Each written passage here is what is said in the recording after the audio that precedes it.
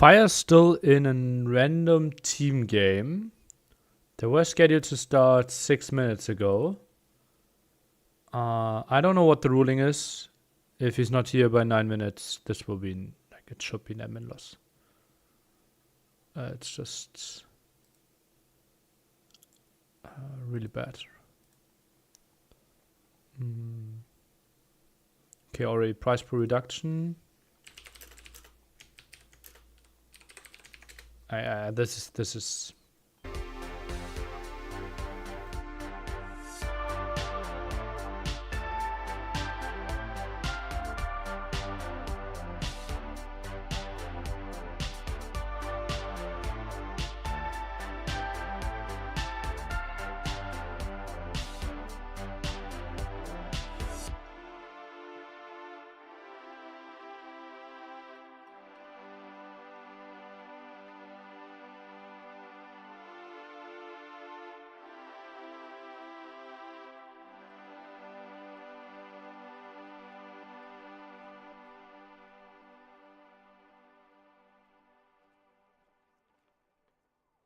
I'll make a quick phone call. We won't start within the next 3-4 minutes anyways.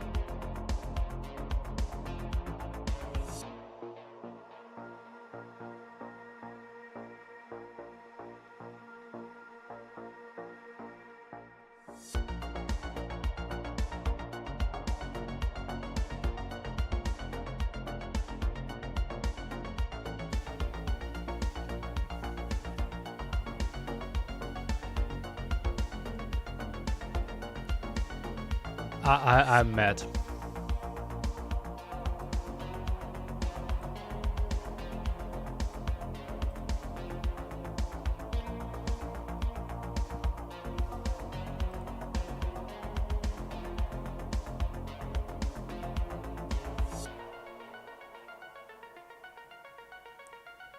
If there's no way you can end up in the money, well, isn't he in the money if he wins 2 games?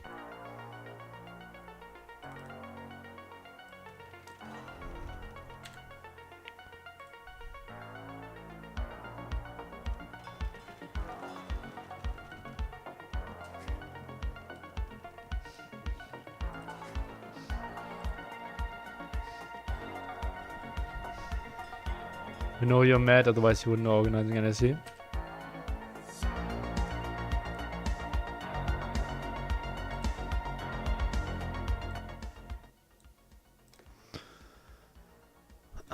No mad, Pog.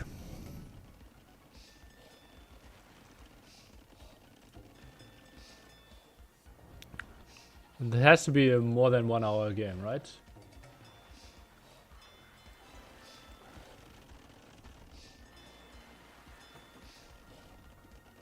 You already received admin loss from earlier. Like the last round.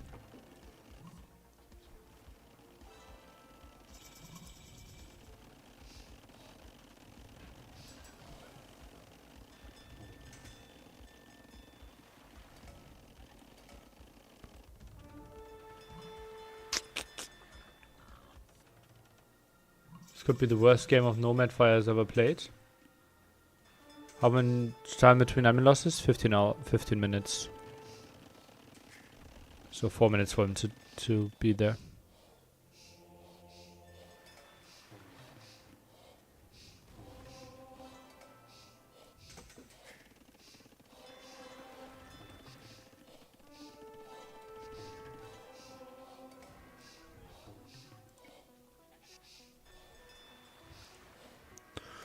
He's trying to make you less mad by playing Nomad.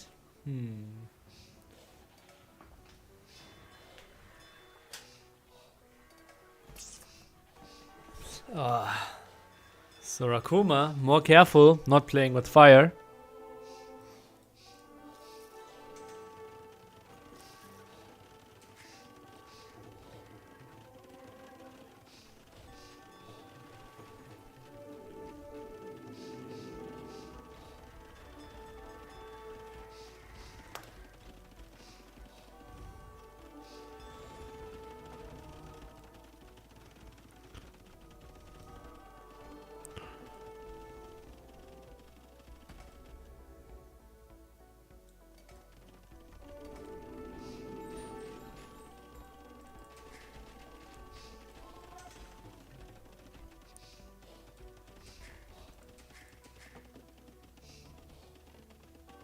If he doesn't turn up soon, in 2 minutes he will lose.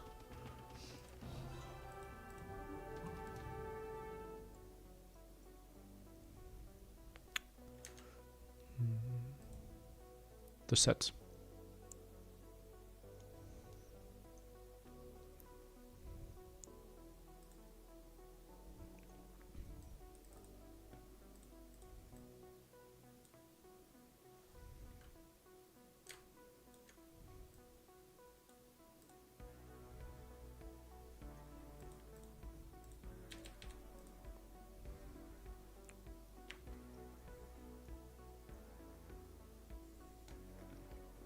They're in lobby now. Okay. So only price pool reduction, no admin loss. But a mad nearly. Acclivity will be next.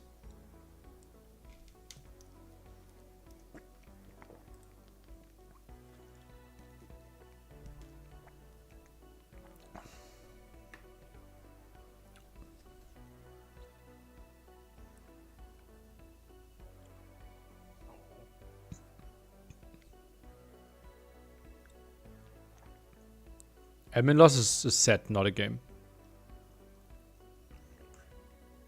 Maybe nearly still mad for that from that doubt game? A bit, yeah. Fun with the games today? Thank you, Daniela. Did he think the set started at 14 GMT? I don't think so. They're scheduled for 13 GMT yesterday.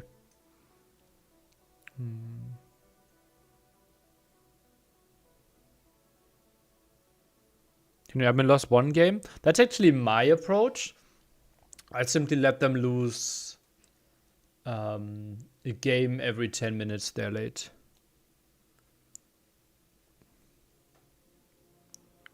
That's my approach. But obviously that's more forgiving, but also not pretty.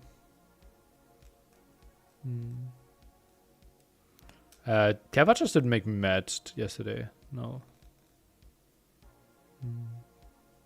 Did you mention that Doubt had absolutely no business? I talked to him today and he said, "Who won that game, Nelly? Who won that game?" And then muted himself. He didn't even want a discussion.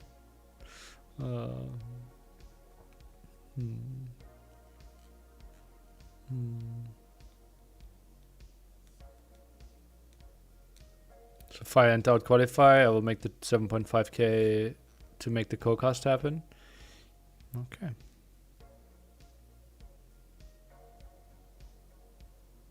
Bomber tower in DM is not permitted. In tournaments, that's most of the time not allowed. That's correct, yeah.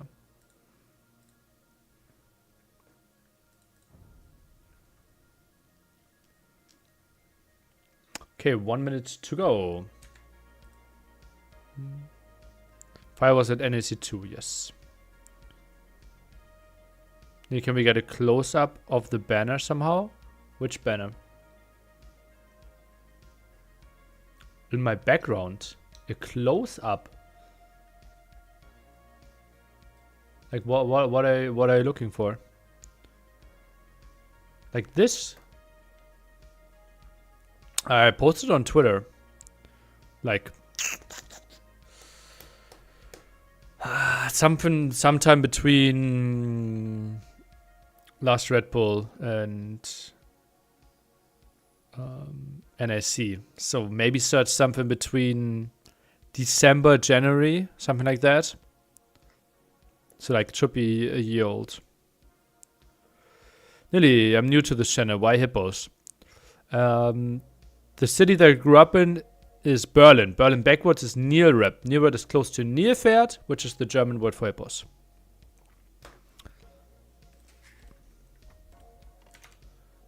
And yeah. That's how we got there. Lily, is there any specific top 40 player you never met and would be very intrigued to meet in person if they qualified for NAC? I met most of them. Let me quickly see through the list. Let me see. Ask me again after the game, and I will go through the list, right? I've met Hart before.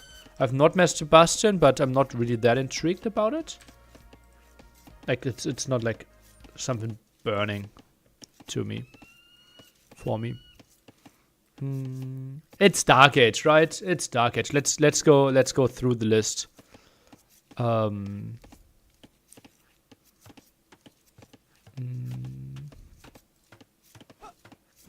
Okay. Don't care, Matt. He could be interesting. Don't know him, Matt. Don't care. Could be interesting, Matt. Don't care, Matt. Don't care. Ooh, this is interesting. Probably I don't even want to meet him. Oh, I think we could be good drinking buddies, but we could also really hate each other. Don't know, have met. I fear he might be shy. Don't know. Ganji would be interesting to me. Don't know, Matt. Don't know much, Matt. Don't know much, Matt. Did I meet Miguel in person? Oh, I've never met Miguel in person. That might be actually the person that I'm connected the most with that I've never met. Yeah. Mihai, I'd like to meet. Matt. No strong feelings, no strong feeling. Running, I really want to meet. Running, I might be my highest, yeah. Sebastian obviously could make it to NAC anyways. Matt, don't care a lot. Star could be interesting. Don't care. Vallas, Matt. Willis, Matt. Winchester, Matt. Vivi, Matt. Yeah. And here we are. In game 2 of this set. So Sakuma is leading 1-0. Yesterday, they scheduled for the same time. Don't care, GigaChat. Have you ever met Blux? Yeah, I did. I cast an event in China and met most of the Chinese people. Yesterday, they're scheduled for the same time, but we still had the broken patch. Therefore, a lot of drops happened, and they're scheduled for 24 hours later. And now we are continuing this set. So Sakuma with Ethiopians. He already won the opening game on Marsh Madness. And here we have Ethiopians. Fire is playing Vietnamese. He does not care about most FA2 people. Okay, maybe I should have said something like indifferent. Yeah. Most of Chinese people, that's over 1 billion? Yeah. I'm really good at meeting lots of people in short time. Yeah, it was maybe a bit of a language barrier. I didn't want to sound too harsh there. Yeah, like, I'm not sure how do people say that? I'm also not like the guy, oh, nice meeting you. Then they don't talk each other while other people talk, and that's, oh, nice meeting you. And then they say goodbye. This is so anti-German. and so anti-Nile. Like one of my biggest joys when I was in the States, I always answered when people said like, "How are you doing?" And I was like, "Not too bad actually. Just yesterday I had a really nice pastrami sandwich, and today I'm thinking about maybe some French dressing on my salad. But well, all good. No, enough about me. How are you doing today?" And they are really confused by that. But after like a week of doing that, I kind of realized that it's more pain for them than it's joy for me. Ooh, nice wall. So I stopped doing it. You would fit right in here in Florida? Okay. You mean the hippo in Florida would fit it right in? Okay. You should apologize for not meeting all of us and not caring about it. Unsubbed. Okay.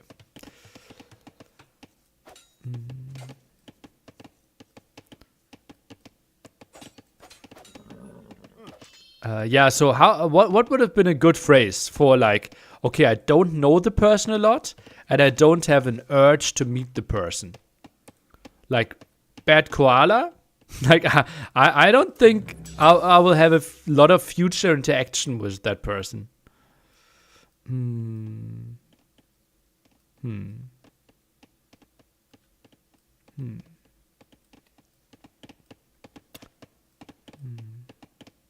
Under what conditions would you move to America?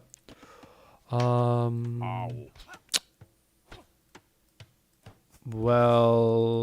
if I want to stay self-employed, I think I would really like, for example, if I continued streaming, moving to South America would have made a lot of sense. Like Argentina, like streaming during the day and then after you finished your streams to still have something from the day was like really, really nice. For example, when I was in the States, like streaming during the day, and then still having after stream 6 hours, still have an evening, and you can go to dinner was really nice. So like South America would be an option. Yeah,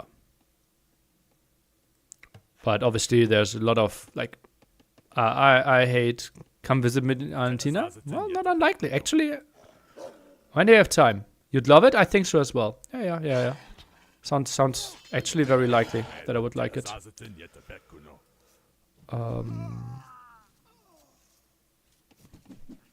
Yeah.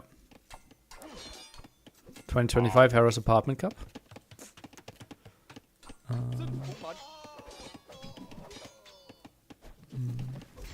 But do you care about Harrow? I already met him. That made it easier. Right? For everyone who I don't care about, I could just say, yeah, I already met them. I bet 160% inflation is pure enjoyment. Well, I don't care about that much, right? Like, I don't want to live there. Plus, it's not that big of a deal if you're earning online anyways, right? Yeah. Because, like, the inflation should also rise the exchange. Yeah. Henry, you talk about chat more than a game. KD is 3-2. There are 3-minute arms, and there's not really anything happening. Typically, on other days, when like the sets are more important, and I'm more hyped about them, then I try to analyze the map, analyze the players, talk about civilization matchups. That's something you can expect a lot more from me on Saturday and Sunday. But during the week, lots of people have lots of interesting questions, and I feel like engaging with them right now. So I can see how that's a bit disappointing for you. I will promise you, if you come back on Saturday and Sunday, we will go more into detail about what's happening on screen. Yeah. Welcome to the chat. Why more important sets? This is the final set for one of them. Well, on Sunday we will have a final set for both of them. Bum bum bum.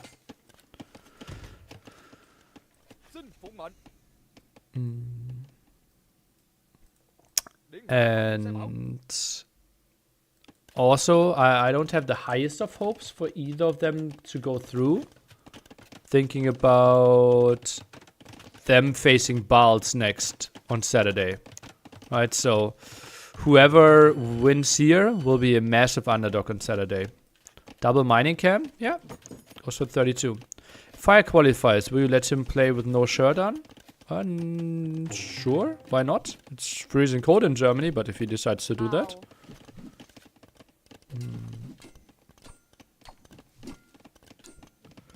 Bald set? Yeah.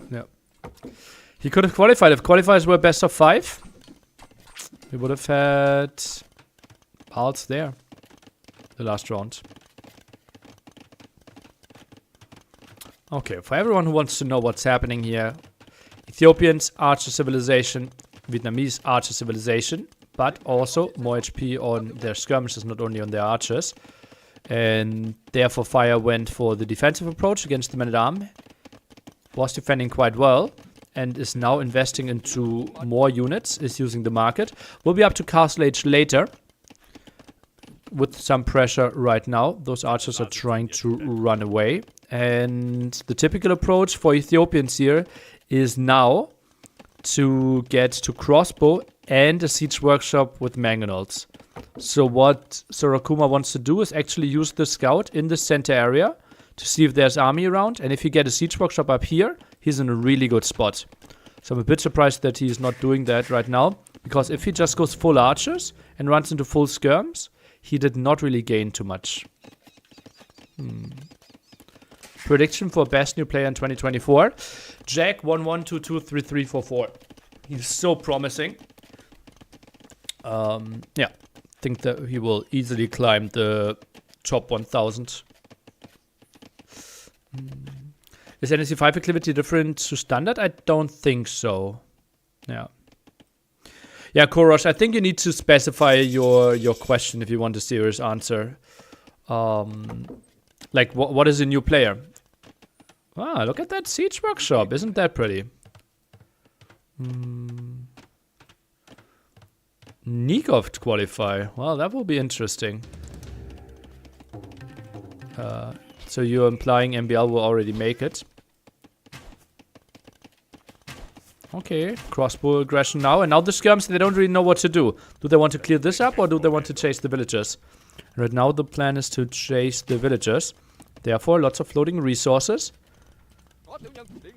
Could jump a bit for this, scout around, and yeah, this is the big mistake of the game by Sakuma. Not really using his scout. If he saw the placement of the skirmishes, he would not have built the siege workshop here, but maybe waited a bit more and found a better spot for it. But it will go up. No villager losses here so far, but they are relatively low HP. Now the big question, do you want to open Magnol or do you want to open with the Scorpion? Typically, Mangonel if you want to do the big damage. Scorpion if you want to go for faster guaranteed damage. In this case, the skirmishes were around the siege workshop, so Scorpion might have been an option. But the moment the opponent goes for siege workshop, you don't really want to have Scorpion anymore. MBL Nikov in means John and Dowd out. Okay. What do you think about splitting? Like 1 AM, 1 GL guy? Should Scorpion get a small buff? I think Scorpions are fine. I think heavy Scorpions are a bit underwhelming. I think heavy Scorpions need a buff. And I don't mean costs, I just think they're not really a strong Imperial Age unit. Dowd asked me for practice. I said yes, then I saw he was Nikov and had to reject him. I'm committed to M, guys. Oh boy. What about making the bolt fly faster? Will that change enough? Obviously, like projectile in Age of Empires can only fly so fast, right? Till it looks ridiculous.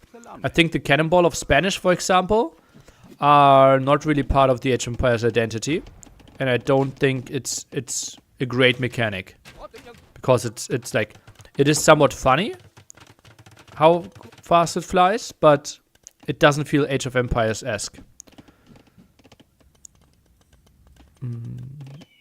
So I don't know about faster moving projectiles for Scorpions. And I'm only talking about heavy Scorpion, right? As I said, I think normal Scorpion have a good place right now. They're far too slow.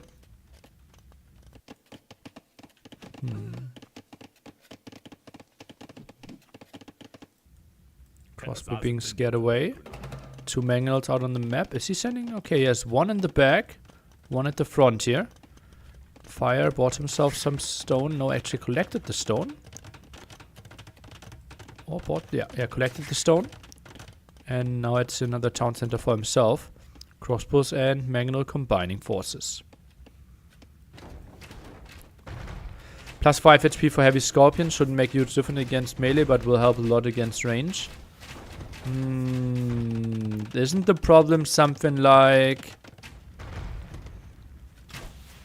that they're so weak against any siege and they're surrounded by, like, Arbalest against Scorpion is not really what I'm that scared about buffing. I think they want to be buffed for everything else. That was really massive shot. Oh, gets a good one. Gets a good one in there. I think it would make more sense to add a range than to add more HP. Like, they need to do more damage. They need to have more effectiveness. 10 siege armor. Maybe that they survive a bombard cannon shot. I think it's just frustrating when coverage can easily micro them down. Yeah. Well, like, you might be thinking about a lot of, like, Vietnamese cav archers now, right? That also have more HP. Yeah, Scorpions are not, like, a prime defense against CA. They're solid.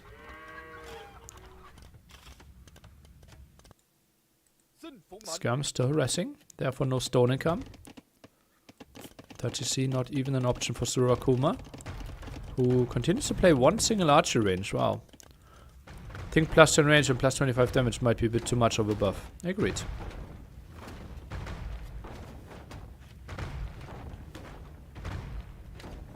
Should Vietnamese HP bonus not affect CA? Right now it feels too strong.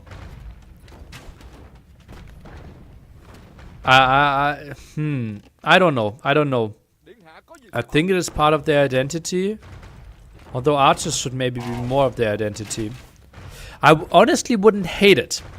But I could see arguments that changing them feels wrong as well.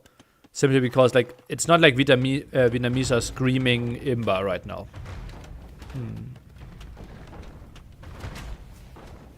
Foot archers get plus HP? Yeah.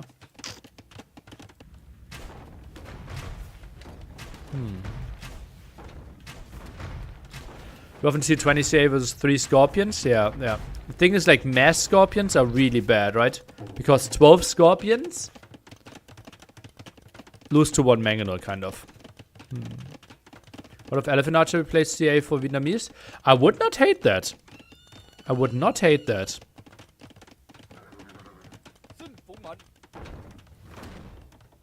Just right-clicked.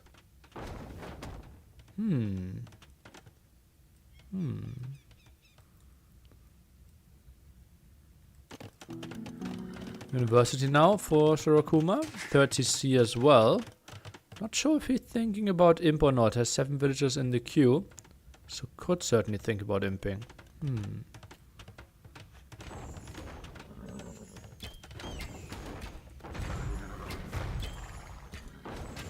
Elephant archers with the HP buff. Well, wouldn't need the HP buff. Wouldn't need to be with elephant archers, right?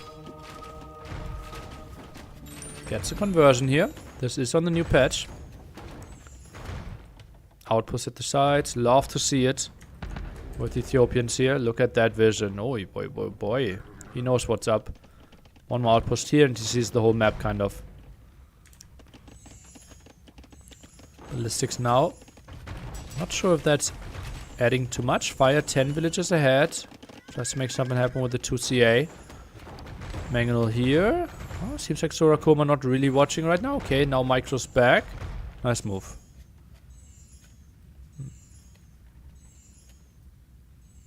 With an elite archer, but non-elite. Ooh. Ooh.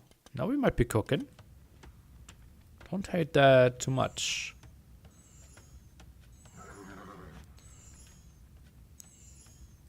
Sakuma on the way to him. Has pathing improved with the new patch? The general unit behavior is better. There is one issue of teleporting units, sadly. So yeah, it's way easier to micro, but there is a new issue. Forgotten Empire is staying true to themselves. Every patch, 10 things are getting better, 5 things are getting worse.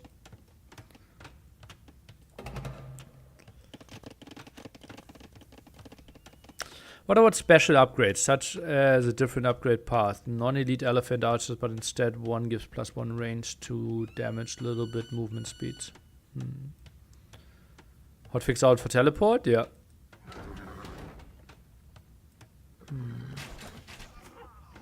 It's crazy level of runner 48 of a qualifier, right? Yeah, kind of the who is trying to play this tournament, right? That is the biggest thing in the tournament calendar for like 3 months on the Age of Empires World, so people take it very seriously. Biggest names that we are missing is Slam, the second qualifier, and Lucky Rocks. Kind of the biggest names that are missing. Yeah. Everyone wants to meet Nearly. Not sure about that too much.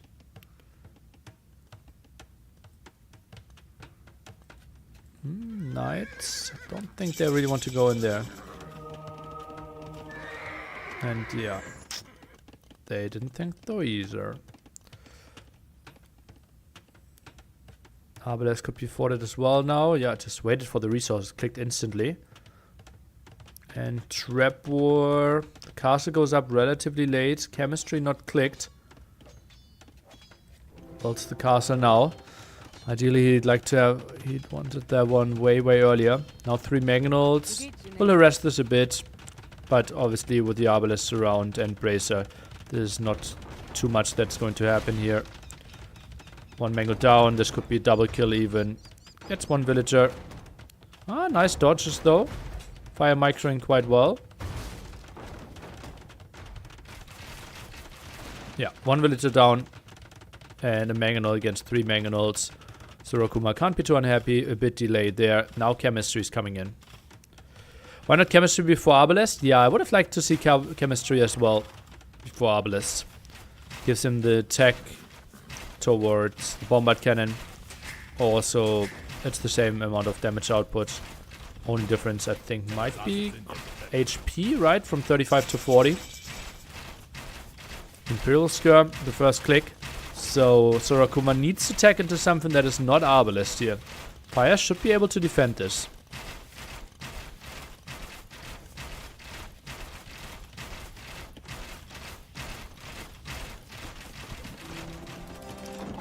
Traps out, more archer ranges by him. And Imperial Skirms are really nice against Obelisk. Yeah, Sakuma can't take any engagements. So the next options here are onagers for Sakuma. Something I would like even more though is just torsion engines, bombard cannons. More splash damage on those would be really nice.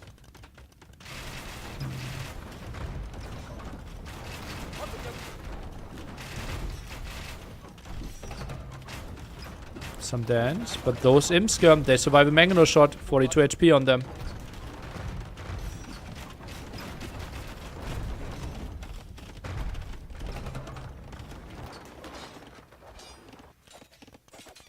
Starts around a bit. Oh, that's a nice CA. 8 kills already, 7 eco kills. What's happening here? That's a hero CA. Jesus Christ. Fire now gets a bombard cannon himself.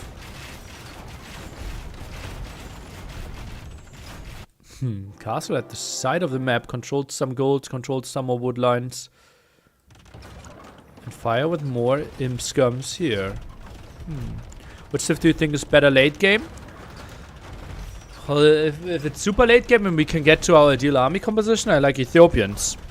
The question is, do we get there? And the fire gets here with bombard cannon plus imperial skirms. Vietnamese will be better.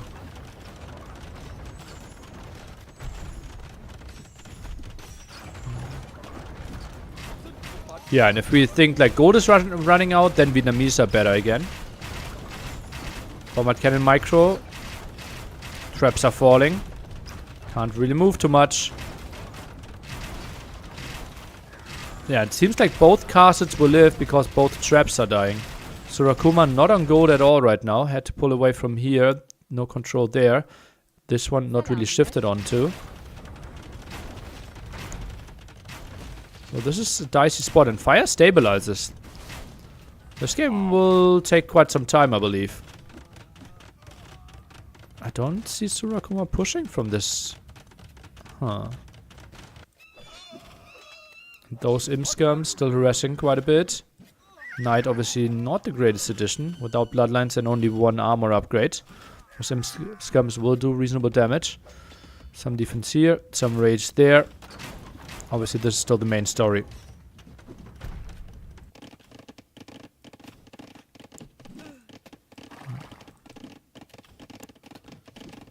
Acres of Acres, you will find it in the NAC 5 Discord. Ooh, builds the defensive castle here. Ooh. Oh, score's a bit misleading. Yeah, it feels like fire is winning, right? Score might be misleading because of the resources destroyed. But fire is a solid 40 population ahead and goes for the more cost-efficient unit. Tunnel visioning on the attack? Well, that's how Ethiopians work, right? You don't have a lot of mobility. So what you think is tunnel vision from the player is simply playing the civilizations to how it is supposed to be played. He can't, like, actually having 3 arbalists going for the side attack and having vision here is actually, like, more than most Ethiopian players will be able to do. Pure Shooted should kill those skirms easily. Well, we don't have a single armor upgrade. And therefore, I think they do like 7 damage. Shotel has 50 HP. I think if you send like 10 Shotels in without any upgrades, you kill 2 skirms. So we would need to tech into quite a bit. And then that's quite some gold invested again, that he maybe wants to invest more into bombard cannons than into Shotels and the armor upgrades. That's a lot of arbalest shooting though, holy moly. And another trap down. Bombard cannons dodged this one quite nicely. Now bombard cannon dance starts. Ah, the skirms at home. Yeah, that's way easier. Sending in 5 Shotels there. Something I could have seen, yeah.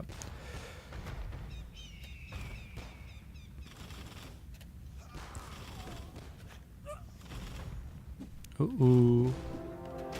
And now a trap arrives as well. Arbalest going in quite deep. CA being added for fire. His resources are looking really solid. And I start to like the spot for our Brazilian more and more. And Castle falls after 18 kills.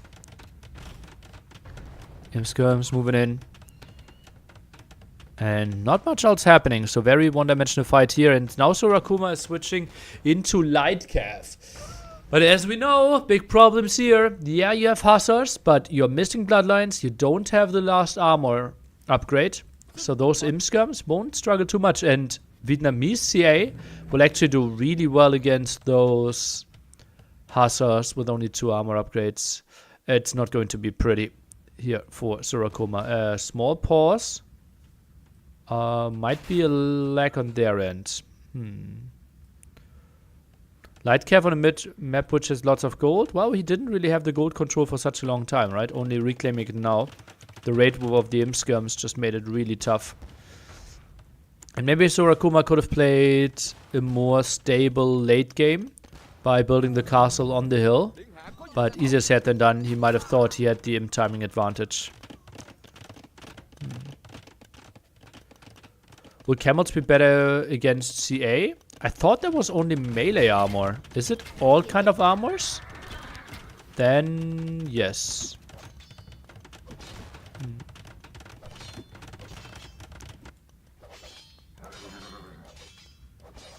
But still not pretty. I don't expect to see camels here. And the Onage attack for Sakuma. Okay, okay, okay. Add siege workshops now as well. It's a flat 3 armor. Okay. Okay, well that is really good against all kind of low damage units. But, well, if you are missing the last armor, it's like comparable to +1 armor. So like the old Indian camel kind of.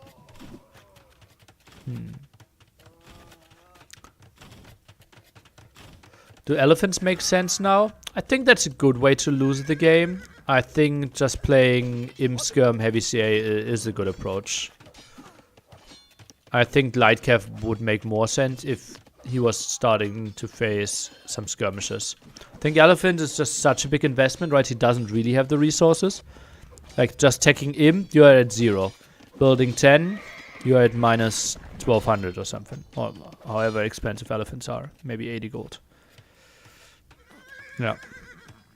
More fun for the viewers? Yeah, I can see that. That's not really how Fire should think about it right now. I think too much on the line for him.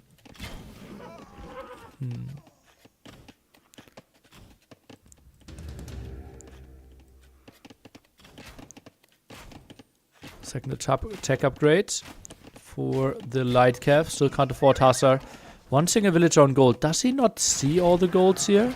He does know about it. I'm just really surprised how little gold is taken here. Abel is now coming over for the defense. Not the greatest fight. But that is quite some fire rate. Hallelujah. Yeah, the Imskirms is dealing with this one pretty damn nicely.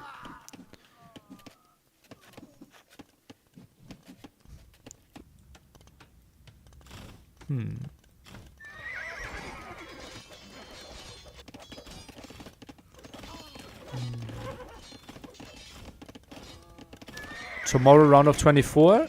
On Friday, we will have the round of 24 and round of 12. On Sunday, the round of 6, the deciders again. To see who goes to NAC. So Sakuma now adding traps again. Feels like he has enough pushing potential. Moves in with his light cap. Oh, this is really good for him. This is really good. We'll get 3 bombard cannons. Maybe the trap. Maybe the CA as well. While he obviously loses a lot of the Arbalest, but also clears up big chunks of the army. I think adding in some skirms himself could be an option. Oh boy, now both players losing a lot of stuff on the map. Those are massive amount of villagers dying. CA numbers are rising here, so those light cap are falling as well. And Fire plays this one quite actively. You have to love it. Going to see some heartbreakers this weekend? Yeah. Last week was already really hard. And this week, like it's the nail in the coffin, right? For Nikov, MBL, Jordan, Dowd, Willis, Winchester. Out of all those, I think only 2 can make it. Of the ones I just named. And then Sito, Sebastian, Baltz, only 1 can make it. Oh, yeah. So... That's crazy. So Sakuma with 69 on food. Okay. Good for him. Seems like a sad coincidence that there are 3 players who lost round of 6 are now in the same bracket. Oh, yep. Ooh. Those are some dead CAs. Yeah, so we will have a guaranteed of 2 new names at NAC. Hard and 1 out of the basically runner-up bracket. Unless Fire. He's the only one in that bracket that could still go through. But would obviously win against Sakuma, then against Baltz, and 2 more sets after that. That certainly won't be that easy either. Shh. Shouldn't Fire run past TC with CA and camp on farms? Well, like here? I think Arbalists are just really good at clearing that one up then. Imagining Sports Commission calling out the small market teams with honesty like that is hilarious. What? See Balz as favorite in their bracket. Over Sito, over Sebastian. I think Balz and Sito were relatively close. No, relatively close there.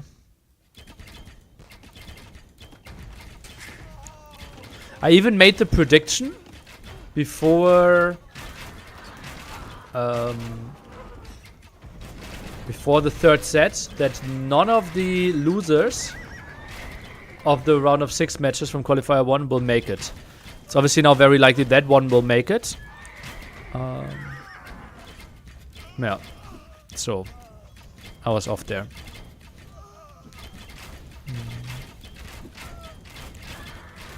Fire simply, like, he was really, really good because he was in the best team in the world, right? And had the best training, had the best coach in Age of Empires history, Cap. And that's where he, like, really grew. I think he has been falling off basically ever since. And I think he is, like, very stubborn. And, like, not really adjusting to a lot of new stuff. Yeah, I see him not improving in the rate that others are improving in the top 50 level. Let's go. True. Cap. Falling off absolutely or competitive, comparably? Relatively speaking, right? He's not getting worse, but he's not improving.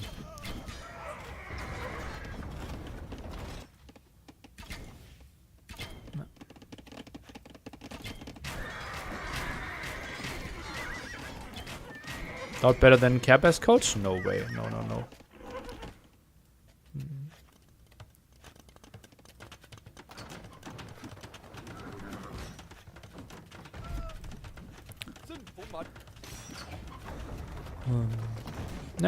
Maybe too much dating. Viper from 2020 played today. Where would you rank? Tough to say. Really tough to say. I would need to rewatch the 2020 games.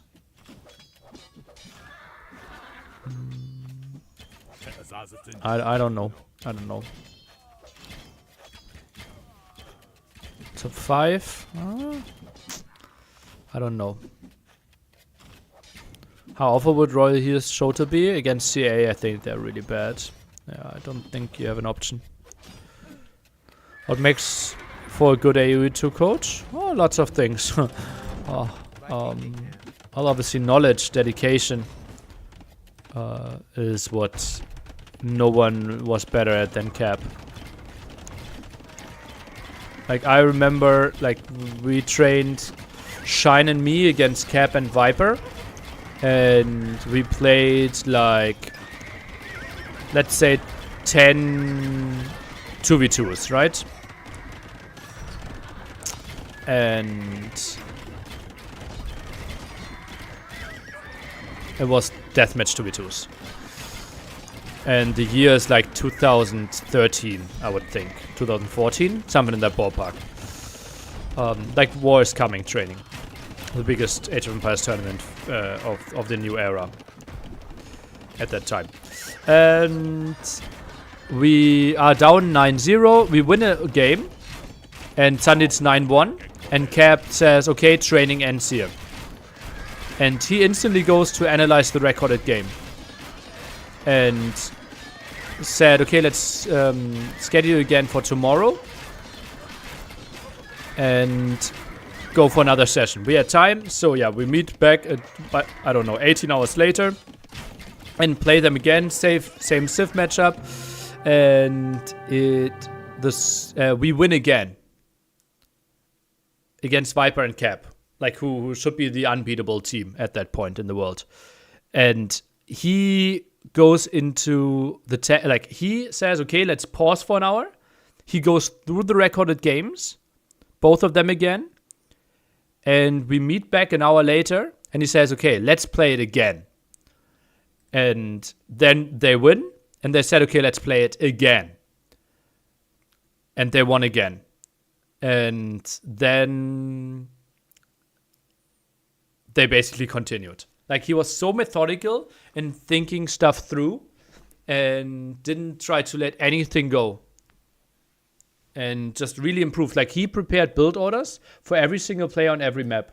So you on migration as Persians had the full written down build order compared to the Vikings pocket or whatever, right? Yeah. But probably the Tyrant guys can tell you more about it.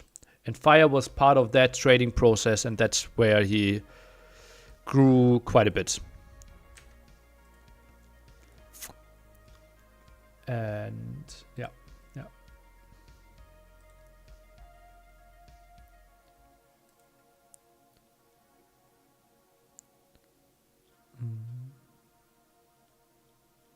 If you lost the 9 matches, you should have also watched the replays and analyzed them. Thank you. We did.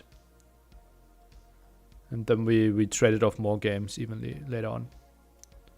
How come Fire stopped then? He didn't stop. Like, he just tried to improve on his own, and it was tough.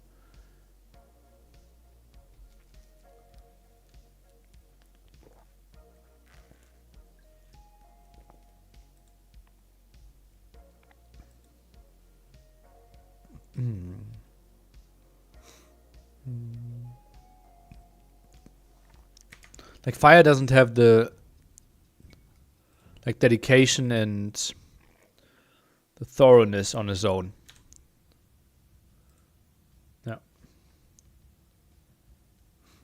And he's just spending a lot of time on coaching right now, right? It's just more money than him competing in tournaments. Fortified Clearing next. This was played a few days ago. Games are live.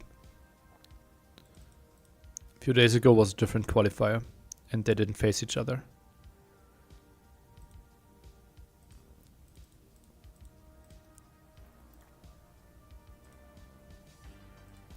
You need to get Hippo avatar for Georgians and Armenians before NAC. Thank you.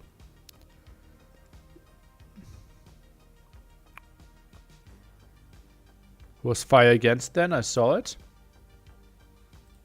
Or we can take a look at the NAC 1 bracket, but it's a completely different qualifier.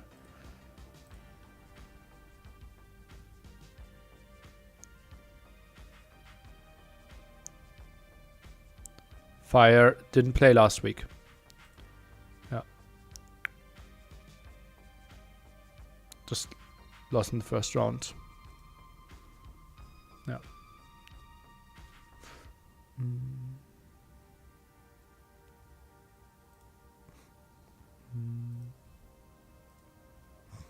Slam held the level way better, I would think, than Fire did.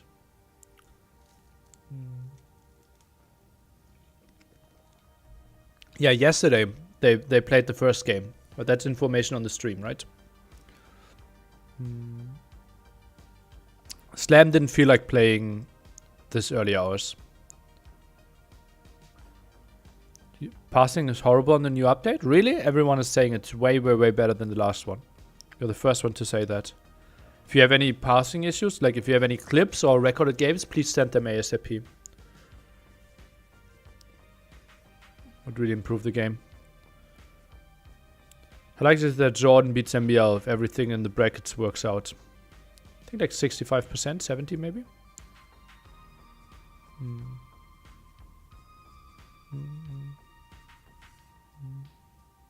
Our Rams going opposite direction? Okay, send me the clip please.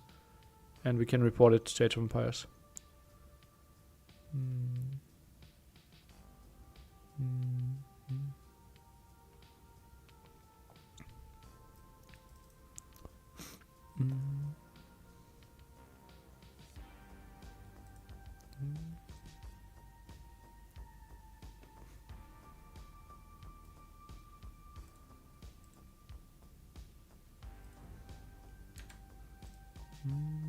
Should there be brackets that have different start times so that Slam can play?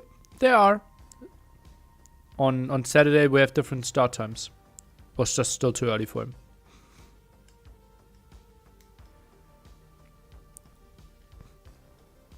He was obviously GMT -8.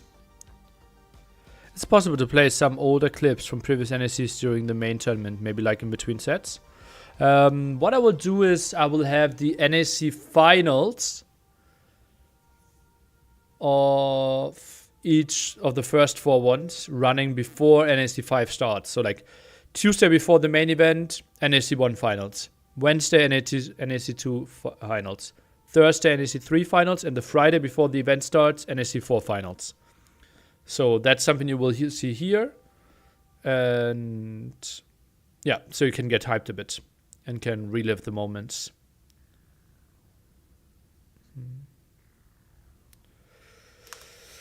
Was jet lag and time zone difference an issue with previous NACs for non-European players? Say, how did ACM and Yo fare last time? Yo arrives even earlier, so he shouldn't have any problems. Plus, he goes later to bed than Jordan, right? Like, Yo goes to bed I would think like 2, 3 a.m. European time. So like 8 a.m. his time. So like, Yo doesn't have any problems in that regard. It's just more the trouble. ACCM, I don't know too much. Sometimes people still struggle on the first day, yeah. But it's 5 days of group stage, right? So people are getting there. Also, for example, if I know, okay, you arrived late on the Friday, then I give you a late Saturday match. Do you already feel tired of all the work in casting? Yeah, absolutely. Absolutely.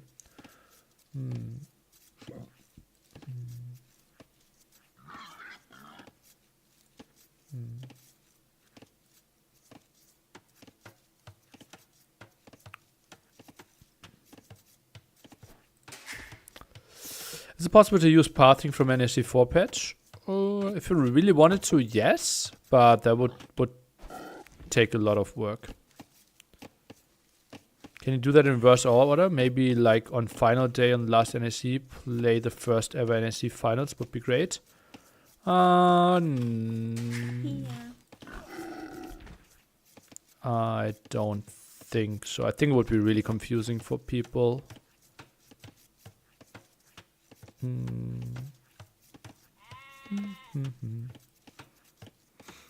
For NAC is the best tournament because seeing all the pros play in a LAN party and same house is amazing. You will really be missed from the community. Thank you.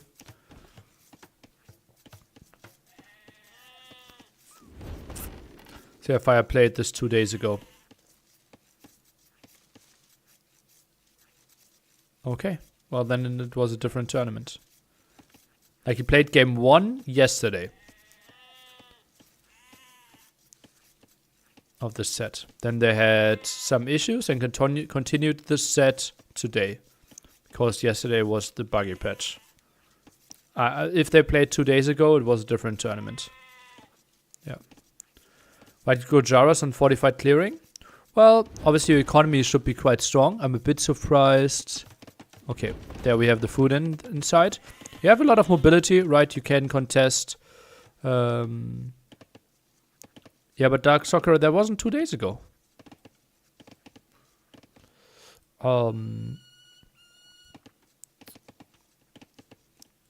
Like, you have all the mobility, you can contest a lot, you have hand cannons, you have bombard cannons, and chakrams are really strong as well.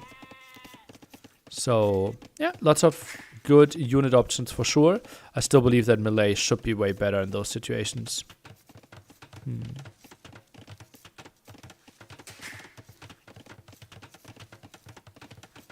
Ah, okay. Your GMT plus 13. What? I didn't even know that existed. I thought GMT, the maximum is minus 12 and plus 12. Are Malay a top 5 Civ on this map? Yeah. Okay, let's think about options a bit. So, Gurjaras, as just mentioned, generate some food because you can put herdables in their mill. And since we're not attacking early on in this map, with all the storm wards that we have here, we can take well, can use those for quite some time. Also, lots of mobility if we wanted to attack from the side. Chakram's a crazy unit if we get to them. Malay advancing to the next ages earlier. That's why we see the fast feudal age. Now goes for the eco upgrades and walls some behind. There are 5 relics in the center that we can contest. And Malay, they ideally like to play... Ooh, villager commitment did not work out. They like to play with some timings. And try to pressure their opponents this time.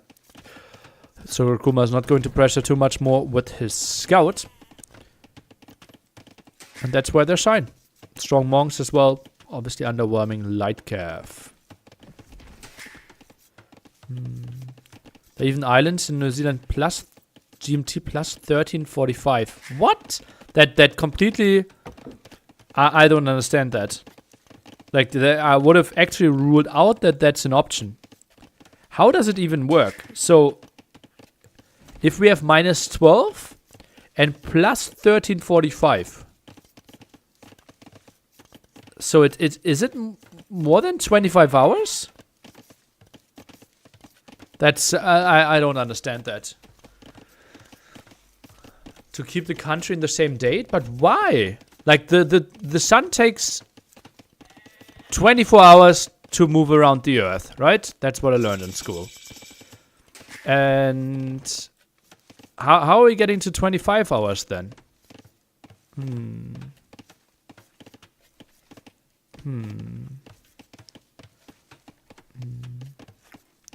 China has one time zone as well, though it's different technical time zones. Yeah, that's completely relevant for what we're talking about right now. But yeah, that's interesting. Compared to Russia, for example. Time zones are weird.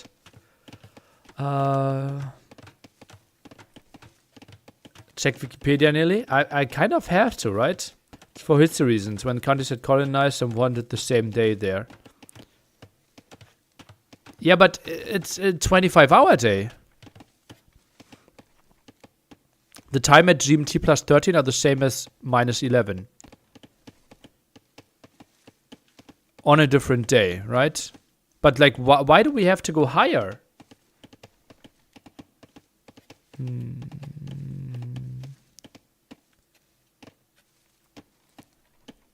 I don't fully understand. Yeah, daylight saving times, by the way, has no positive effect, yeah.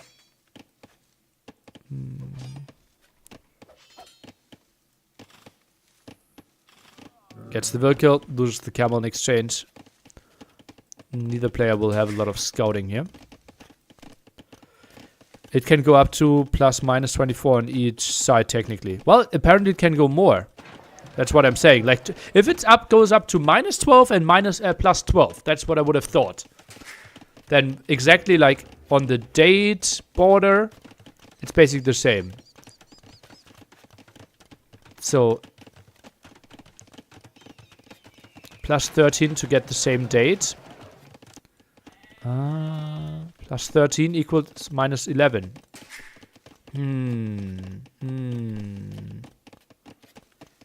It's summer, winter? What? No, that's something I don't understand at all. What is summer, winter? You're assuming the international date line is a straight line, but it bends all over the place. Ooh, that's actually... That's something. The line isn't straight, so knock equivalent is what I said. Okay. That's something I understand.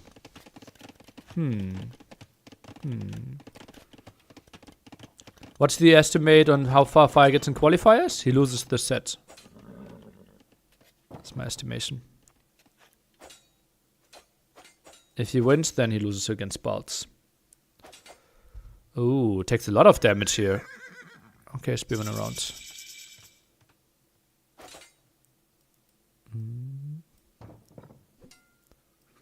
Okay. I think I learned something today. Yeah. Okay, I like it. Today was a good day.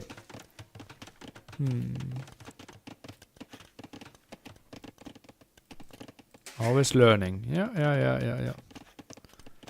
So if you are plus 13 now, so it's 28 your time. No, it's 27 your time. So yeah, you watched Fire Game yesterday at 26 o'clock. So it wasn't 2 days ago, it was 1 day ago. Yeah. Yeah. The time for you is 27:12 for you. Right? 12? 13? No, 20. Why isn't it 26:12 for you now? Sorcerer. Oh no, it's 27. Yeah, it's 27:12. Okay. So Germany always +1. In winter they're +1. In summer they're +2. Yeah. Okay. Math checks out. Yeah. Okay, nice. Yeah. Yeah, didn't we have a lot of, like Dead Meat Noob just saying 3 a.m. December time in Wellington, New Zealand. Yeah. There were a lot of discussions about time zones, though, in New Zealand. And there was a heavy dispute that made it into various areas in life. For example, there was a heavy dispute that also ended up being relevant in the culinary world. And we still call this, to this date, the beef of Wellington.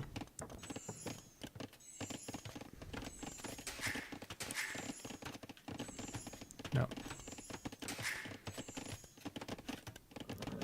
Today you guys learned.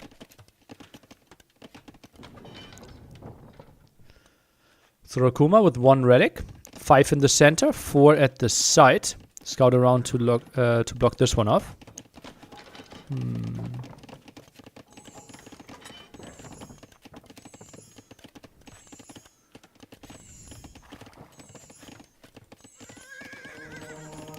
Eco upgrades.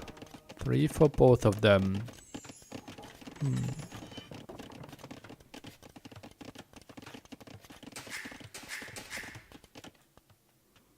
Camo obviously is helping out quite a bit. Now jumps for the monk at the top. Not much happening here. Might have tried to find a different path, but how can you? And Sakuma happy to take that one away. Runs away. This should be no conversion against the scout. Monk is trying to chase this one down. Yeah. Malay shouldn't lose from this position. Is the position that good though? I think he might go 1 against 4 relics in the center. In my country is GMT -6. Oh, where are you from? Is that Chile? What is GMT -6 right now? It has to be like South America, West Coast. Costa Rica. Ah, yeah, okay.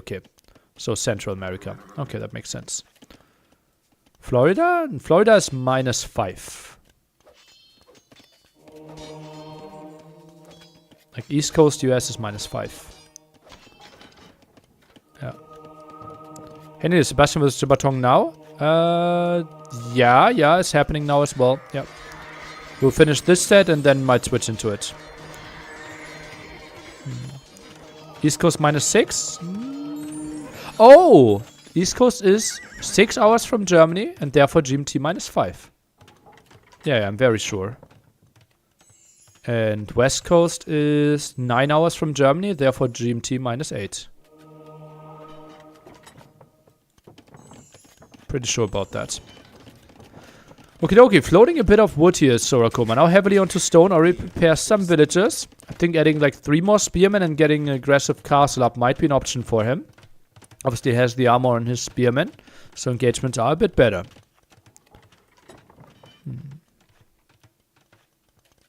You will cast the Rex of Jiatong, Andy? No. I will cast life of what's left.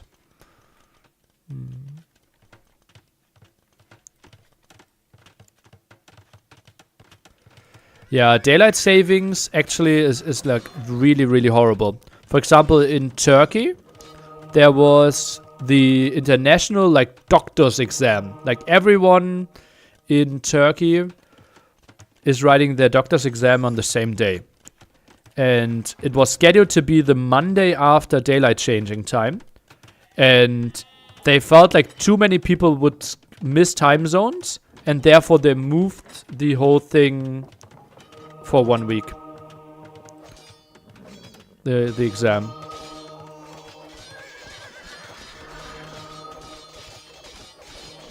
Oh, Mangonel gets a good shot off. Gets 2.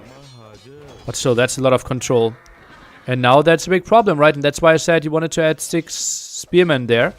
Engagement could have been so much better. And that monk lives.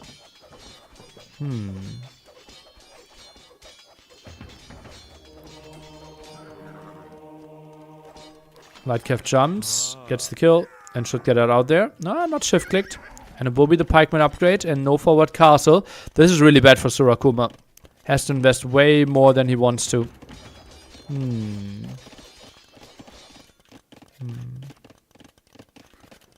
There is a state in the US that does not use daylight saving times. Wow, which one is that? Alaska or what?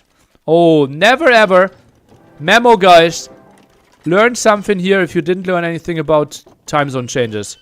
Learn something about Age of Empires. Never build a forward base against... Never build a forward castle against Malay. What is Malay good at? Advancing faster to the next age. What is important in trap wars? Having those traps out earlier. Right? Like, Fire will lose the castle before he gets a single trap out. Maybe he gets 1 trap. This is really a misconception of the situation here by Fire. Absolutely hate it. This will be a dead castle. Maybe it's only to buy himself time. If that's his understanding, then I would understand it a bit more. Yeah.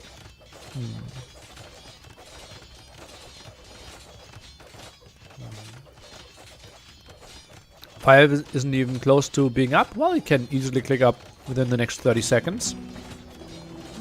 University needs to be up a bit earlier. Also something you need earlier if you're Malay. Because you obviously... Oh no, you don't. You can only click chemistry once you're imp. Won't they go the same time to imp though? Look at it. Like, Malay advances to the next age faster. So you have to have a massive buffer if you are the non-Malay player. Are wonder victories possible in professional Age of Empires? 99% are not played with wonder victories. There are some non-professional, bit smaller tournaments that sometimes have wonder or relic victories. But whenever you see something big being broadcast, like this tournament, then wonder victories are not an option. And now you see, this castle is going to fall. And Fire, he will need to build another one. I hope this one will be more defensive for him. Siege workshops being added. Okay, wants to go for more bombard cannons. Wonder relic victories would be boring as a spectator. I'm not sure if that's true. Like the last wonder victory I had was really, really nice. Ring of Fire is non-pro? I would say so, yeah. Like, that's not what they ask, right? There's no S-tier tournament with standard victory. Yeah. Ring of Fire obviously has standards win condition. I played one this year as well, where I lost a game against my opponent having all the relics, for example. It was a really fun game,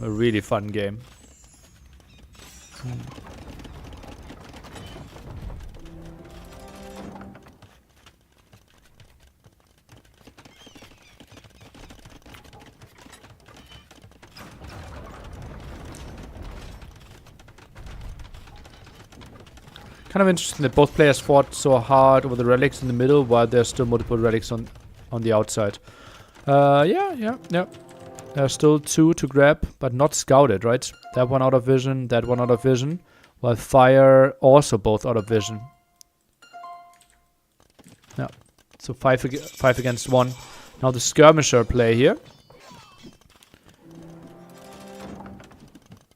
Fire gets the upgrade to build all his units way cheaper when it comes to food.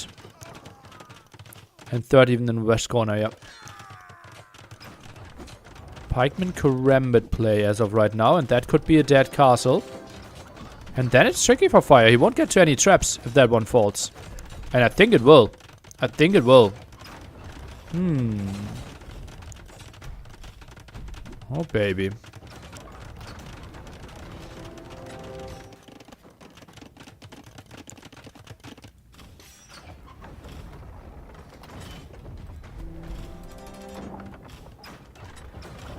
He'll get one trap out. Yeah, I won't achieve anything with that one though, right? He has to go to chemistry, and that's basically confirming that he won't get conscription. Because he's not on stone yet.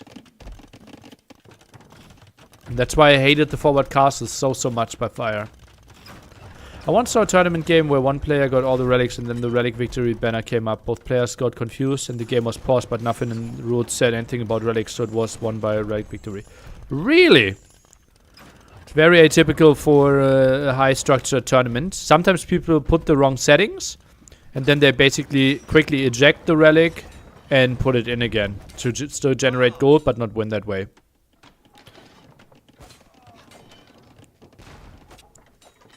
MBL did it, I think. Really? What tournament was that? That's really surprising to me. Because typically MBL does not play small tournaments, and every, like, let's say the biggest 20 tournaments of the year always have proper rule books where that's a very common line that it included.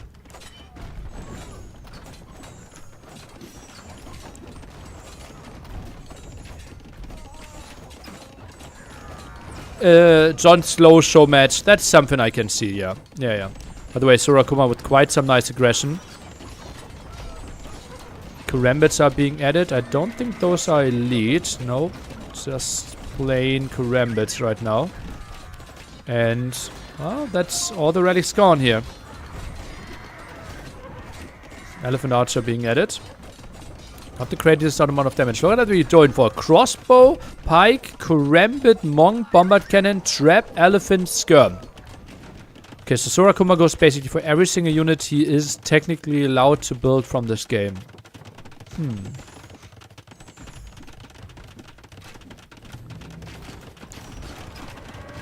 Trap in a bit of danger. Archer range is now being added in the back. Armor upgrade for the elephant being added. And now it's one relic against none. After all this fight. And yeah, it is the full stable switch.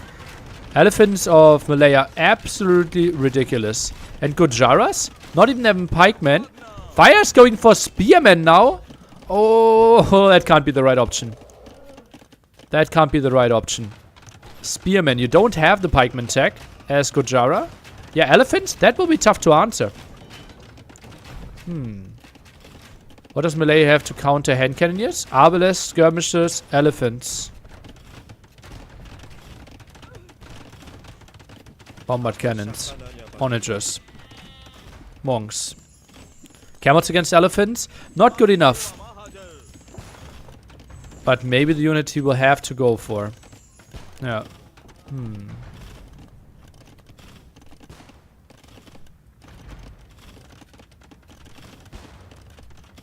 And yeah, we see elite battle elephant tech. Wow. Well, there's 40 farmers. Economy does not look bad. And now with the center control, he will get a lot of gold. But that's a nice raid by Fire. Nice map awareness by him. Have to love it.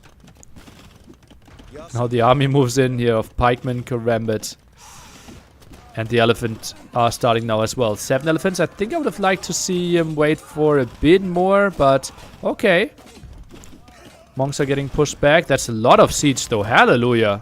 Oh baby. 6 bombard cannons, 2 traps. Quite some stuff. And we just saw an elite tech. Elite Shivamsha rider. Okay. But we only have 3 on the map. Those are still getting quite some damage done though. So good on those 2. 15 kills. 10 of those villagers. But how do you deal with those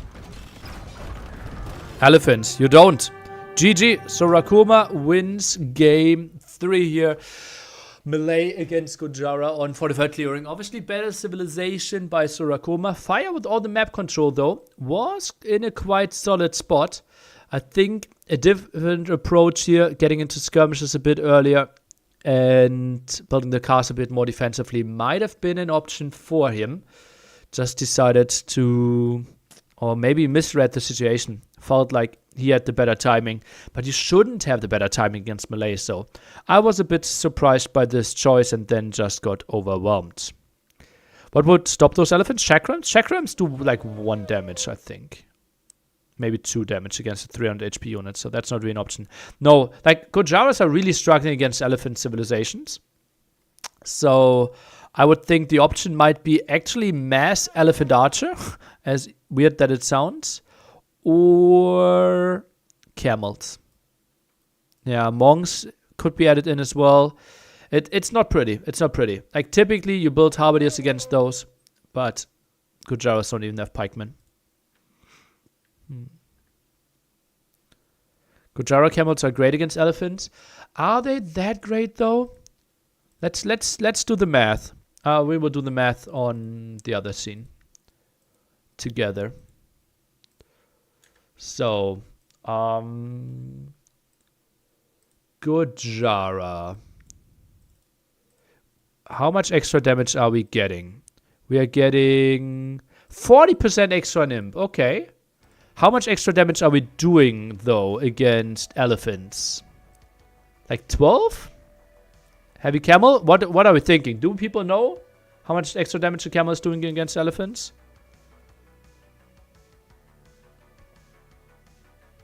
It's 18. 40% of 18? Impossible to calculate. 3.6? Nah, has to be way more. 7.2? 7.2, right?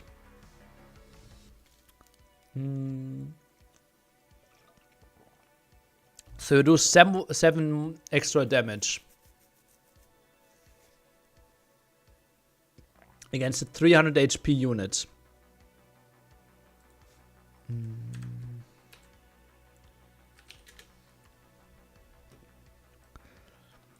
So typically you do 7. So you do 7 damage. There's 3 armor on an elephant, I believe, right?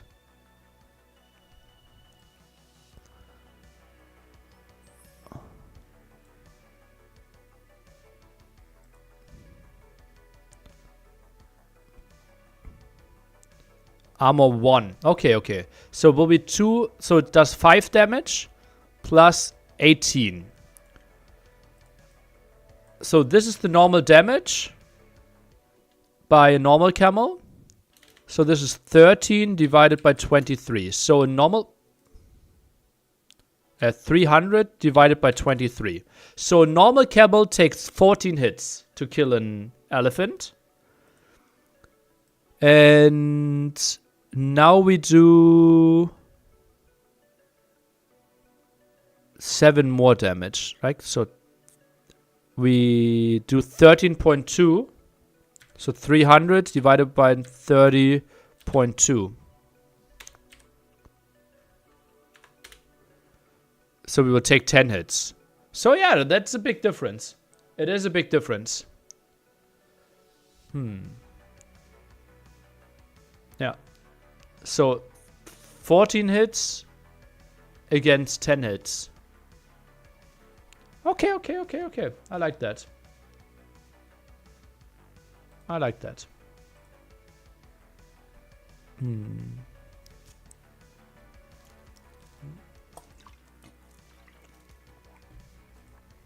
Yeah. Camels would have been a reasonable option. If he actually attacked it. Also melee armor? I thought I calculated that. Yeah, you mean that upgrade. Yeah, yeah, yeah. Well, he already lost all the castles.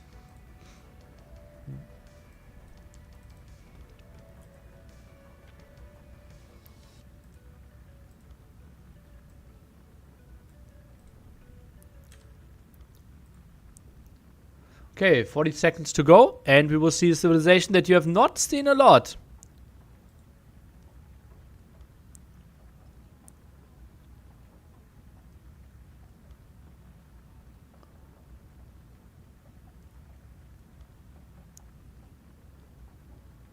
The score's 2-1, no?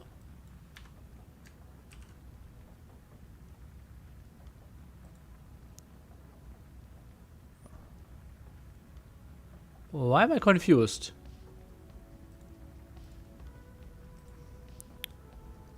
Malians won in the opener. Okay. I already marked Malay. Dashboard is wrong? What? What's wrong?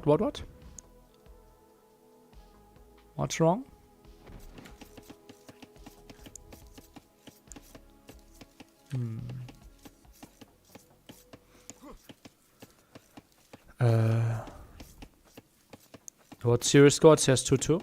Okay. Well, let's go and jump into this one here. It will be Sakuma leading 2-1 against Fire, who's playing Lithuanians on a map where we have a lot of relics. On the other side, Sakuma is going to play Georgians. They are back on the menu here. Opa.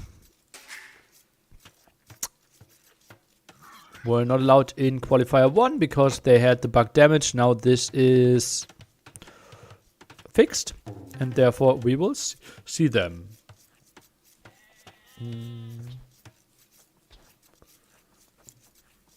Okay.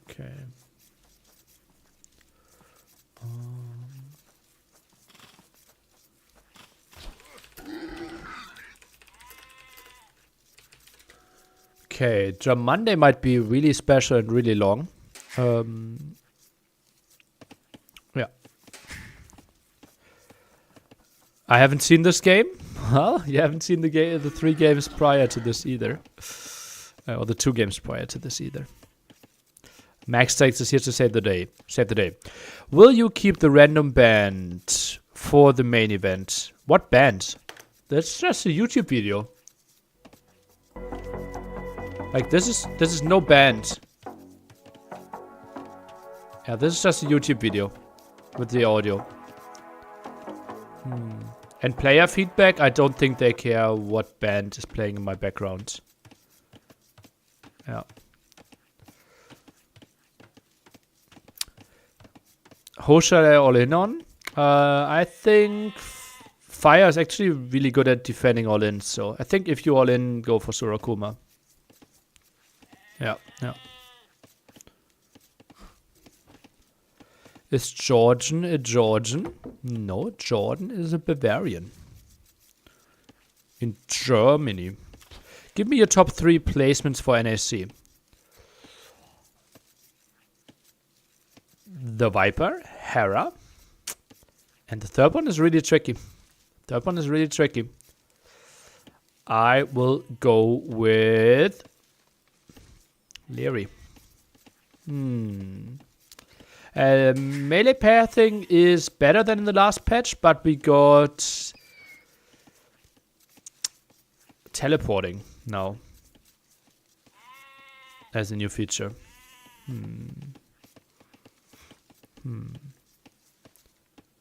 Yeah.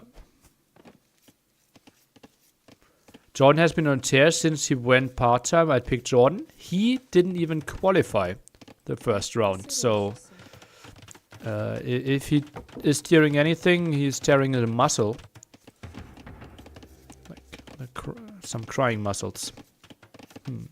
NAC5 is shaping up to be the best quintessential tournament of all time. Up to date. Good luck. Thank you.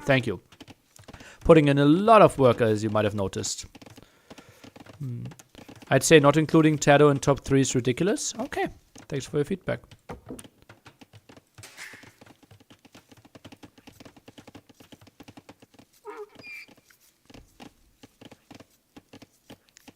Hard Tado Hera. Okay. If you want to bet, I would give you reasonable odds. I pick 3 people, you pick 3 people. And whoever whichever dream team performs better gets the money. If you're down for that, message me. If you want, if you keep your heart, the Ted O'Hara pick. Yeah. Doubtfight by Hera in that order. Oh, a believer. a believer. Regularly teleporting, probably intentional because of A2 developers are testing new mechanism of new Civ. Maybe the new stealth Civ that they want to introduce, yeah. See some delusional Twitch chatters here? It wouldn't be Twitch chat if it wasn't delusional, right? It's just your average Thursday. I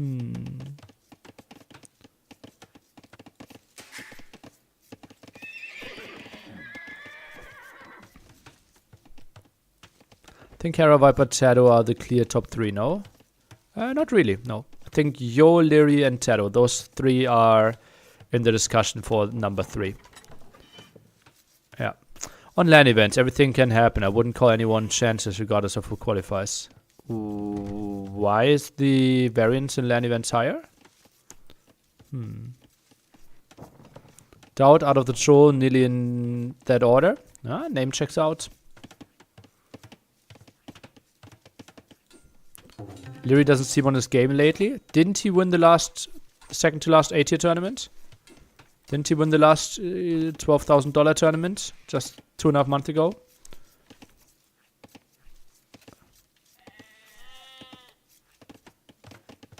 Alcohol equals variance. Well, Viper won't be drinking before his games. Hera's not drinking. What $12.5 tournament? Call to arms or something? Yeah. How was it called? Dave knows, he covered.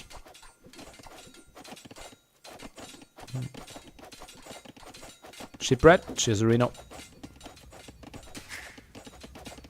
Okay, so Fire plays this one, Spearman defense, and that's it, fully walled. While Surakuma is now adding the archer range here. Scouts obviously, full HP again. Volo Legacy with the crowd could have affected players' performance? I think so as well. Yeah. I know that Nikov said he got influenced once casters started shouting. When he ate a big demo and heard the whole apartment screaming. But then I asked him, okay, what do you think we should change? Yeah, we can't change anything. He was just annoyed. So I think it will get to some people. Especially like, yeah, Clash of Empires. Yeah. That was one by Leary. And that was like 3 months ago, no? And that had all the top players in there. Noise cancellation headphones. You think they created noise cancellation headphones that are strong enough to cancel out MEMP? You fool. You fool. You have to be new to this scene.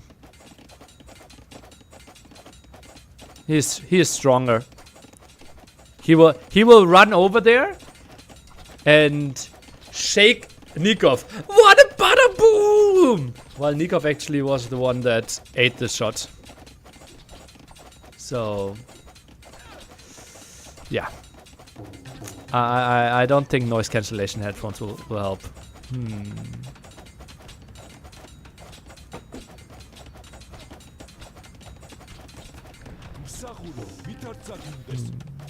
So I'm actually afraid of, for NAC, MEMP ripping my ears apart. Okay. I can always listen to it in French at the same time. So Fire now forced to build a defensive tower. Still doesn't have any gold control here. I'm really surprised that with this open map and the bad golds that he had all to the front, he actually decided to play this greedy approach with the full wall and spearman instead of going for the aggressive play.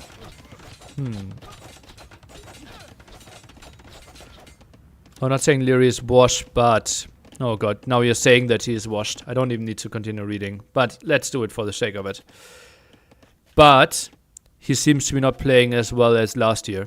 So you're saying he's washed, but you started your sentence with, I don't want to say he's being washed. So what are you trying to say?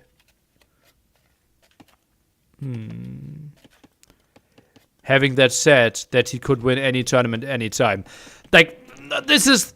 Oh, God.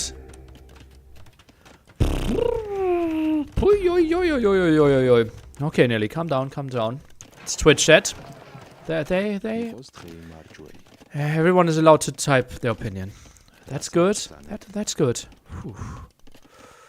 Whew. Okay, let's see what happens here.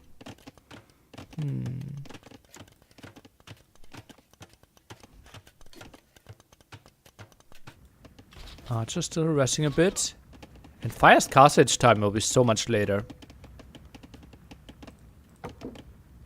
This will be more pressure on this house area.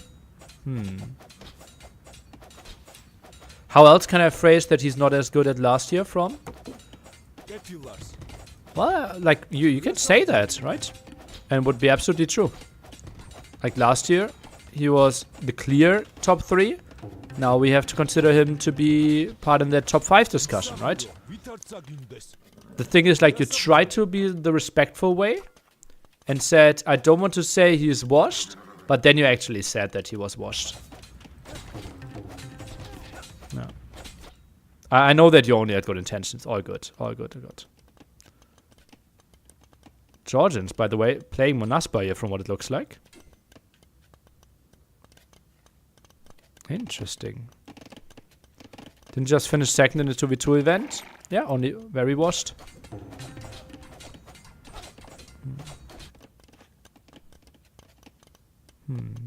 Okay, so do not use washed, sweep. I think people can say the word sweep.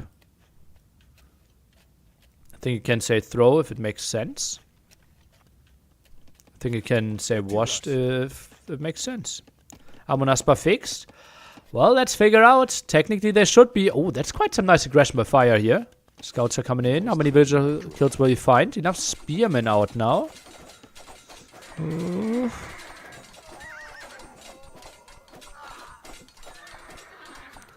That's a big late feudal fight. And now forces the tower. That's quite some nice late aggression by Fire.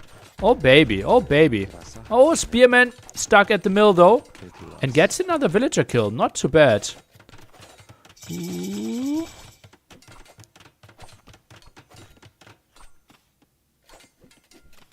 Could be another dead. 2 dead villagers here. What a nice aggression by Fire. Ooh, meanwhile, this is happening. I completely overlooked this. Forces some idle time. That's why we see work efficiency low for both players. But this tower should force those away. And I think it will be enough. Interesting new tower design, though.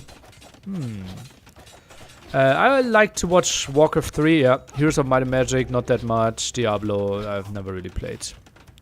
Have you ever noticed any player in NAC trying to get some kind of advantage by small tricks, psyching opponents, or are they too honorable, all of them? There's always need some trash talk, and some take it easier than others. I don't think there has been any, like, ill intent, anything like actually trying to get under the skin of the opponent. From what I remember. Yeah.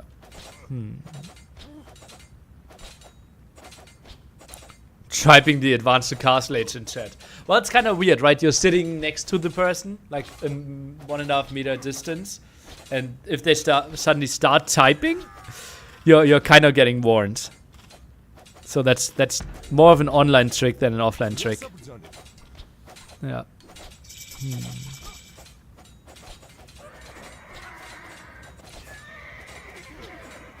Okie dokie, so it will be the night play from Sakuma. Also gets a monastery up. Now the town center at the front. Monastery for Fire as well. So all very reasonable plays here. Fortified church, obviously, instead of the monastery. And opens monk. No warrior. Monks. Munaspa out fast, probably. He is getting the castle now. And is going for it. Just lost how everyone complains about Mr. making random noises while he was playing.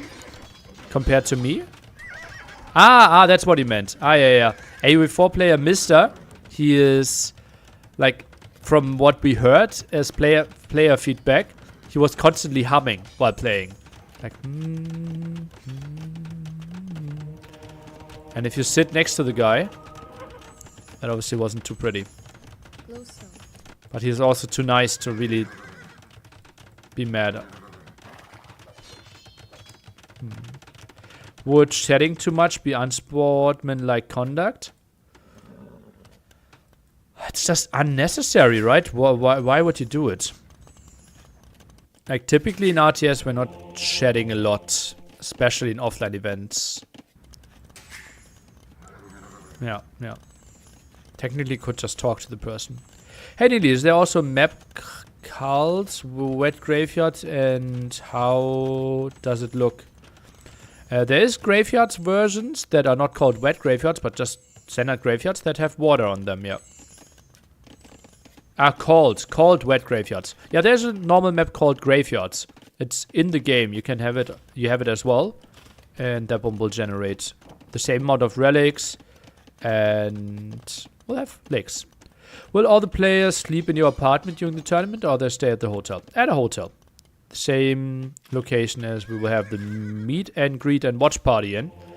For everyone who didn't know, if you wanted to join it. There are not a lot of tickets left, actually. If you want to enjoy the event together with 400 other plus nerds. 400 plus other nerds is what I wanted to say. You could enjoy that. In Berlin, live. Saturday evening, all the players and casters are stopping by as well.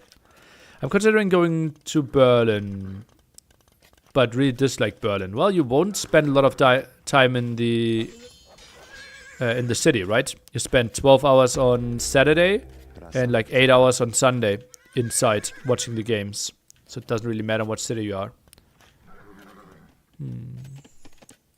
Will you miss Twitch chat during your time away? I think that's one of the things I might miss the most. Yeah. Okay, Fire doing quite a nice job here. Getting more villager. Killed 7-0 already. Nice. How will Lightest do versus Monaspa? I don't know. I really don't know. Armor ignored. I'm such a nerd, but I'm an alcoholic nerd. I would drain your supply.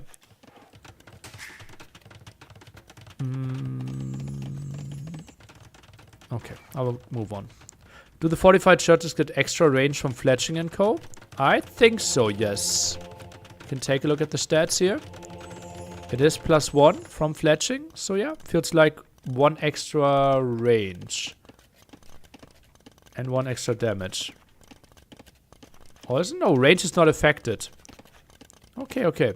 So it's only extra damage, so it's like a town center. Okay, Monaspa. They're still not bad against buildings, by the way, in case you didn't know. They're not bad against buildings. Fire, close to 20 villagers up here. Pikeman defense now from him. And that could be some dead villagers in return. Ah, that tower obviously is low HP. Dealt with that farm now.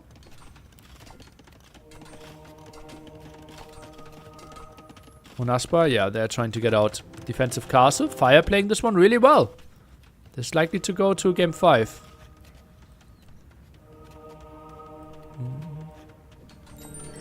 How many watch party tickets left? Look into the Discord.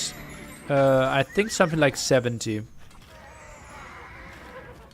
considering coming, but none of my AU2 friends can make it, so I'll be going on my own. Well, I wouldn't be surprised if like 150 people are going on their own. So if you want to make them new friends, could be a good option for you. Like typically, people are really happy to just go for some nerd talks about Age of Empires. I'll be on my own too. Look at that! Now the two of you can be on their own together. Just organize yourselves, sit next to each other, and nerd out a bit. Do you know the one time we were in Neely's chat talking about how we met? Organizing, being here together? Oh, you remember that game with Fire Lithuanians? It was beautiful. I'm coming from the US by myself? Well, that's so sick. That's so sick. Lovely.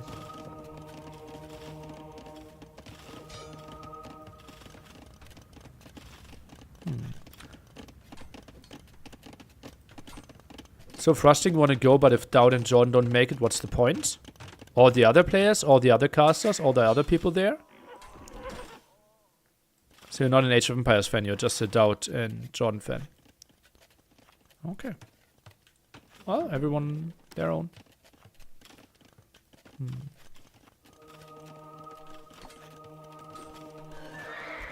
Oh, deletes all the Monaspa there.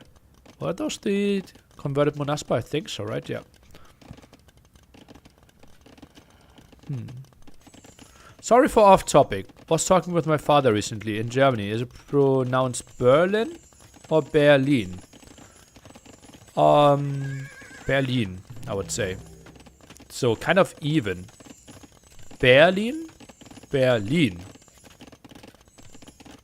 I think even, yeah. Like, more pronunciation on lean is wrong. Like, Berlin doesn't really happen. Berlin. Yeah. No, not even accent on the second syllable? Okay, then trust that. Switch into something, by the way. CA switch. Are CA healing of Georgians as well? Ooh. Ooh. Well, that's interesting. What's the best city in Germany, in your opinion? Most beautiful one is, I think, Heidelberg. It's quite funny that obviously that's now a pretty big name due to the Red Bull events, but I actually believed that before I was there. No. Like, I meant I believed that before the Red Bull events were there.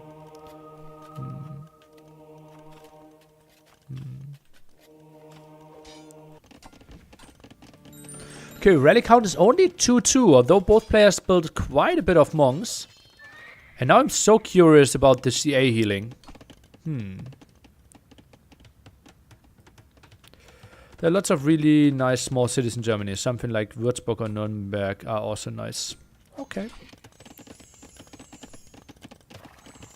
Quite interesting that we have so many monks for healing, while the units are already healing themselves. Only fletching on those CA though. Not too impressive. Mount units, so should affect CA? Okay.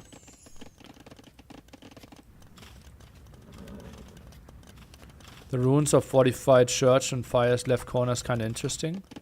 Ruins? Oh yeah, here, look at that. He might be scared. What happened here? Oh, look at that, you can see the villager looking through. Oh! Look at him. Blop.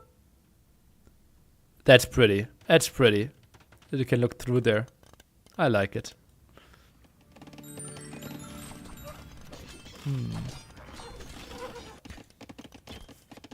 What is something tourists to do that annoys locals in Germany?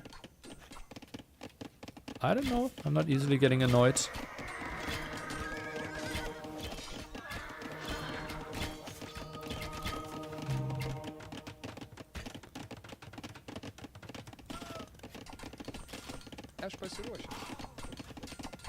Oh, oh, oh! You just saw that, right? That's the new and improved pathfinding.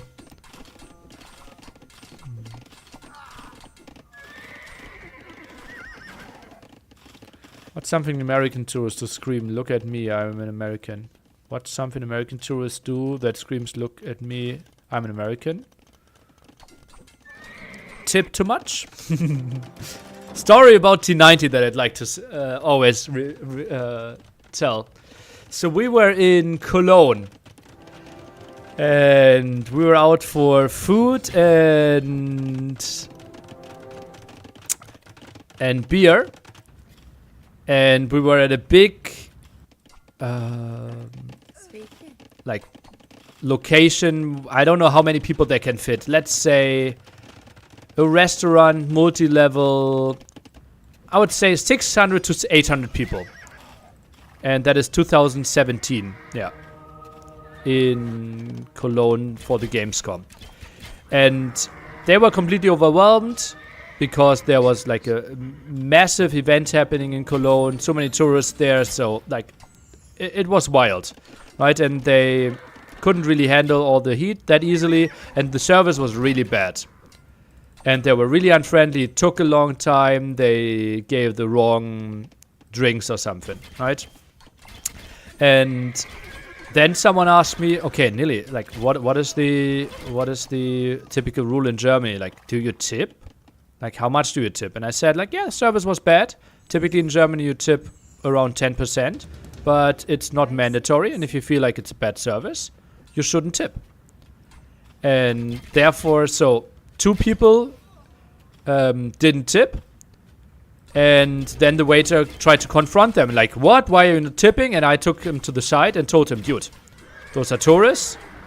It is not mandatory. And your service was really bad. You were extremely unfriendly. And I told them to not reward you for such behavior. And he got really angry at me, understood, and went over to T90. And T90 had like a bill of 24 euros. So like typical German tips like 26, 27, right? And T90 was like, make it 35. So yeah, it didn't matter at all that the 2 people or 3 people before him didn't tip. It was just like the American approach. And then I just shake my head, and Tristan even asked, was it not correct? And Tristan had the small fear from what I felt that he didn't tip enough. Yeah. It might have been like 26 and he said make it 35. Something in that ballpark. Yeah. I felt judged by that rude guy. Yeah. Maybe it was on the mood like, okay, finally someone understands. Yeah. Or maybe he felt like you disagreed with me and tried to make a statement. Yeah. 35 euros is a small tip. If it's 26 euros and you give 35, that's a lot in Germany. Yeah. That's for German standards, that's a lot. Yeah, as I said, in Germany it's like your typical amount is like 10%.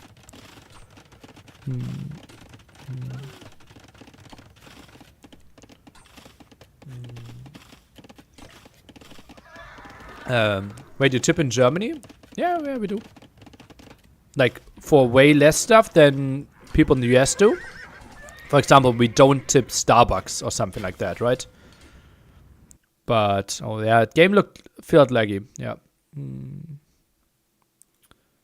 Yeah, like the tipping in the US is ridiculous. Like for European standards, right? But, for example, I think the trend might change. The guys that did South Park, for example, opened a restaurant in the US and said tipping is actually forbidden because they are, or it's not like encouraged, something like that, because they are paying them proper wages. So I think that should be the approach, right? It's actually kind of funny how American industries somehow made it happen that basically the customers are paying the wages of the service. Actually really funny. Like it's a great move by restaurateurs or the restaurant industry. So Fire, now reaching Imperial Age, has a really solid economy, although he has quite some losses. Tags into more and more lighters, sits on 5 relics, so damage output will be really solid from him, as you can see, 13 plus 5. And ignoring armor, so all of that is going through against a 95 HP unit. And as you can see, also a bit faster, if we are hitting. And yeah, Monaspa, I don't think they will take good fights from here on. I think Sakuma needs to switch into another unit. Yeah, and therefore we see the mass barracks and is going for Halberdiers now. Yeah.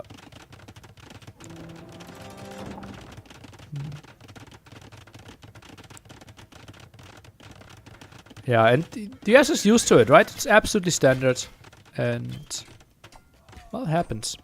Also, what's really grotesque, that's like, I think the US might be the only country doing that. I've at least never been to another country that is doing this.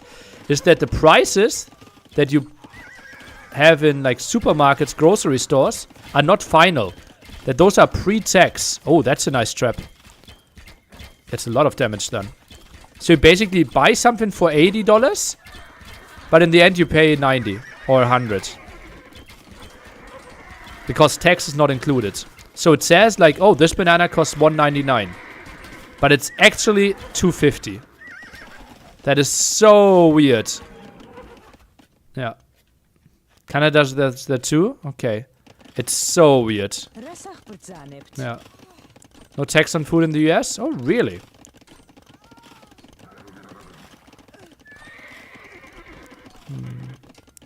Yeah. It's like I'm not judging at all. Like it is simply different. Nothing else. Swan towers. What is that doing? It's making towers better. Georgian Swan towers. Defensive building +2 attack. The towers fire arrows that pierce multiple units. Okay. So that makes the fortified churches way better as well, right?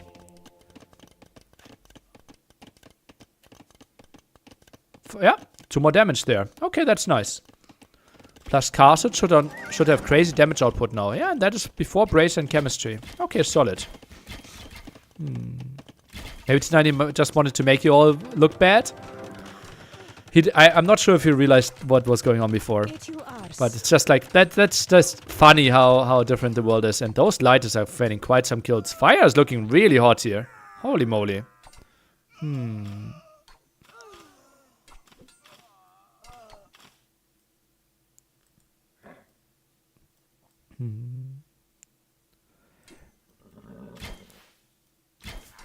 Halberdiers being tagged, but he needs a lot of halberdiers and needs a push as well.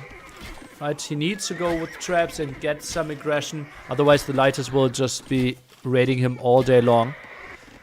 This will be ugly. Fire, I think, in the perfect spot now. 150 villagers, enough castles for lighters production, 5 relics, gets more side control. Oh, this is really good for fire. Loving his situation.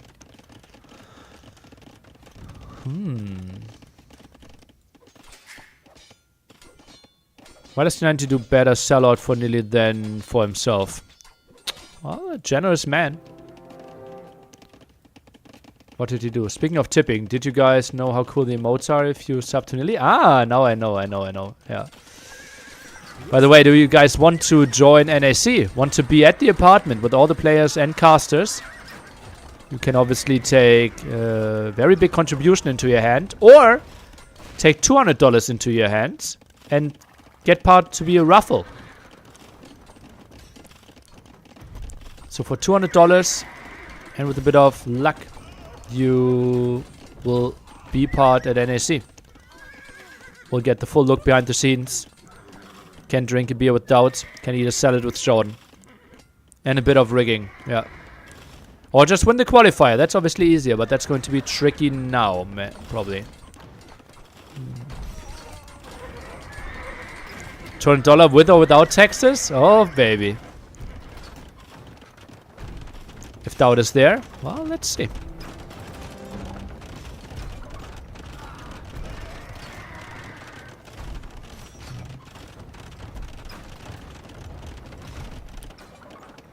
Tipping economy makes sense. Pay less tax. Win-win. Well, not a win for the state, right?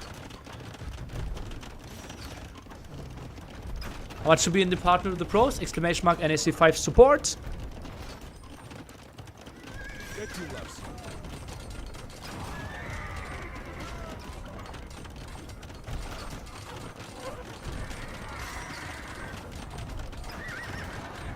Okay, still more pressure on that castle. Oh, those lighters are just juicy. KD, better for fire, and I think that will increase just more and more from here on.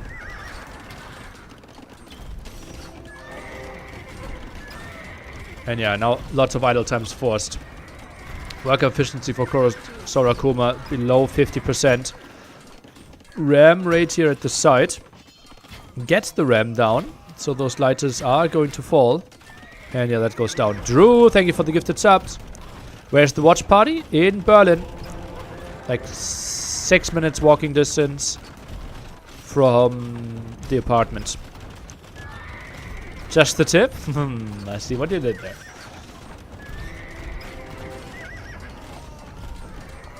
Now those lighters are just chewing through it here. Ay. G to the G. Fire. With a crazy performance here with Lithuanians. Really well played. Got to his dream unit, got to all the relics that he wanted to, and then he obviously 3 hits a halberdier, 22 damage, ignoring the armor. So 60 HP unit going down there quite quickly. That was really well played by him. Especially Castle Age, all the Monk defense, getting the control, then the castle, and boom, this one away quite nicely. So we're going into a decider between those two. Really nice here. Obviously seeding really close, so we expected a close set. And also some nice games along the way. 2-2. Was Sakuma missing some upgrades for the harps and blacksmith? Well, armor is getting ignored, so you don't even need to get the upgrades. And attack doesn't matter either, right? Because you do like plus 32 attack. Is this super loud? Yeah, it is. You do plus 32 attack, extra attack. So having one extra attack doesn't really matter.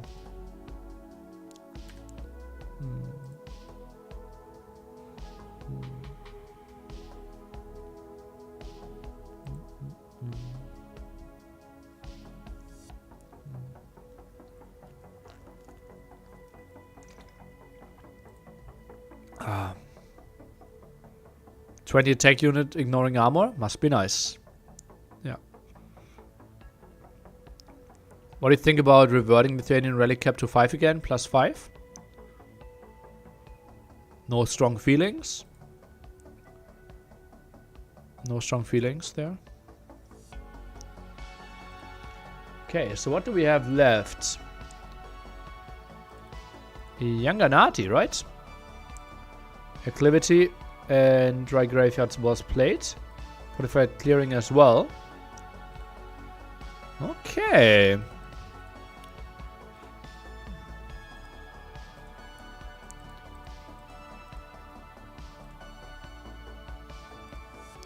So Aztecs, Romans for fire. Mongols, Koreans for Sakuma. Oh, baby. Would you prefer to keep the relic bonus as is and just nerf base attack by 1 or 2? I don't think they're too... Like, I think lighters are strong and that's fine. Right? They're unique units, not that easy to mash them.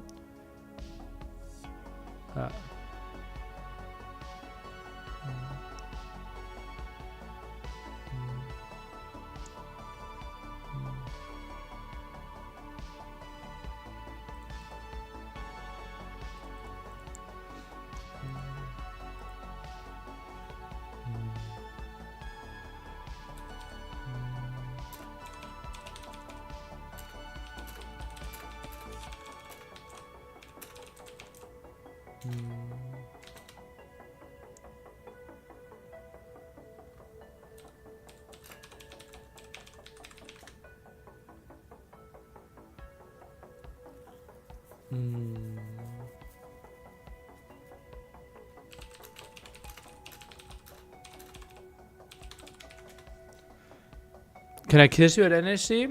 On my hand. On my ring. You can.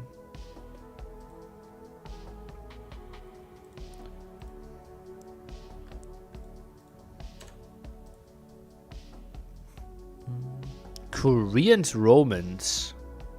Oh, baby. Oh, baby.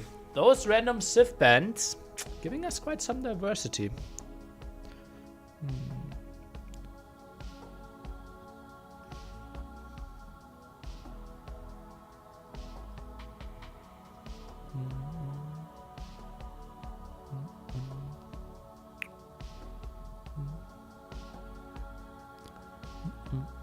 Any ring in place we don't know?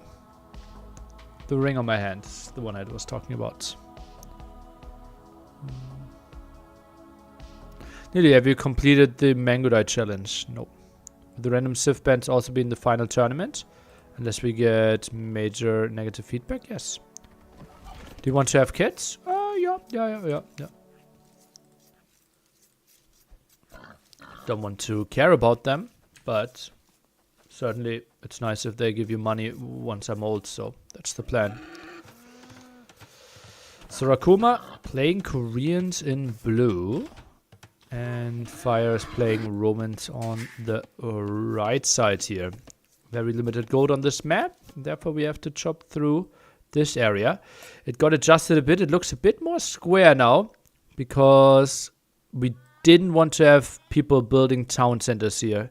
It looks a bit too generic for my taste right now, but we couldn't really... yeah, this... Oh, I don't like this. What can I say? This looks too unnatural to me. Yeah,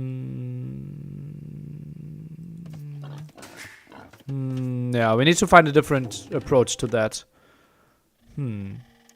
Yeah, typically, like the three tiles that people could build a TC there was not intended. Yeah. Or maybe we make it 3 TC. Yeah. Silver players, 3 strats, and all 3 ships get random banned. That's tough. How many options can one have, really? Well, if you only have 3 strats, I think you won't ever make it above 1800 on the ladder. So, I don't mind missing out on you. Yeah. What if you put the middle gold on a hill? Those on small hills? I wouldn't really know why.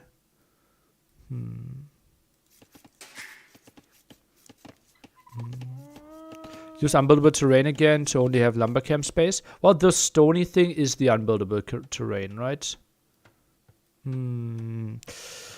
I don't know. Like, this, I think, needs to change. I don't like this visually. Yeah. Yeah, we need to... let me... Map discussion, younger Nati. I don't like the look of the square big goals right now. Doesn't feel natural. Finally, do you know about the AEPL? I know. I don't know what that is.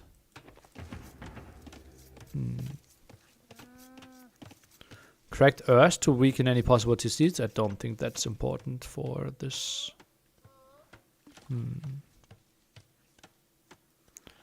Yeah, maybe add some random trees, but then it takes longer to chop through.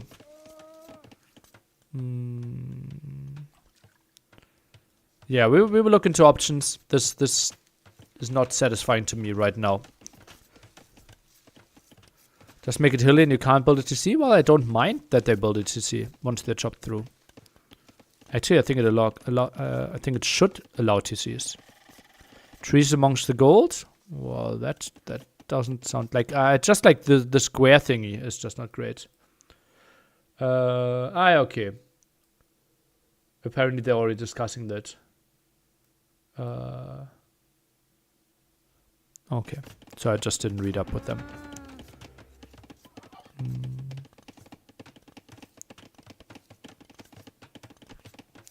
Okay, so fire opens 1 militia.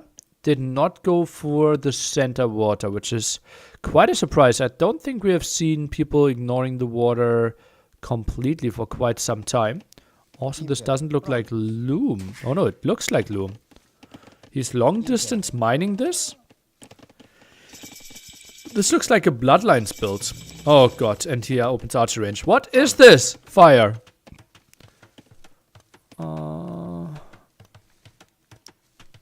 What is the 1 militia into long distance mining? 1 archer range? Opening. Fire is cooking? Yeah, but he forgot to turn on the heat. This is very slow cooking. Yeah. Brazilian Asian fusion? More like confusion. That's what Gordon Ramsay would say, and everyone would be like, never heard that before. Every single season, the same jokes. But okay.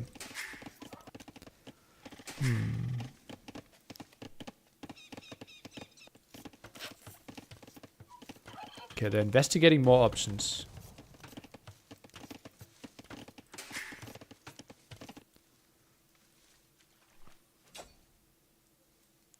Tough crowd.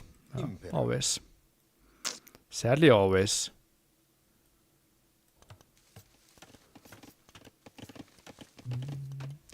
By the way, don't we have, like, scores? OS casting...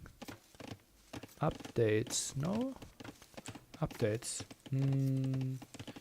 You can send updates today as well, if you wanted to. Right? I think that could make some sense. Of the other sets, because I think we have like 3 sets going on at the same time right now. Yeah. Late dog? Oh yeah, that feels so weird. This feels so weird. Did you get a chance to play with Grunt in the old days? Yeah.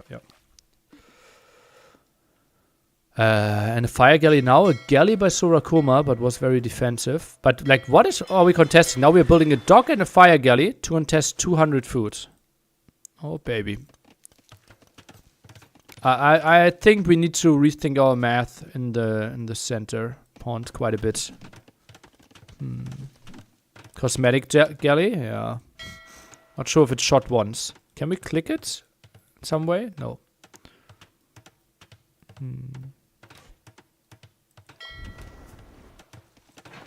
Market by Sorakuma now. No farms. Fire sits on 4.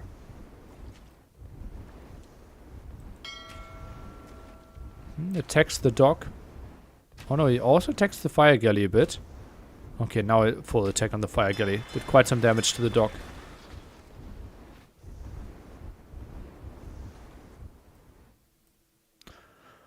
This is Sorakuma's map. No, maybe just hasn't prepared, assuming no one would go for it.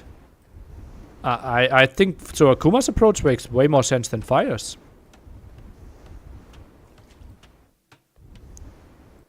Like the 1 militia into long distance mining, skirmisher, now floating 300 gold into stable, no archer approach against a fully walled opponent.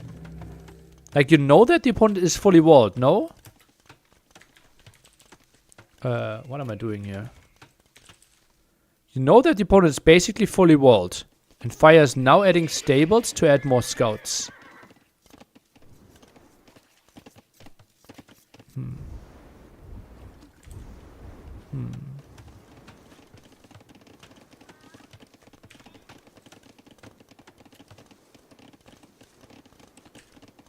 Feels GG.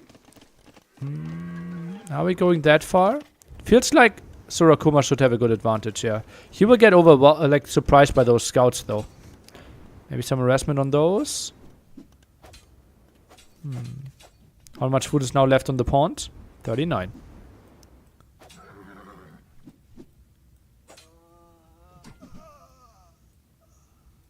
So he might not even build a single fishing ship.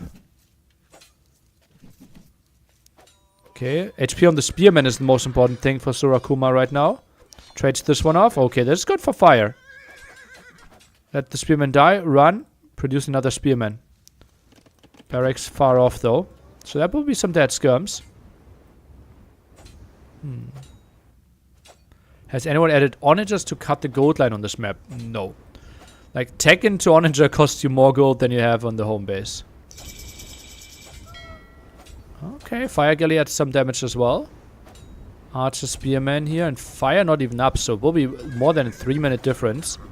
Spearman takes this fight, will be 2 dead scouts. Fire overextends a bit here. Skirms added by Fire. Goes for more scouts even, wow. Against Botkin, that's not too pretty now, I believe. The CA being added by Sorakuma. Oh baby, full CA. Oh, that is wild. Who is playing here? Really loves those apparently. And Fire, what is his answer to this? Seems like he doesn't have one. Yeah, saving a lot of wood on those CA obviously. but not the greatest amount of villages on gold. That's why he's building the second mining camp now. Could add a turtle. Okay, Fire goes for one tower. Maybe even needs to buy himself another one to protect this area.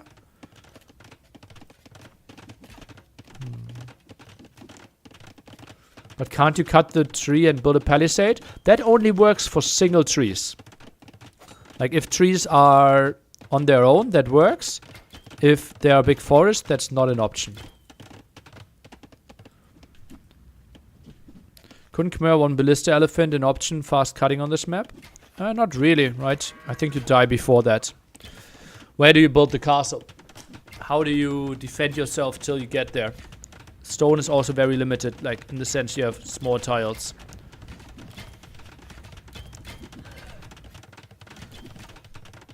And now this is the moment where Sakuma with all the map control should probably move onto the stone, onto the woodline here, I believe. Ooh, fire expands to the side. And say controlling this. Oh, this is ugly for fire. What's his answer?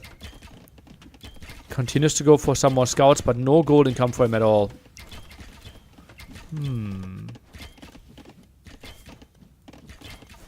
So many idle villagers. Yeah, out of 37, 11 idle right now. Some in here, some in the town center. He's on that stone now. Goes for the 3 scout counterattack. And gets the siege workshop up. Scorpions will be solid. But now the CA can camp under this. So he needs to go for some knights as well. Can't afford any knights though. Oh baby. Goes for a scorpion. Can afford that one though. That's nice. And fire tries to out micro ballistics. I was thinking of the Khmer strat too. I was thinking to make the castle but cut viable, to go for super scouts and feudal, and then have long time to the stone for the castle and TCs. Yeah, but you just die before you get there. Fire should just go skirms. Well, he has one skirm, has not a single upgrade on them, and couldn't afford the upgrades, so quite costly. Romans doesn't hate to go for scorpions. And now some pressure on the archer range there as well.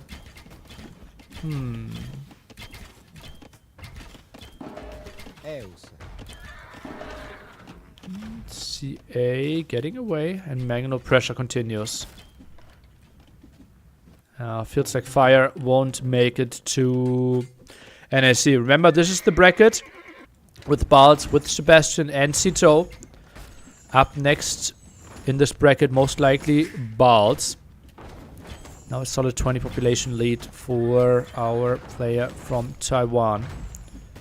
Fire heavily on stone. 5 over here and 4 over here. CA could jump again. Fire limited in his gold. Goes for a mangonel now. But there will be more dead villagers. Scouts coming around. I think they could die to the CA. If focused down correctly, which is not happening. And, well, jumping on those scorpions. That's one scorp down. Maybe wants to run away from the mangonel shot. Yeah, gets away there. CA could be around for the healing here. Maybe another villager could die. And yeah, that's just so much harassment. Work efficiency, as you can see. Sakuma roughly getting 2.5 times the resources of fire. So that's not going to be too pretty. And Koreans, obviously, cheaper here with all their CA. Just makes it so much better. Oy. Ballistic Scorpion, let's go. Well, we don't have ballistics for fire yet. Oh, is he trying to jump this one? No ground attack. Moves around. Oh, that's a big loss. That's a big loss. And that's a dead mangonel. Oh, he needed that one. He desperately needed that one. And yeah, now the TC over here. Oh, that hurts. And yeah, Sakuma did obviously not chop enough yet. Just went on there.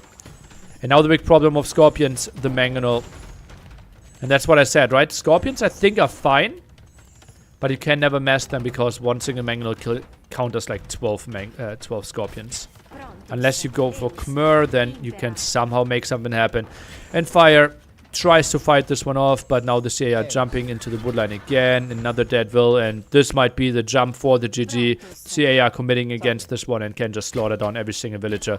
Fire can't do much. I think he's just staying in this game because GG nerd is what he's saying.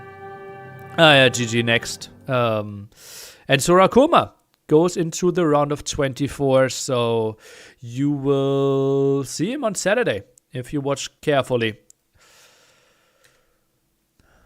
G to the G, Sakuma, strong performance, and Fire is out. That means we will have 2 new players at NAC. It will be Hart and the other player out of this bracket, out of the Sebastian, Cito, Bal's bracket, because Fire was the only one that already was at NAC in that bracket. Let's take a look at what other sets are happening right now. And then see which one we are jumping into. So we have running right now Andy versus Bad Koala, Sebastian versus Jiatong, and that's it.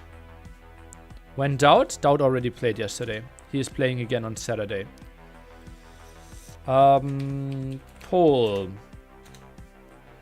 So let's say what's next? Do we do Andy versus Bad Koala? That is Andy versus 2.5k. Or we do Sebastian against Jiatong. I think Jiatong was 2.5k as well. So 2 minutes to vote. And I will jump into that set.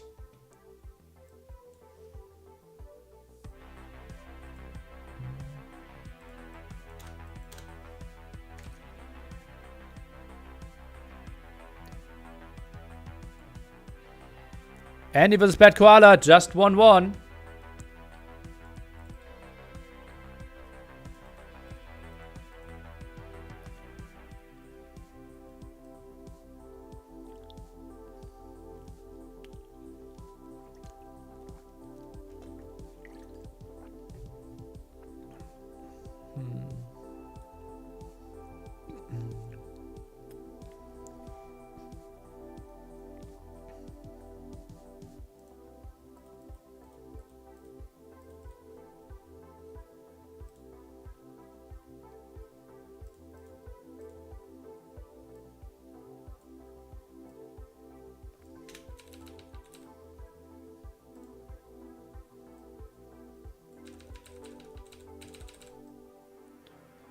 So we are going for Sebastian Jiatong apparently. MBL is starting soon as well. Well, as you can see when it's starting.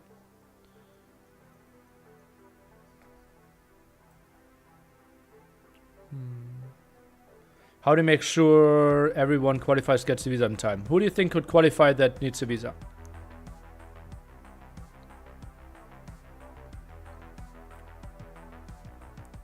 Okay, so at 61%, we are going for Sebastian versus Jiatong.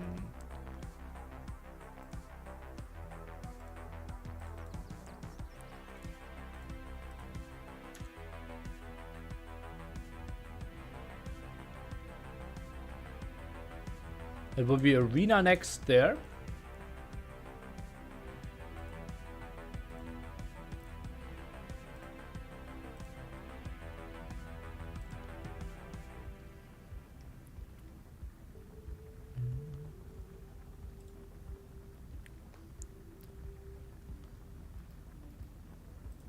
Or is it? Or maybe it is already 2-0 or 1-1. Sebastian need a visa? No.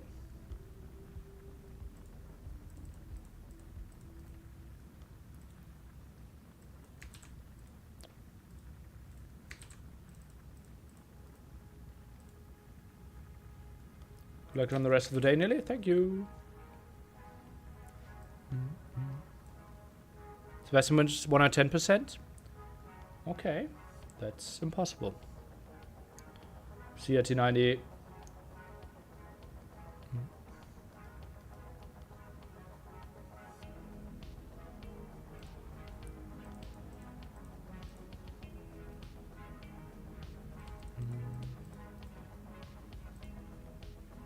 So Rocky Forest was played.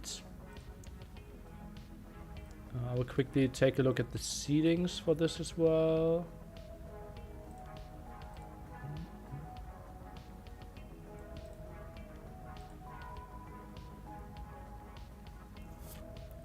Sebastian is seed 9 now.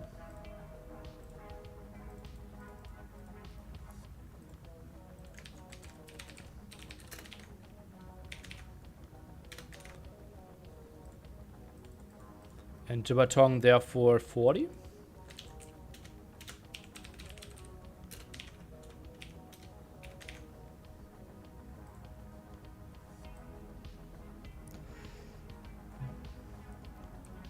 And I think it's at least 1-0. I don't know the situation. I can maybe quickly join their lobby and ask for the score.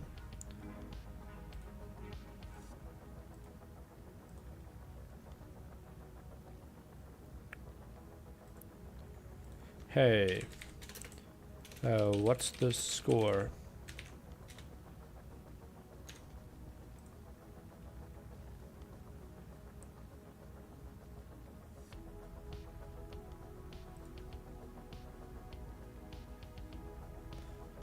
Okay, Sebastian's leading 2-0. So I actually think the Andy set will be more interesting. But we will stay here.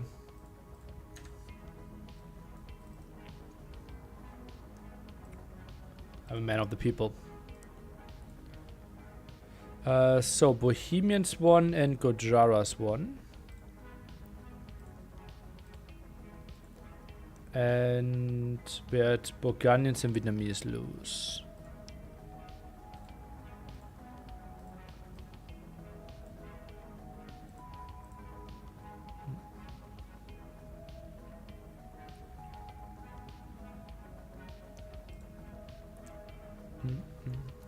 Are the sheets updated after each qualifier? Yes.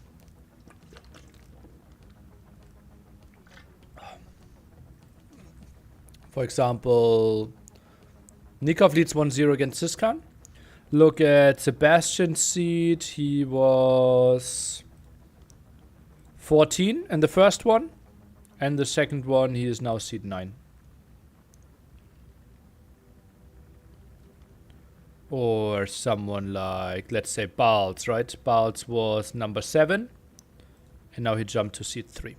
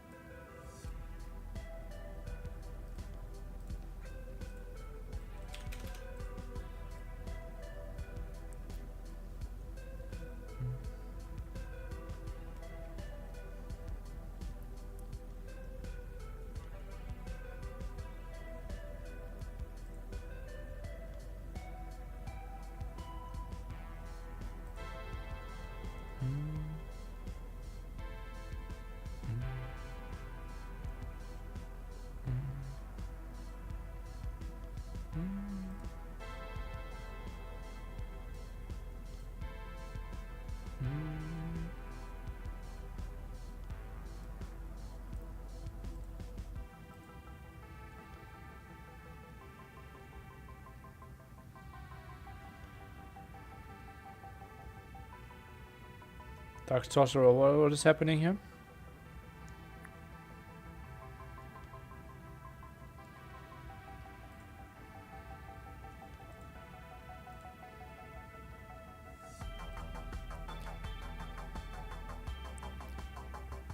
Okay, so Sebastian versus Jiatong.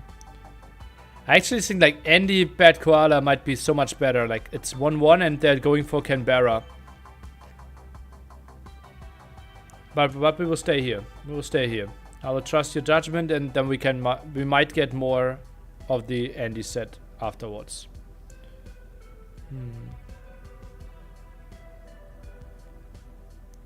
Yeah, Dark Sorcerer, then let's put the keyboard away. Thank you.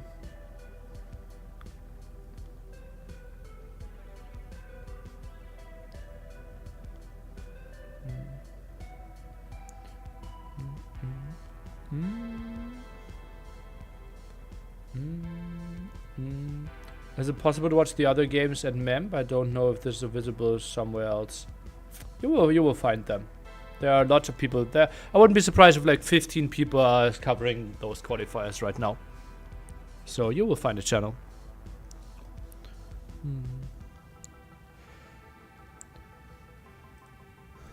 Yeah, and after this concludes, we might go for MBL, right? So we might go for Andy then the MBL set, then the Mihai set, and then we call it a day. I think that makes sense.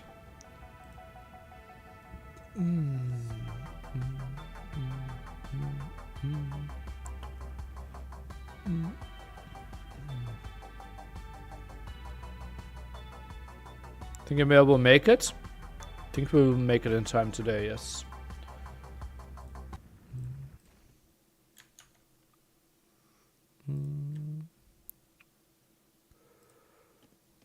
Capture H problem. Restarting Capture H. You mean qualify? I made a full bracket with all my predictions on my YouTube. And we will rename Jiatong.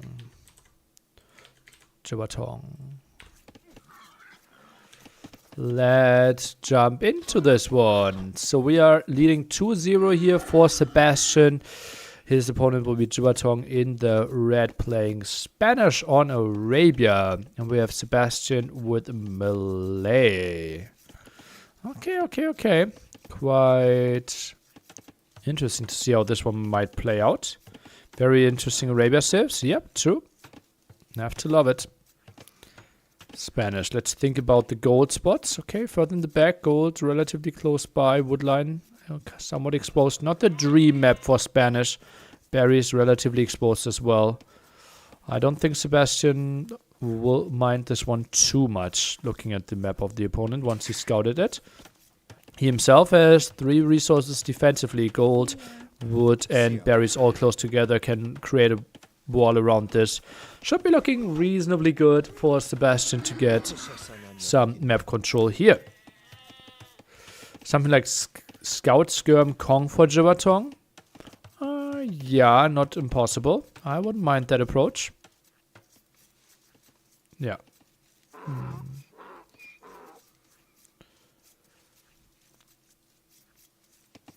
2 on what for Jiatong, so scout opening starts to feel more and more likely here.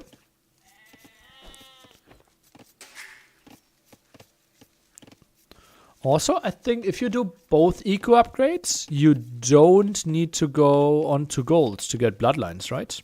Get 20 for loom, 20 for the wood upgrade, 20 for the farm upgrade.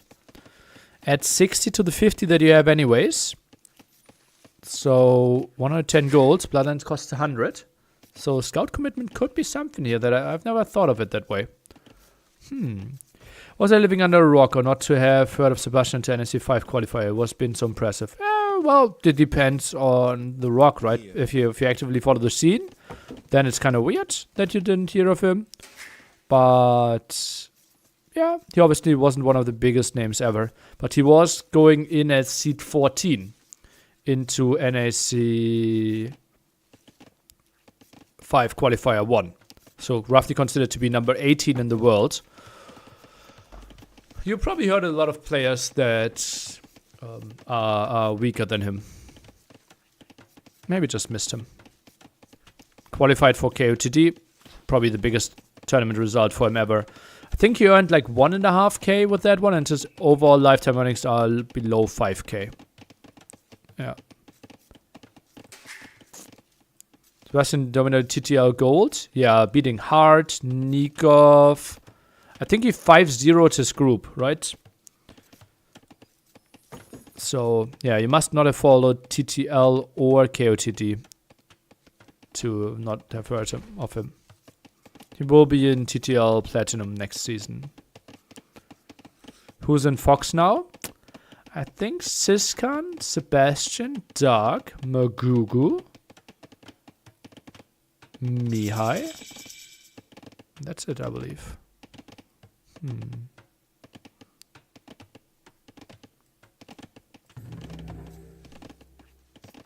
Will there be next season for TTL? Let's see.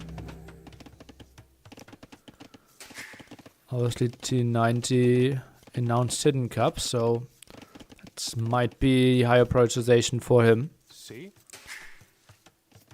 But I don't know. Title could be updated indeed. We have Sebastian versus Jiatong.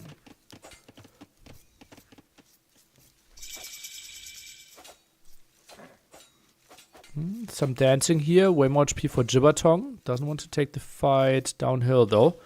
Moves into the town center, and that will be a dead scout. But the TC didn't add any damage.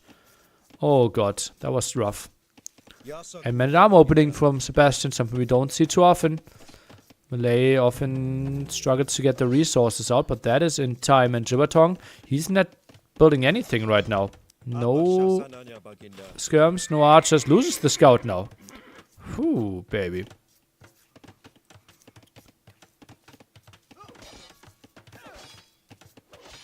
TC accuracy is worse than Stormtrooper.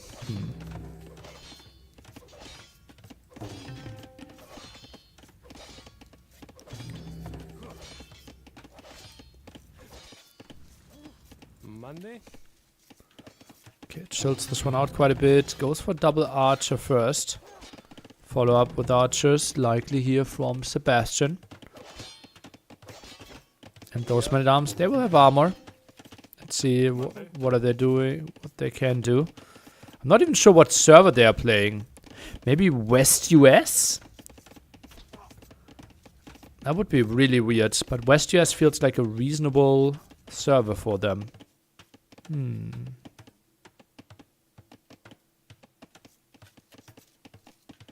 Alright, China against Uruguay. Huh. Okay, Blacksmith now. So could be the fletching follow-up, something that Jiatong won't be able to afford for quite some time. Obviously tough to really build your map here.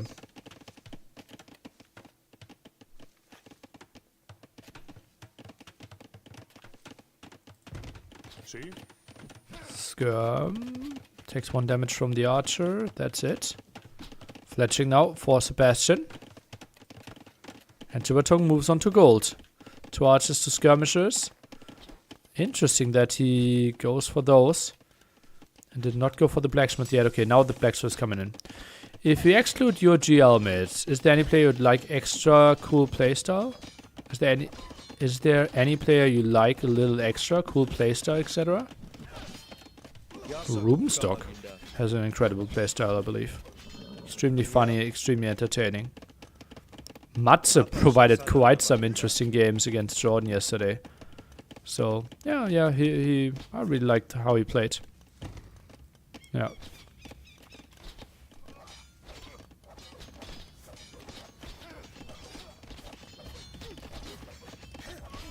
Okay, where's the army here? Now we see Sebastian breaking in here. Man-at-arm Archer gets the 1-for-1 trade, still has the hill advantage. Man-at-arm could maybe die for the skirms. Quite some HP lost already, no armor on those skirmishes. Man-at-arms, do they want to commit? Archers not really going for it yet. And I think committing against the villagers would be a mistake. Army numbers are the most important thing. Are those villagers around to wall this one off? It doesn't look like it. They just finished the straggler and now move to the front. Could be a dead one though. And the defensive tower forced. That could delay a potential castle here later on as well. And now the archer getting focused down quite a bit. Low HP on some of those skirmishes. One goes down. But now, oh, that was a big volley into those men-at-arms. Kills another archer though. And from now on, it feels like full skirm will be the play for quite some time. Men at arm, a bit on the sloppy side. But tower here means the wood line is really exposed now. Oh, baby. This will be ugly for Jiatong. Obviously, the second archer range from Sebastian. And he isn't super far away from casting this one as well. This will be quite some beautiful pressure from our Uruguayan.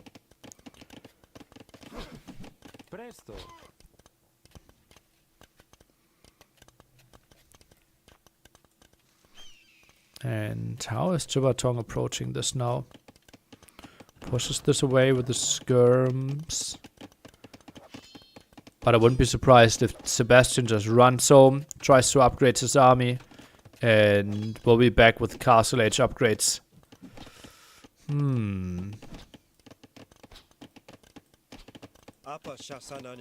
Gets an easy kill of the men-at-arm. Sebastian walls off the rest of the map. And now, after clicking up, continues with this archer production. That's a really solid play. And against crossbow and botkin, this army will really struggle by Jiatong. Really struggle. Like skirms in the middle on the map. I think they will just get down. Andy leading 2-1 against Bad Koala. So one that can bear a game. Something we will jump into once this set finishes. Kind of expecting the 3-0 unless we are losing all our archers here.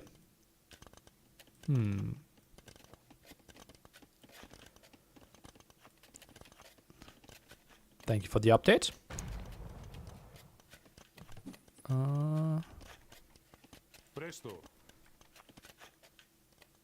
Maybe Palisade Gate here. Not going for it. The skirms, are they thinking about diving? Would feel weird. Oh, a hole here.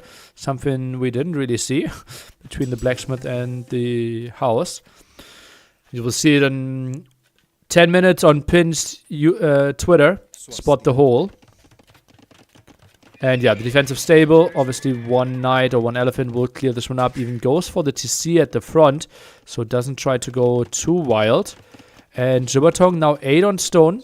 Somehow tries to force himself onto his conquistadors. Loses a villager here.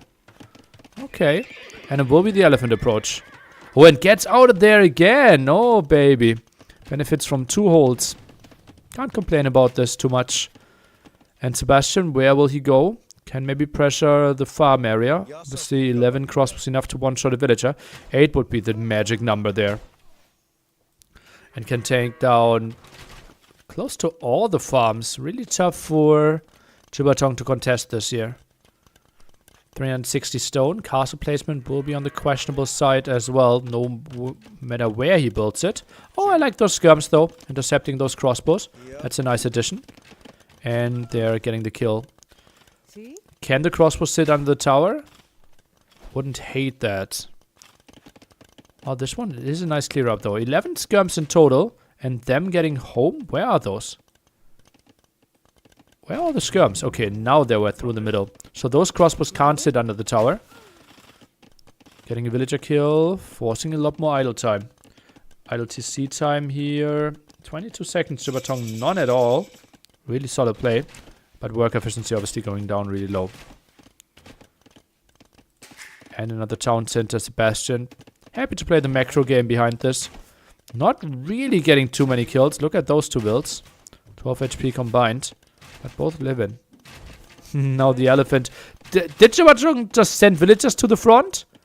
Oh no, that's not how you play it. And yeah, gets all the upgrades for the skirms. Not really what the Spanish player wants to tag into, but probably what you will have to go for. Second armor upgrade, something that also helps out the Kongs, so not the worst thing ever. And now on the hill, the dance is continuing here. That will be the end of all those crossbows. Just tries to trade off as good as he can. Maybe even dive and try to get some villager kills, could be an option. Castle will go up, guaranteed. And yeah, Sebastian, that's the end of those. Just kills as many farms as he can. The food economy will be pretty bad for Jiatong. Gold economy pretty bad as well. As you can see, it just is roughly double the resource income. Now goes for the monastery. We'll need another unit though. Crossbow only won't do the job against Kong Elite Skirm.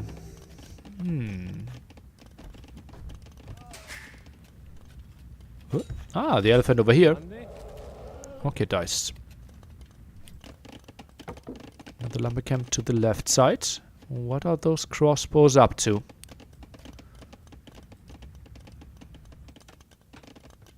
Expanding onto another wood line. Some more houses at the left side.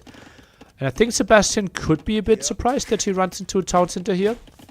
Often do you see Spanish players playing 1TC for a very long time. Trying to get the castle up. Trying to get the conch numbers up first. But Jiatong felt like, okay, this area is so exposed. Likely that you will get over there. What is resources destroyed on Capture Age? I have a whole YouTube video that you can take a look at, which explains all the stats, and you will get a good idea of what military value is. And so forth and so on. Also, work efficiency there explains the value of gold, for example. You might enjoy that one. Resource destroyed. Winchester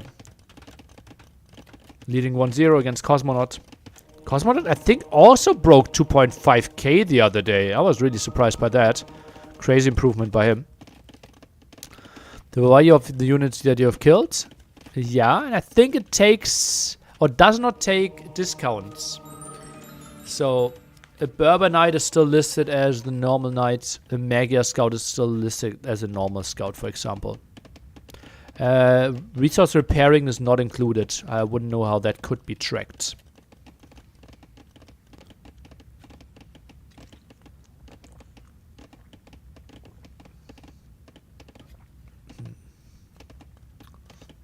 Okay, first monk out. A solid 22 villager lead for Sebastian.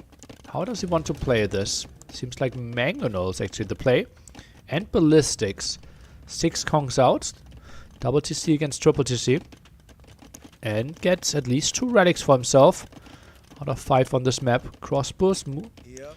Quite active on the map. Getting ballistics now as well. And I like those outposts. I really like those outposts. He knows that a push is coming. He does not want to be surprised. Sebastian stubborn on crossbows. I think with Malay it makes a lot of sense. If he adds, like I just said, he needs to add a second unit. And he goes for 2 units even. The Mangonel against the Skirm. And the Monks against the Conquistadors. So I don't mind this. If he went crossbows only, then he would obviously lose against this. But with this composition, I think it will be really tricky for Jiatong to break him. Well, could be a dead Mangonel though. Let's take a look. Doesn't get the greatest engagement. Now jumps for the crossbow, jumps for the conchs, and conch numbers are down. And that's only 2 conchs now. And that means the next Mangonel that's popping should be really solid in those scenarios. I think this was good enough for Sebastian. Just need to make sure to save most of his crossbows, which he is.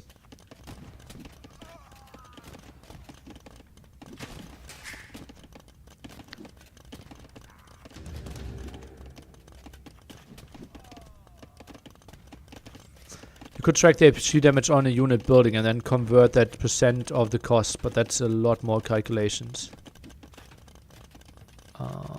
Yeah.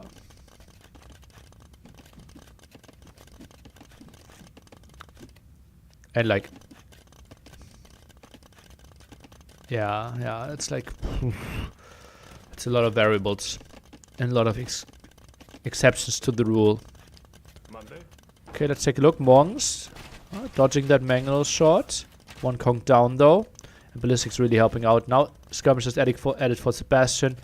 And aim timing won't be fair. Castle on that hill. Sebastian thinks better of it though. Needs more Mangonels. Needs more units. Is going for more skirms. Probably wants to take that hill and then sends the villagers. But Kong's really good against wilds, as we know. Wear any jewelry nearly? No. I don't see any value in jewelry. Yeah. Yeah.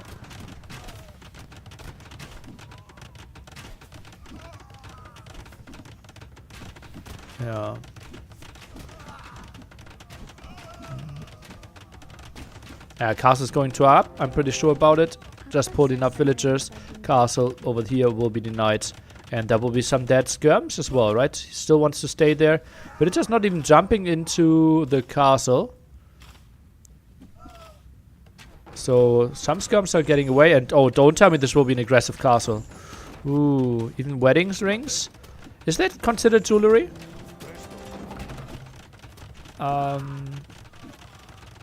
Probably, right?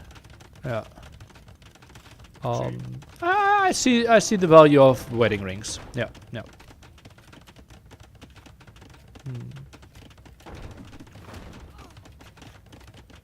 No. See? Oh, and gets the double kill there. That castle might not go up. Oh, big shot here. Look at that, Mangonel. 2 Kong kills, 5 Skirm kills. Now, Monk even coming again for the Kong here. Mangonel actually gets the kill. That was really good for Jiatong. And therefore he gets the castle up. But obviously we are only 40 seconds away from imping, and it is the double castle setup here. So that castle will struggle quite a bit. I will have a wedding ring by next week. Okay, congrats. Congrats.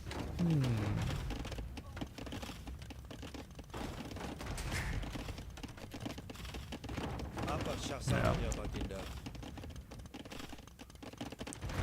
What about a hippo tattoo? Not really, no.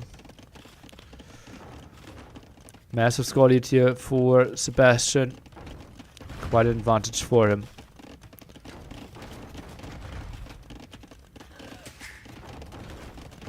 And it will be a knight move now. Doesn't really want to commit too many more Kongs, knowing that it will be Bracer, Chemistry, Ballistics, Elite Skirmishes on the map, and soon Arbalests as well. Chemistry not too far away from completing. Starting Town Center will be lost for Sebastian, but a loss that he can take. Thumbring denied? Oh, really? Okay, I didn't even see it. Nikov leading 2-0 against Siskan. Obviously not the closest set over there when it comes to our expectations. I see pawns. Where's the fish from Malay? Yeah. Too open. Too easy to raid. And he's actually saving that TC most likely. Gets rid of the castle. Gets rid of that ram. Kongs will get some kills, but Sebastian is pulling most of the villagers. Arbalests are coming over for the defense. Looks really solid, and still the 2 crucial hills. Oh, in the center, controlled with the 2 castles. Looking really, really solid for Sebastian. Now more knights are arriving, but Castle Age Knights against Arbalests, me no likey. And even goes under the castles here and takes quite some damage. Oh, look at that. Castle even gets a juicy kill to start this one off. And 2 knights down running under this castle. 1 Karambit in there. And traps. Well, it's 5 traps out already. They will easily deal with the castle, even if they have to shoot uphill. But, ooh, knights are arriving. Should get the 1 trap down quite easily. But it's just not thinking about repairing the other one. 2 traps down. Oh no, that one was safe with the conversion the last second. Nice move. And Sebastian is taking this one 3-0. And from here on, I think we will just take the MBL set, not jumping into the Andy set. We will get an update on that pretty soon.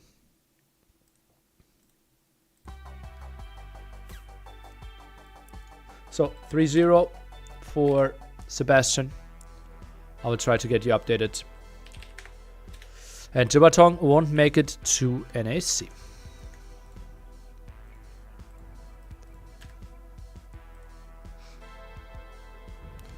Dragonstar Draken starting as well.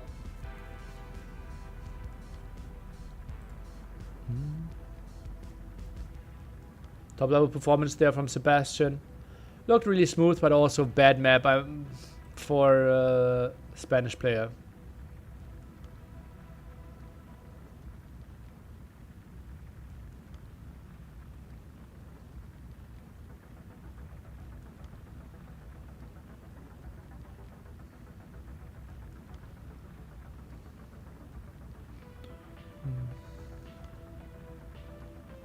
Time to watch MBL. Time to watch MBL.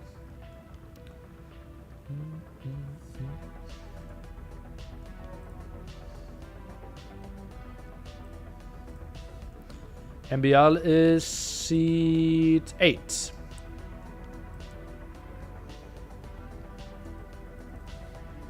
Survivalist, hey yo. Late stream for you, no?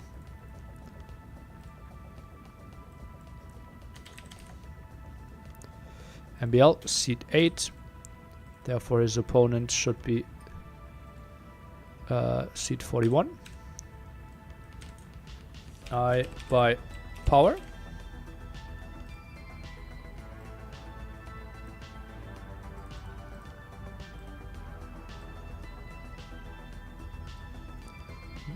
That's not the real map and Civ draft yet.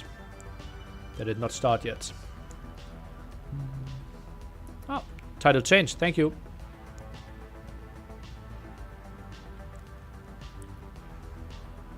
Can we watch Dragonstar? Dragonstar against Draken. I think it's an interesting one, but yeah.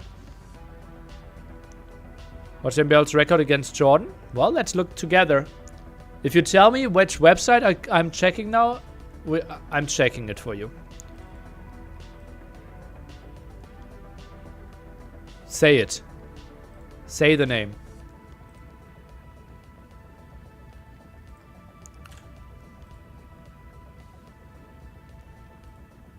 MBL versus Jordan.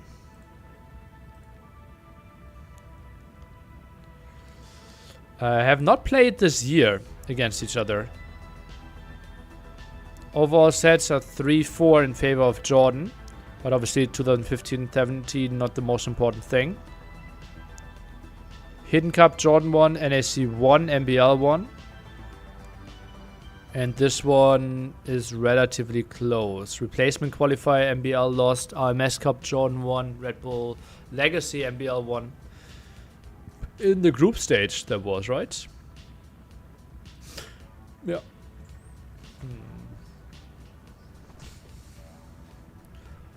So not a lot of intel, right?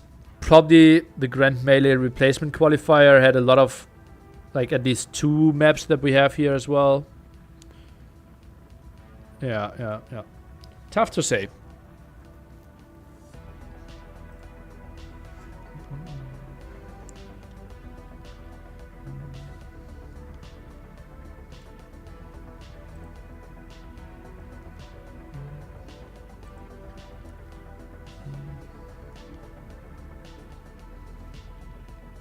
I don't think the matchup should be too bad for MBL. I think it will be a tough matchup for Jordan, I believe. If I was Jordan, I would play really aggressively. What are the chances in the ruffle? You probably mean this one, right? This one at the top here. Well, every 50 tickets, I'm giving out 1 day. So if there's 20 tickets, you have 1 in 20 chance. If there are 50 tickets, you have 1 in 50 chance. If there are, let's say, 70 tickets, you have 1 in 35 chance. Because I will give 2 tickets. Bro, let me beat Iberpower before you start talking about me and Jordan. Have you heard it, bro? Let him. NBA, where's the draft? I'm waiting. What's happening? Bro. Draft before we can start about you playing Iberpower. Waiting too. Won't Veles beat MBL? I don't know. That's why you tune in on Saturday.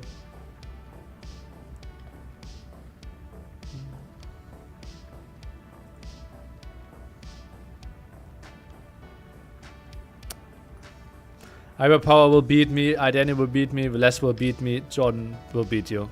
0-4 in a single elimination bracket. That's something only MBL can do.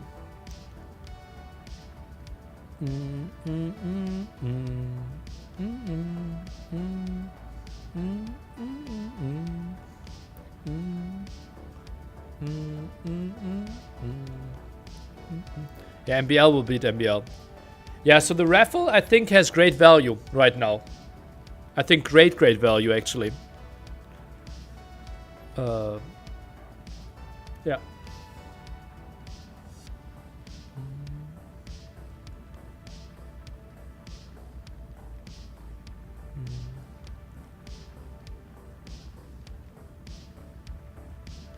Andy just won 3-1 against Bad Koala, so that set ended. Andy in the round of 24, Sebastian in the round of 24.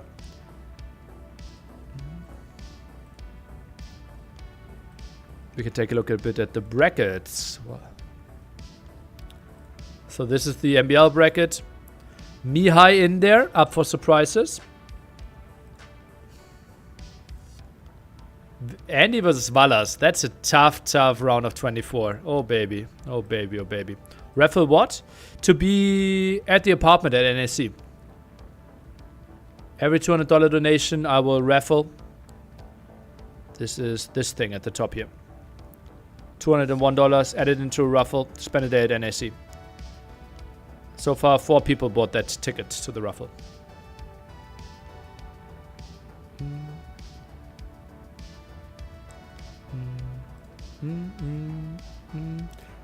And Sebastian Kazma would be interesting.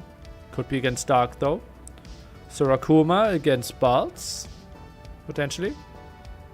So for 3k I'm in 100%. No, that's not how math works. Like you can buy the 10k package, then you're in 100%, right?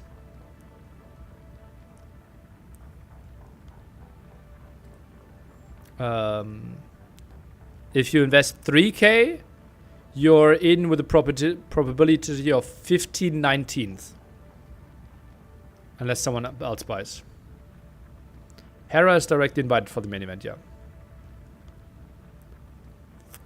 Is the community funding going as planned? The small items are selling better than I thought. The big items less. I thought the player show match at NAC, the lead dollar amount, like 1,337. I thought this would sell out very quickly. I'm surprised that not a single one was interested in that.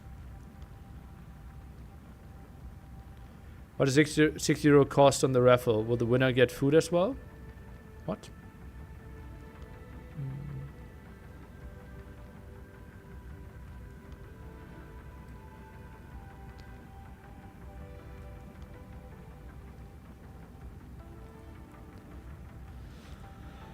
Dogao through 3-0. Nikov through 3-0. Nikov versus Ganji will be an interesting one. Say my name also winning. That's sick.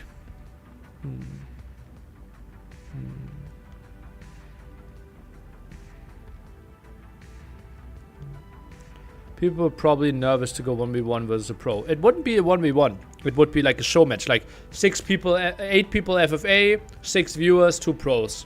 Something like that. We would figure something out. Like it's not. It's show match with pros, right? It says. Maybe I need to be more specific there. Play online a show match during NT5 with the pros that will be cast live.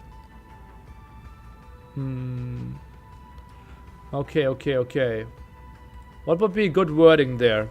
Be aware that it should be a short wording.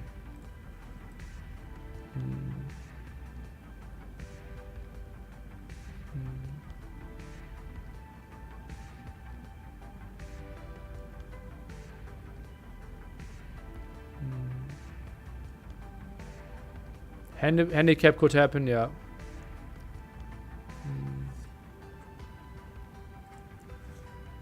Play.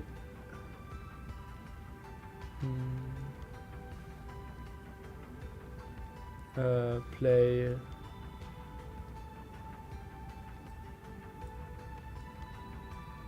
Okay, let's. So, what are your wording suggestions? Play on an FFA show match. It's not. It doesn't have to be FFA, right? It could be different things.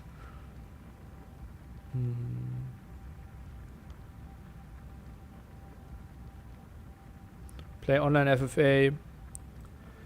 Play online Nikov 3-0 Tiskan.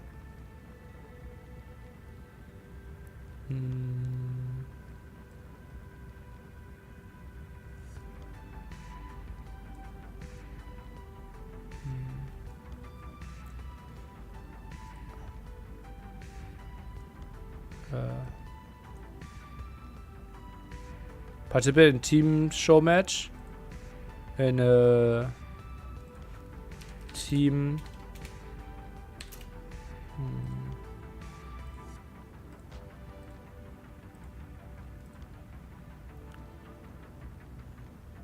Team show match during NAC5 with the pros that will be cast live.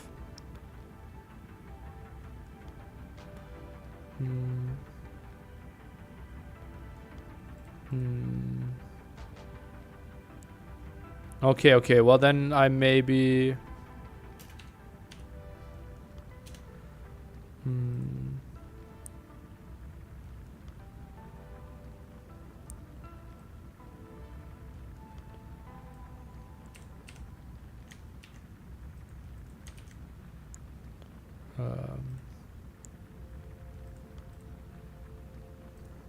okay, I will edit. Participate in a live cast show match including pro players.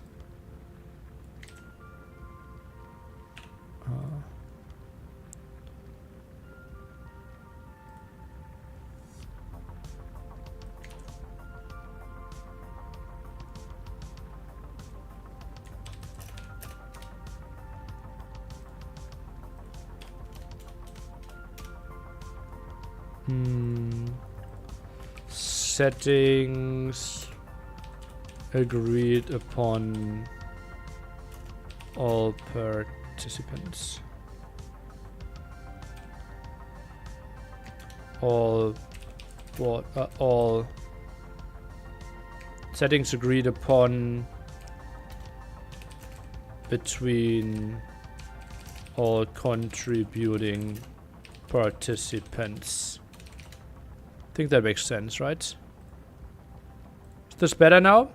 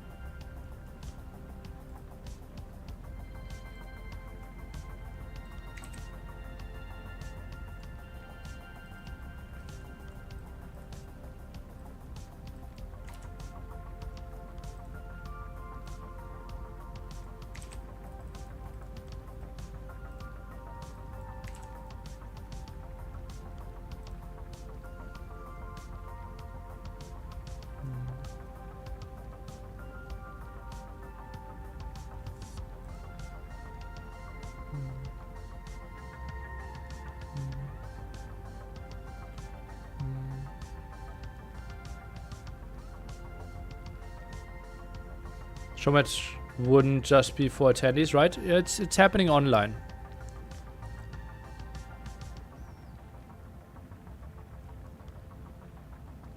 Five-star means the group of 5. That means read down below information 5.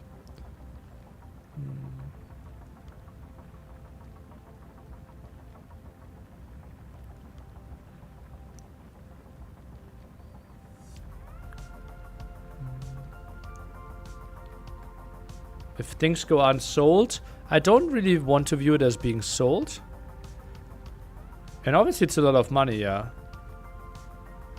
It's like, as I said, like it's just like my thought process is, if you want to donate such a big amount of money, what is something really valuable that I can give you in return? And being like having a show match being cast in front of 20,000 people with the best players in the world is something of incredible value for some. I'm not saying it's the fair price for it, right? I'm not selling this. It's more like, what can I give back as a great reward for this event? Or from this event. Yeah.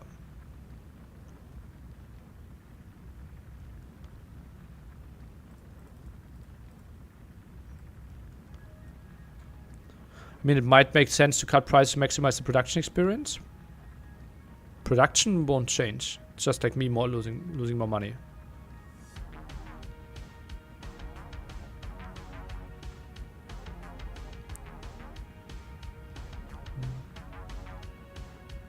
If you're playing 39 to play with some pros, you don't need to get a live. What?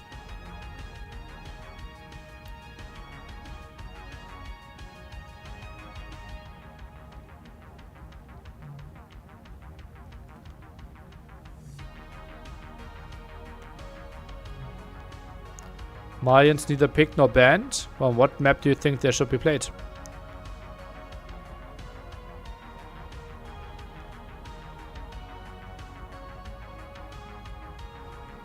When is Jordan set?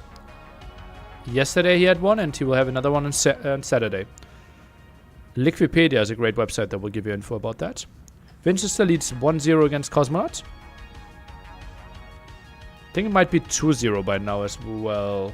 Like he's leading 1-0 for quite some time, I believe. Or did they just start?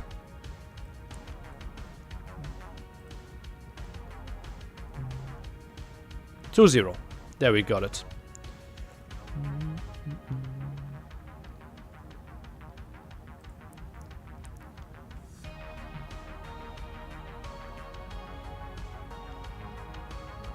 $1,300 I can go to Champions League finals and strip club. Now I'm spent to sit on a chair and play with some pros. It's your life choice, right?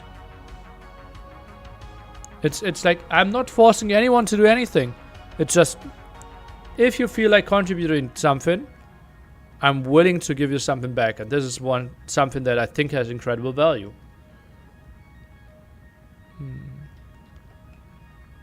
I don't think monks need more nerfing now.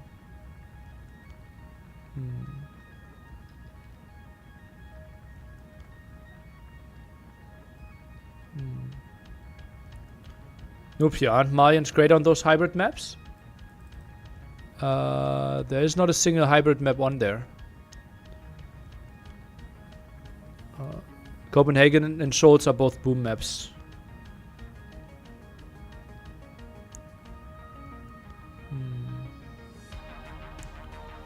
Get anything from the watch party to put in the tournament? I convinced 2 people to come with me. No. I'm not getting anything. It's just for the community.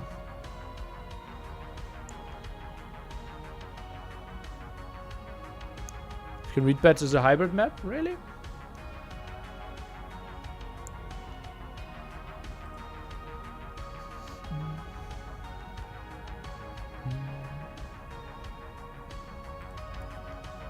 Yeah, I think some people misunderstand the concept, right? I'm like my goal isn't to sell stuff. It's just like I'm trying to come up with a good thank you for people. First time watching Qualifiers live. Good matches here. Congrats. Hope everything continues to go this good. Thank you. Thank you.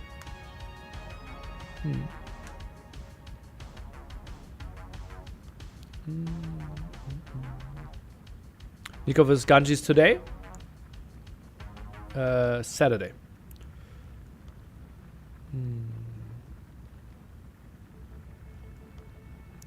It's not about the value, it's about people willing to pay that amount for it. Well, isn't that exactly the definition of value?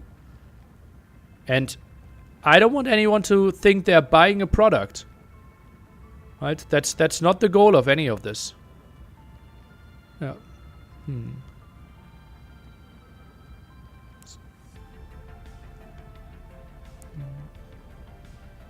Permanent donation bar would help? Probably. Just find it so invasive. Regrettably alive. Thank you for 10 gifted subs. Cheers, Reno. Cheers, Reno.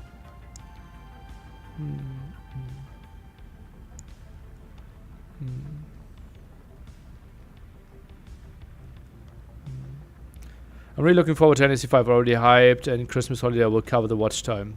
Nice, nice, nice. My small donation for NAC? Not small at all. Thank you so much. Thank you so much. It's not the value of the item or reward you get. The value is how much you value Nidhi creating amazing tournaments and content. Last year people donated a lot NAC without getting anything. So the incentive is only higher now. That is the goal. Thank you.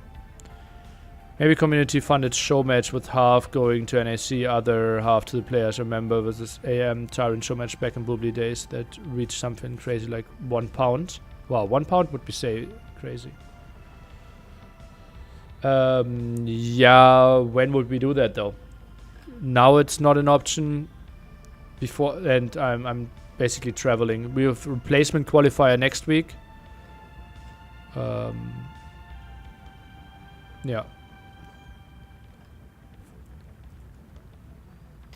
So I think finding the time would be tricky. And isn't there enough entertainment for those 2 weeks? 50 seconds for MBL versus iBuyPower. Yeah, like I'm like live 55 hours this week and last week. So I think we are getting promotion out there. We will see the format for the replacement qualifier once we know how many people we need. Is it possible we met each other some last mines back in the days? If you were there, likely. Yeah. I've been to 3 of them, I believe.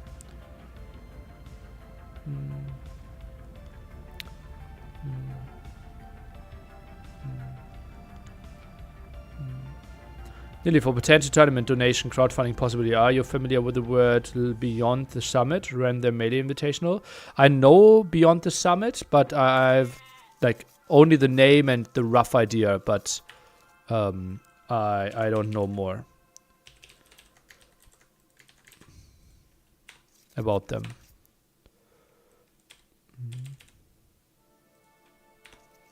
Yeah. Is it harder to get visa for Chinese or Vietnamese players? I don't know. ACCM and you already have their visa. Okay. What's up, people lovers? MBL versus iBuyPower. Seed 8 against Seed 41. Obviously, MBL's bracket pretty crazy. Coming up, I think, against Daniel, then Valessa, then Jordan. If he goes through all the way, and the big favorites are winning their sets. We're starting off here on Outcrop, and MBL is going to play Mayans. On the other side, we have iBuyPower playing Britons on this map. Outcrop, relatively easy to wall with all the wood lines. We have extra sheep on the sides. That's why Britain are like quite a bit. And MBL with Mayans. Could go for some archers, could go for some eagles as well. It's hard to get a visa. Ah, okay, already answered that. MBL already with some extra houses here. Just double down at the front. Goes for the lumber camp at the front as well. Mill to be expected next. And you can bet in the chat now. Welcome, welcome everyone. I hope you will enjoy the rides.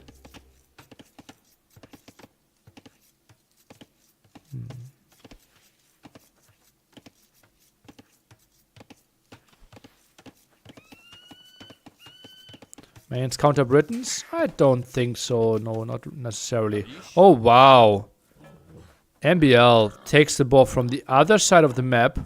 That was it iBuyPowers? There are extra balls here, no? Yes, there are. Yeah, MBL scouted it at the side here. Oh, baby. Okay, and he obviously gets more of those sheep.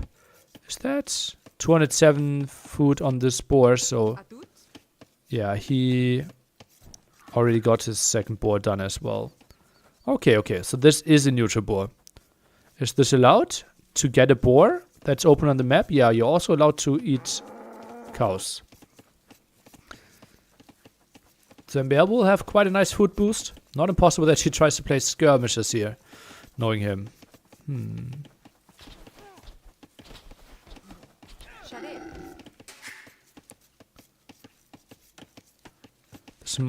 He might think this is red boars. Well, he was taking it from here, so I don't think he thinks red boar is here.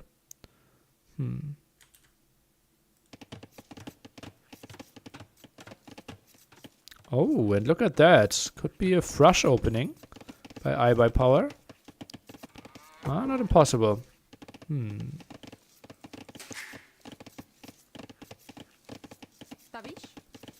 And yeah, still not on gold. MBL simply does not care. Is going to open this one with skirms against a forward from what it looks like. Okay, why are we going forward here, iBuyPower? He saw the woodline at the front, but there's so many more woodlines. I don't think a tower here would add too much value. Maybe tries to play Thrush into forward archer range. Would be quite an interesting opening. Does not add another militia, so not going to be a man-at-arm opening.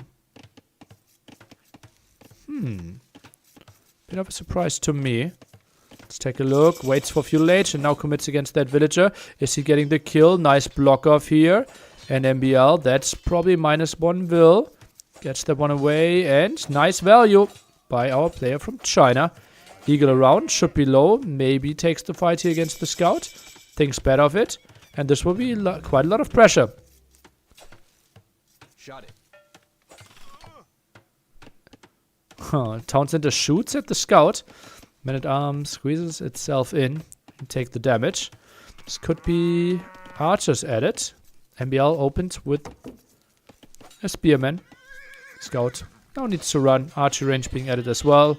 On the other side we open with skirms. A bit surprised that we keep 3 villagers on gold if we actually open skirms. Also a bit surprised by iBuyPower scouting. He picked Britons on this map where we have a lot of extra cows. But he's completely ignoring those. Not really going for the sides at all. And MBL, I think this is just an easy give up. But he builds the counter tower. Interesting. That is interesting to me. And yeah, just gives this area up. Bit surprised by this approach by MBL, but obviously gets a safe woodline in exchange, so can't be the worst thing ever. Although, does he? Does he? Eagle around, commits against the low HP one. Scout gets away. Not a bad opening. Not a bad opening at all. And iBuyPower, if that tower goes up, he's still blocking the woodline, most likely.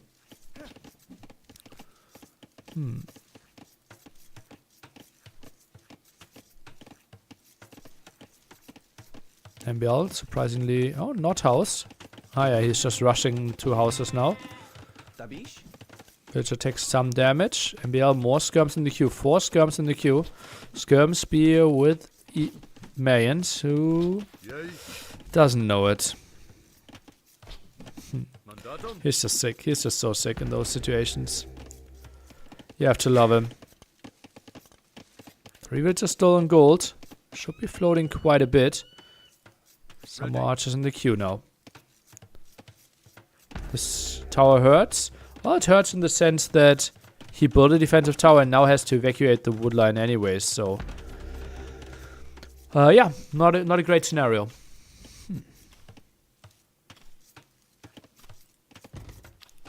Doesn't fully wall in the tower. This comes out for the defense and MBL goes for some more walls. Plays this one quite defensively.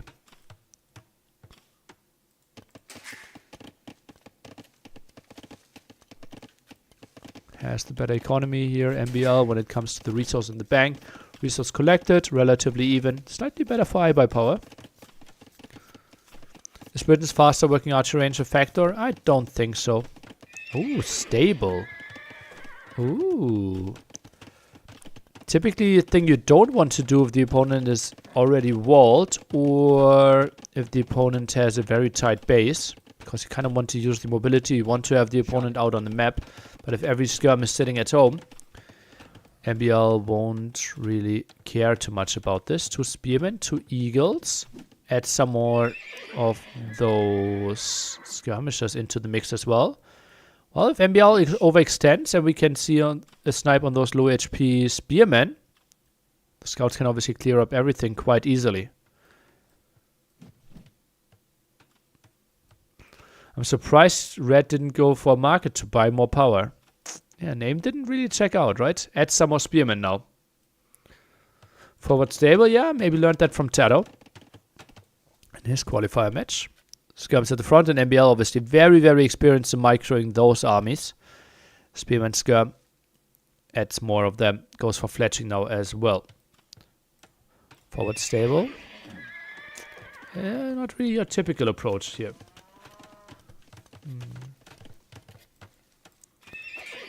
Gets some damage on that skirm, but then runs away. Spearman could lose some HP. No, not going to happen. Wheelbarrow flies in, and both players really low in their eco. MBL housed again. We will see some idle TC, mainly forced due to the houses not being there in time. Some archers lost. Spearmen easily killed. Goes for some more skirms. 2 spear dead already. Dodged that shot quite nicely.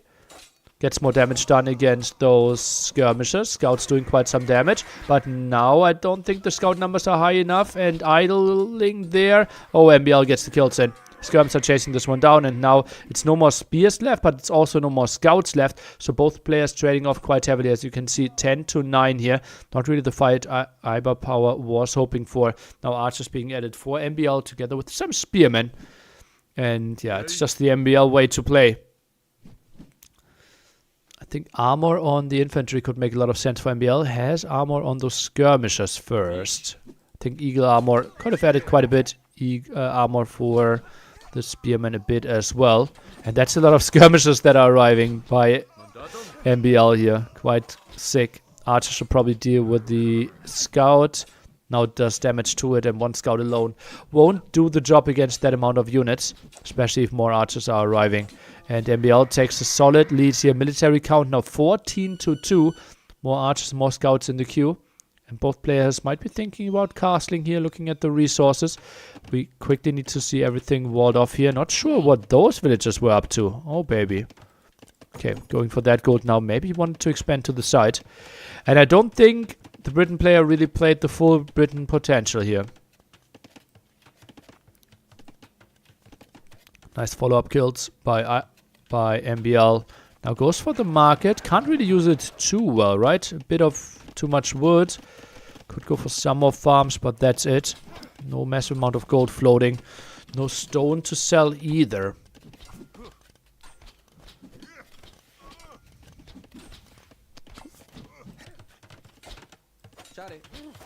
Archers harassing a bit. MBL sits on double archer range. Want to probably play full crossbow. I wouldn't hate to see that. Aggression continues here. And MBL housed again. It's just brutal.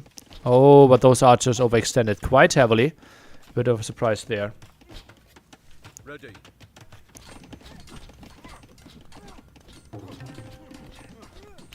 Replaces this house, but that means this is open. This is open. MBL can move in. Oh, missed. Oh, yeah. Okay, this house is needed.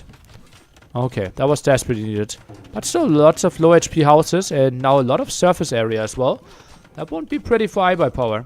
MBL still focusing down those palisade walls. I think he could go for the houses. Could arrest the villagers a bit more.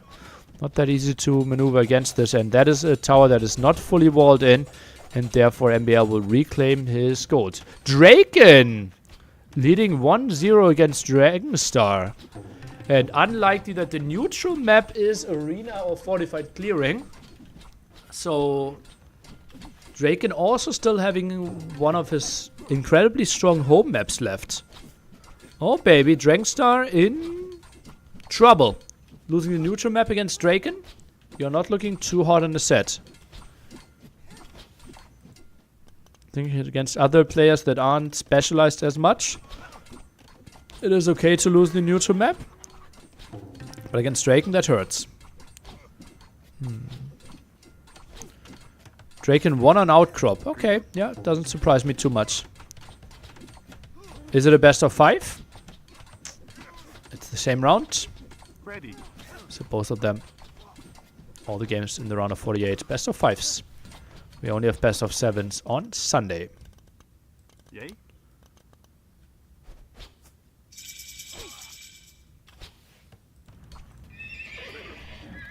MBL now retreat. Crossbow count quite solid. Skirm count quite solid as well. And it will be the full night play here from the Briton. Has 2 stables. Crossbow added as well. Oh, this will be interesting. Eagles added, but I don't think they will add too much. Except maybe buying a bit of time. Is this capture age layout we also see in the main event? Unless we think some major changes should happen. Skirms are diving. Is he really trying to trade off all the skirms against the crossbows? Feels like it. Does an okayish job here, I would think. Crossbows, what are they focusing down? Not too much, only fletching here. Kind of hurts.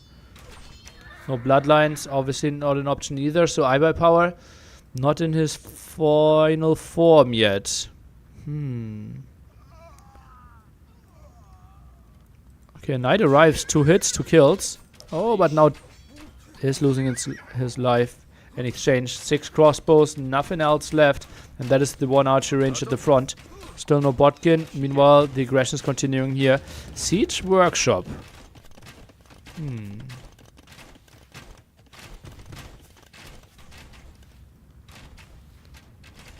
There was already a hotfix for the crashes. Yep, came out yesterday.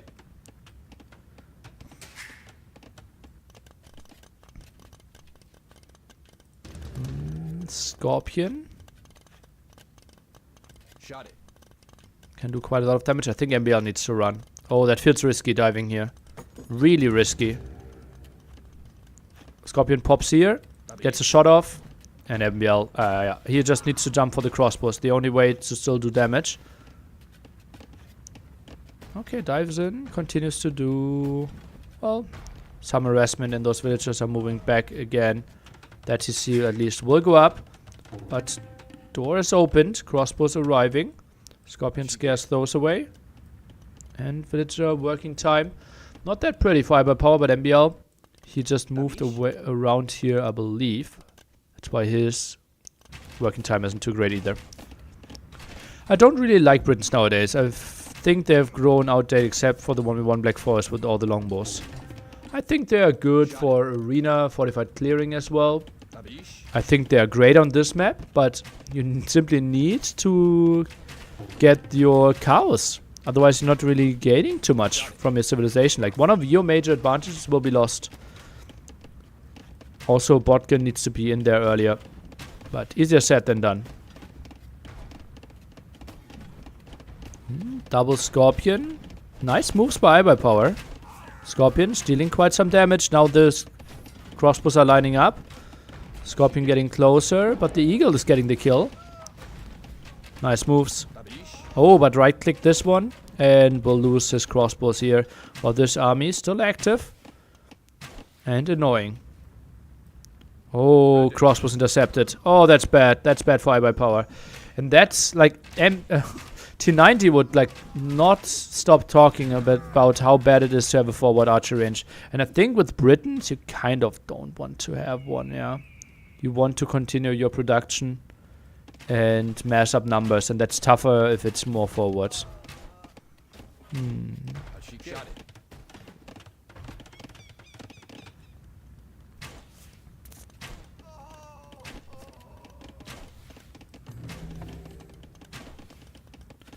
So it will be 3 TC against MBL, only 2 TC. Goes for the university now.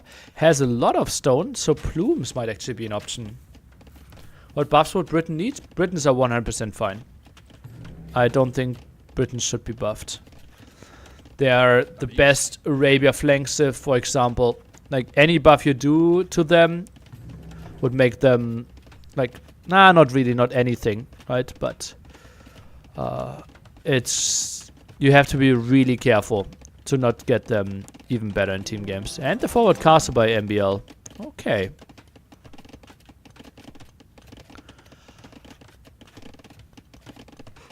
Shot it. Could get a villager kill. Nope, not going to happen. Let's get away from the Scorpion.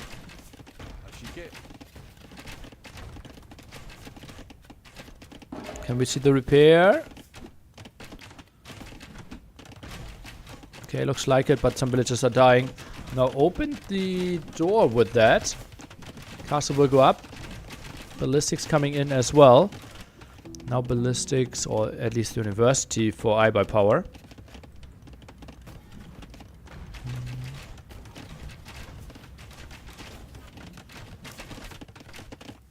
Yeah, I don't think MBL wanted to risk too much. Doesn't really have any proper gold control. This one is harassed at the front right now. I think he will need to use the market if he wants to imp quickly. What does the castle accomplish? Yeah, just map control through the center. We could have seen a more aggressive castle or more defensive castle. This is not your typical approach for a castle build, I agree. Yeah. Now selling mass amount of wood, some food. now even more food and can click up. No gold income for MBL for quite some time now. iBuy Power out microing MBL here right now against ballistics. Okay, now he stopped microing. Does not have ballistics himself. Another TC here. It's really weird how late MBL is moving out and how exposed those villagers are going to be. If iBuy Power had an archery ranges at home, which he does now, he could just move around and snipe so many builds. MBL has very little vision here. Okay, has 3 crossbows. Okay, that's at least something. And also moves towards that side. Okay. That was not the biggest window where iBuy Power could have snuck through. So I don't mind it too much right now.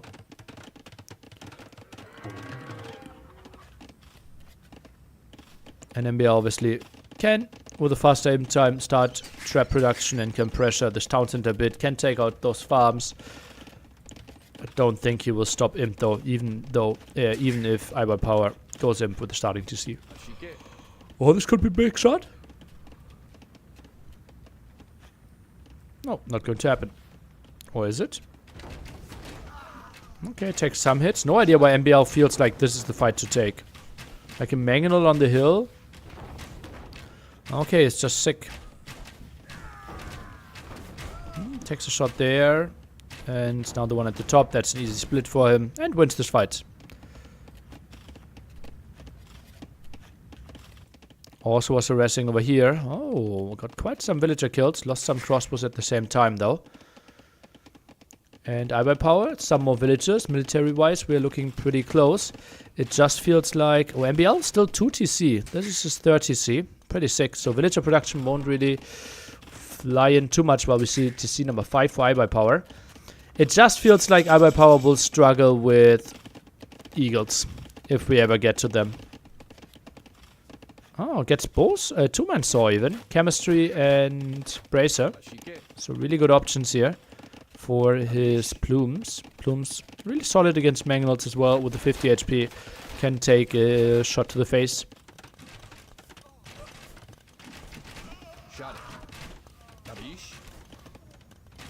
Now finally ballistic finishes. And gets rid of all those crossbows. TC number 6 now for iBuy Power. With 94 villagers. That feels like a bit of a weird choice. I think prioritizing another castle would be an option. Were there any civs considered unplayable in tournaments in AOC? Well, in AOC, we kind of played...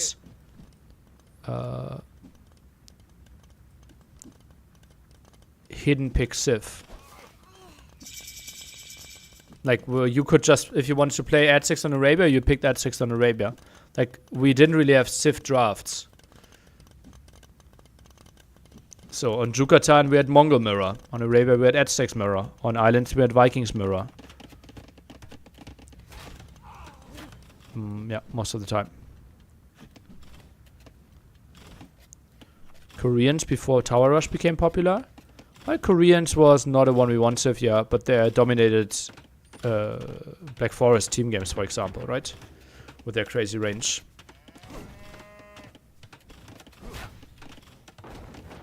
Nice split by MBL. And now with chemistry, gets the easy kill. Nice calculated shot there. And that will be annoying. Ooh.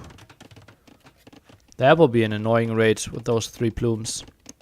Won't be that easy to stop those. And now MBL is going for the switch into Eagles.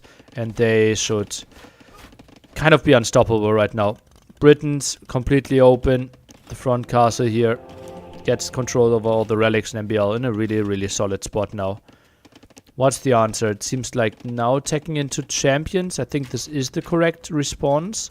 But how do you split your champions properly? I don't think that's an option.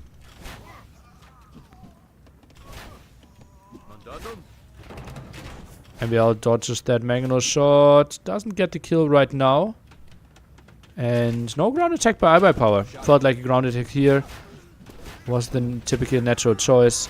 But look at that, he just jumps. Onager comes in, and repair finished as well. We'll get some more damage there. And yeah, this could continue, but honestly, this does not matter at all. At all. Elite Eagles is coming in. Some more upgrades for the blacksmith. And I think the first swarm of eagles is already impossible to answer. We have now, we have supplies now. Orange is even opening the wood line a bit here. Yeah, man-at-arms. Now cute. But as I said, it does not matter at all. Like, all the shenanigans that I'm showing you right now are not relevant for the outcome of the game. This is the outcome, relevant for the outcome of the game. Eagles arriving here and completely wrecking the gold economy, all the extra resources. Now there's no more income except wood and food for a Britain player. Is not at the right hand side. Everything's blocked off at the left hand side. El Dorado is now coming in as well, and we will see Iberpower tapping out pretty quickly here. At least that's what should be believed. And yeah, Iberpower kind of clueless on how to approach this here. Oh, nice Onager shot. The forward, I don't really see the value of it. Yeah, he maybe felt like, okay, if we play the long game, it will be really ugly and Mayans can get to eagles. But I think walling off and trying to play something around your castle edge timing with extra range could have been an approach someone else would have gone for. He felt like the forward is reasonable.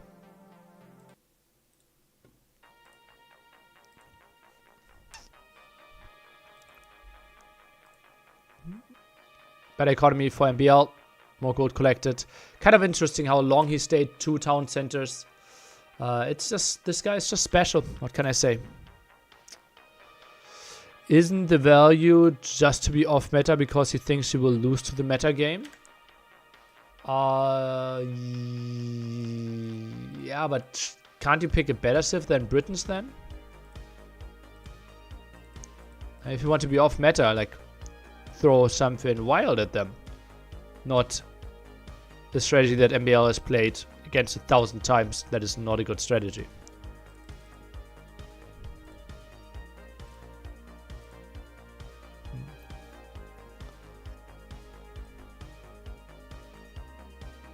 Yeah, maybe I'm too hard on him. And MBL, obviously, a solid defense, right? The skirm scouts. By the way, Winchester through into the round of 24. 3-0 Cosmonaut there. I will be back in 30 seconds, quickly getting some sugar water.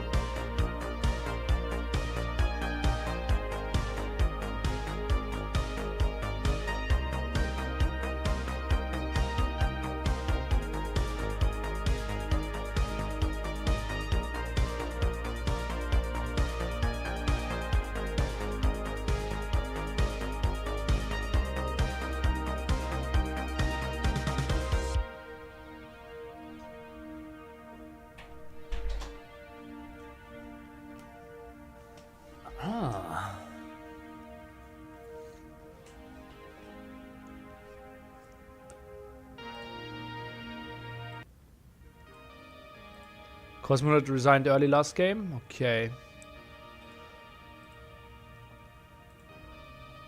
Don't think it will be too much of an impact for the outcome of the game. Beach fight will be next. Interesting civilizations.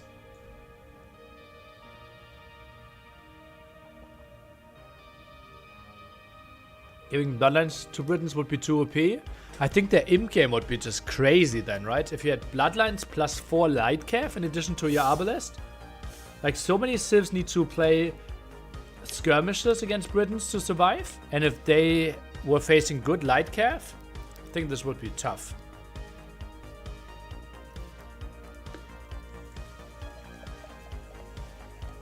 I don't think Britons need a buff. I think Britons are in a reasonable spot. Yeah, that's what I believe.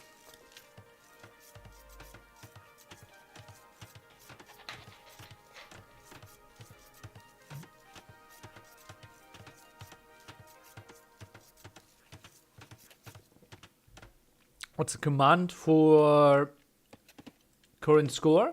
Exclamation mark EYES.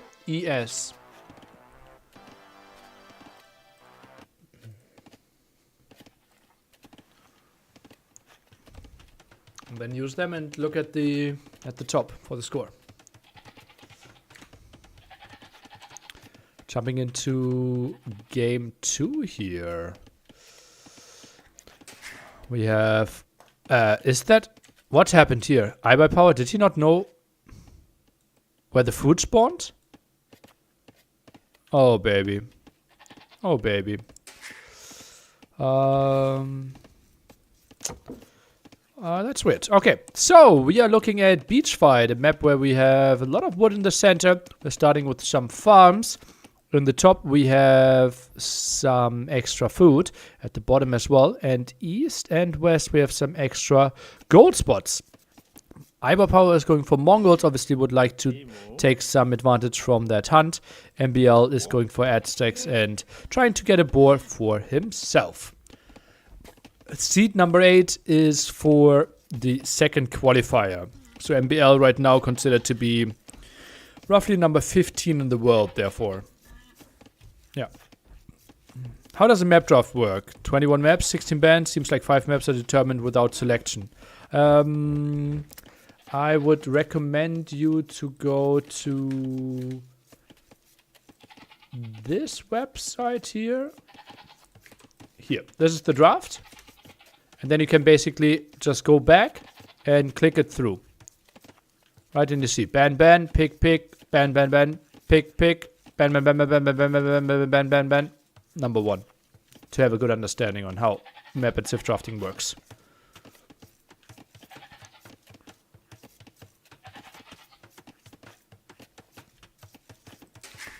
You can also see the order at the top, yeah. But that's not very intuitive, I feel. At least I struggle with it. And I'm spending a lot of time with those. Is MBL going for a second boar? No, he's not. Technically, he could have gotten 3, but obviously lots of work for him. It is a map where fast castling can be played. It feels like iBuyPower is walling the front. Is going for Loom now. But Cute's villagers behind it. Is this a Pop 21 play? Or is this... Oh wow, that's not a lot of food for him. He had to queue another villager. Ay. Feels like he wanted to be up but couldn't. I think... Yeah. Maybe he wanted to play Feudal Age?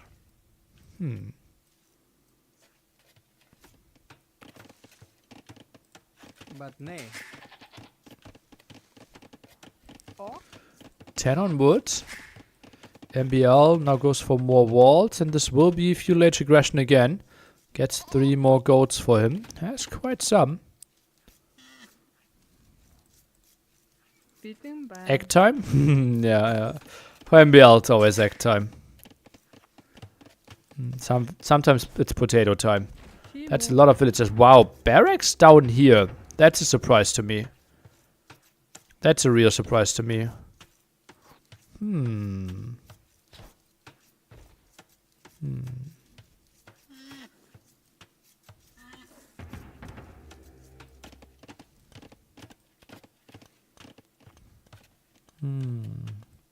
Okay, and 2 forward villagers moving out.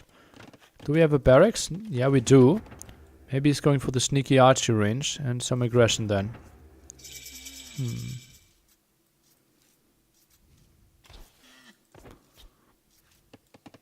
Walls off the rest of the map. Maybe stable at home here. Just the approach, not really pretty. How often does a player do something you can't understand that ends up being a genius move? Never when I have to admit it on stream. Okay, now the stable in the corner.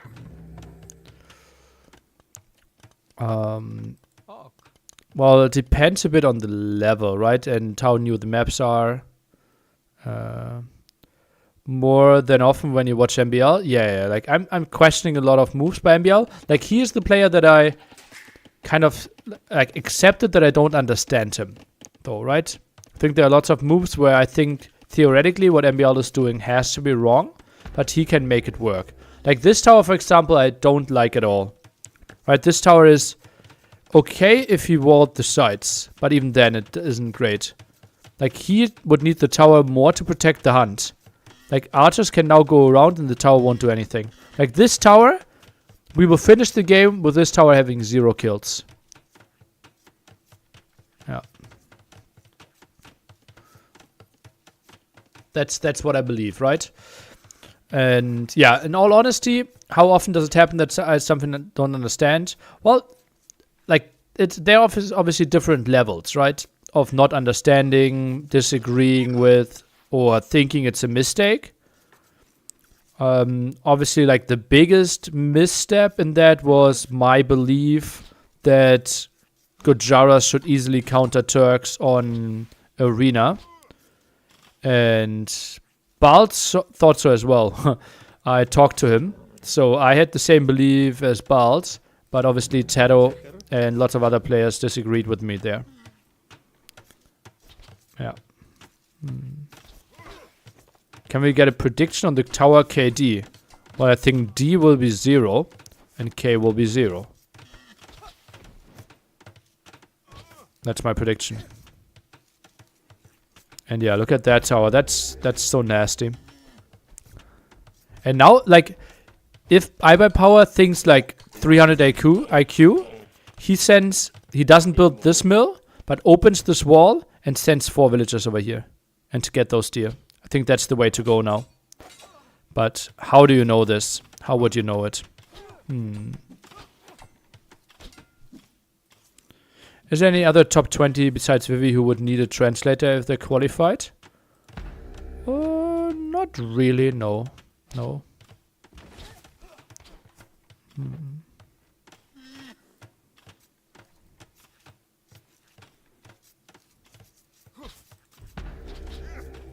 And lames another boar.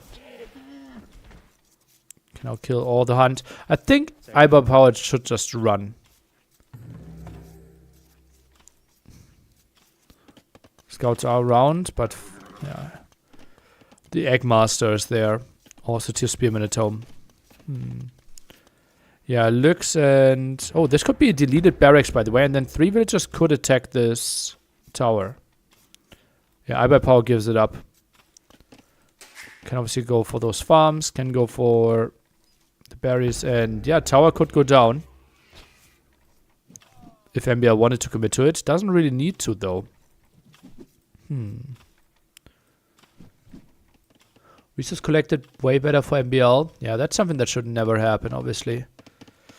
Non-fletching for iBuyPower has quite some resources to think about going up. A lot of idle builds there. Yeah, as you can see, worker efficiency is just really bad. And now those skirms are dying. Scouts around.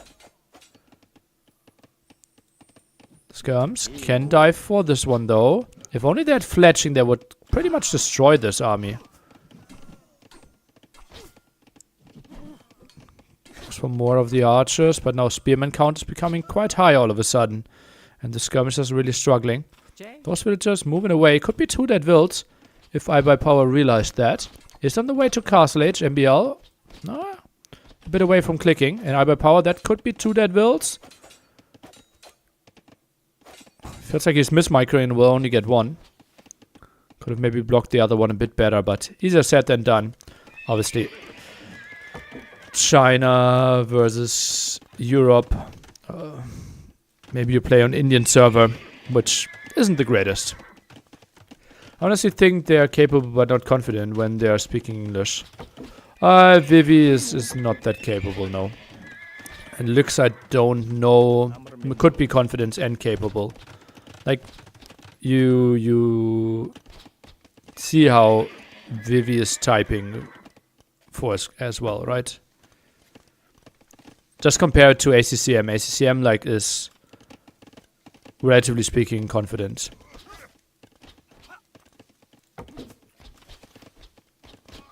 Yeah.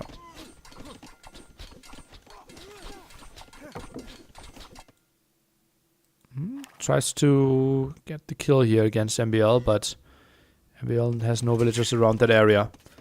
Okay, so 1 barracks. Is he thinking about more? Not yet. Stable count at 2. Goes for some stone walls here. Villagers are getting microed back. Can he save them? Looks like yes, he can. Got some HP on them. Loses 1 will though. And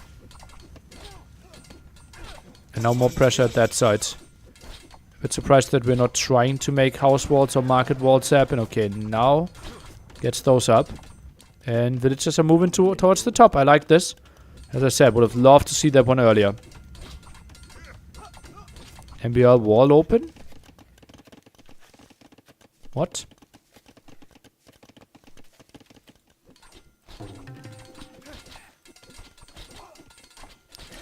Okay, berries now completely done.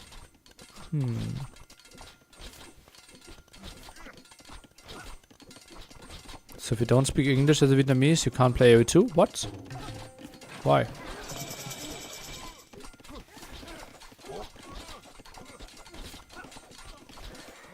Gets another villager kill. Where are the scouts? Oh, intercepting here. Step lancers. Nice micro. Really nice micro. Does he get another kill? Oh, that's really nice micro. Hello. iBuyPower owning this. Scouts can now get another kill here against that spearman. Oh, that takes some time though. Has the armor on it. And those archers are getting back. Those step lancers are relatively low.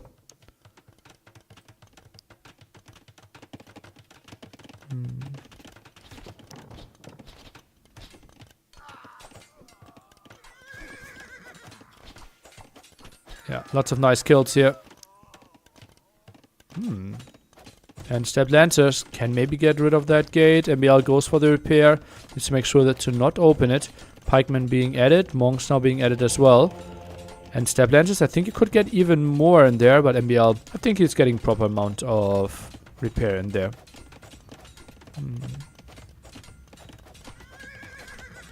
I think once the monk pops, he needs to run. Gets out of there. Loses 1 scout, though. Loses both scouts. Ah, yeah, that hurts.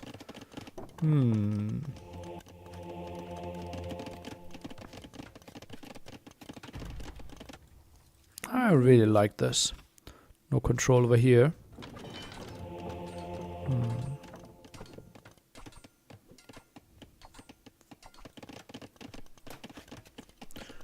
Korea doesn't have Steam. Really?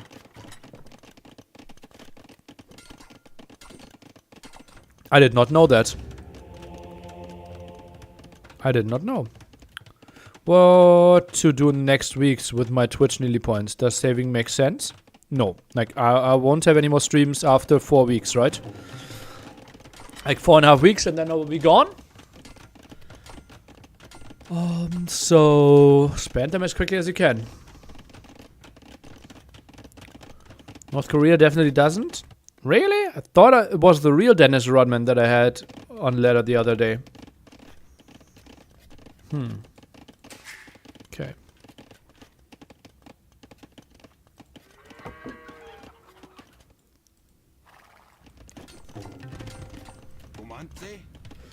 What was your favorite match game in 2023 so far?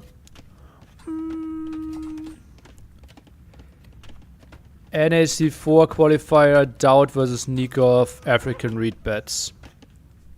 Might be the best game, yeah. Yeah, I would think that was a crazy one. No. I completely leaving stream after NAC. I will have a good bye week. Like 1 week, $1 million show match against Doubt. A match against T90, RM team game show match, a DM team game show match, and King of the Hippo 10. 1 million dong? No, dollar. Ooh, that was a nice ground attack. And step lands to the left hand side. I don't think they will be too great. Oh, those 4 pikemen, they are still adding value, and another good ground attack. Only hurting them. No, not so crazy though. I think focusing down the pikemen might have been a better option. That's so many more pikemen arriving. Oh, baby. Oof.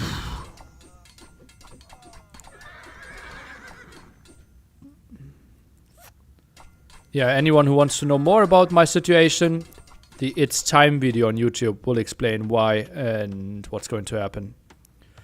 Yeah. 1 million Serbian dollar. I think Serbia has the euro, right? Will be 1 million US dollar. Yeah. There's no stone on this map. Yep, great observation. Otherwise, it would just be too crazy. Like, who gets the castle up here? The game would just stall out, and it would be like Socotra, one TC all-in game every time.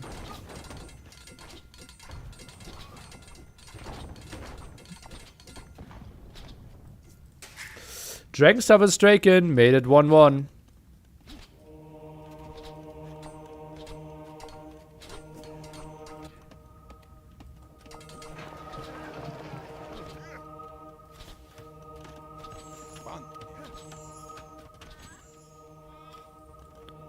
Okay, we'll get the monastery. We'll get the market.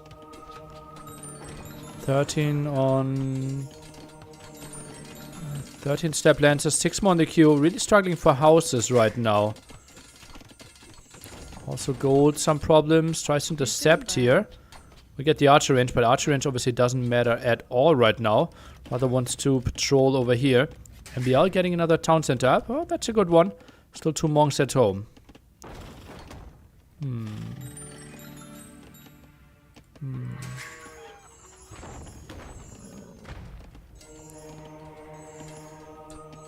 Oh, baby. Oh, that's such a bad dive. Oh, God. That's disastrous.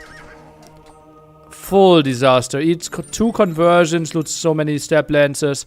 Oh, I thought air by power was in a reasonable spot if he kept all his army together. But those are 4 conversions now. 12 in total here. Gets 3 conversions. Now we have 5 step lancers against 10 step lancers. Oh, this feels so wrong. I thought it was kind of an even game. More mobility for iBuy Power, slight advantage when it came to control of the corners as well. But this one is now full disaster. Niveluf is full economy in the center. Oh, the shots for him. Still 10 step lancers, but not a lot of them in the queue right now, as we can see. And yeah, those step lancers are now arriving. Just taking out those deer. And we'll be back to killing villagers every single time we have an engagement here. Okay, and this is how he should use them, right? Constantly patrolling around here. He can accept the conversion. Oh, but gets 2. Oh, we'll get a 3rd one against him. Ay. And that's just like... MBL sits on 7 step lancers now. How do you engage against them? You can't. The $1 million. It's not euros, right? It's 1 million US dollars. And it's not has nothing to do with T90's money, no. The step lancers win against knights. Step lancers are weaker. They have the advantage of being more mobile and having 1 range. So they are simply a very different unit. They are weaker in 1-to-1 combat. MBL turning Ad6 into cavalry powerhouse. Looks like it, right? The step lance is getting so many kills. Also completely wiping this off the floor. Really crazy play by MBL. And gets to kill this TC.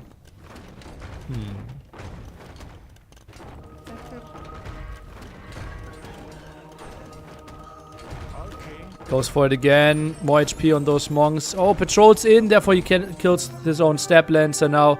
And it will be MBL leading to 0. GG. Well played.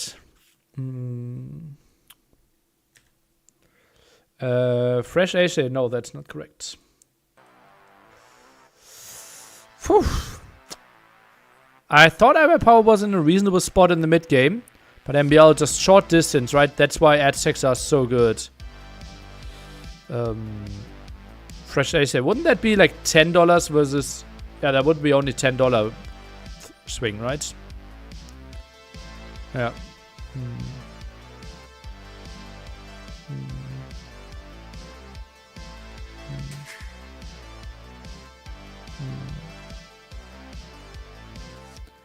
I'm calling NBL in the finals. Okay, okay. It's getting called here. What are the rules to register for the qualifiers? You need your email and your Age of Empires profile.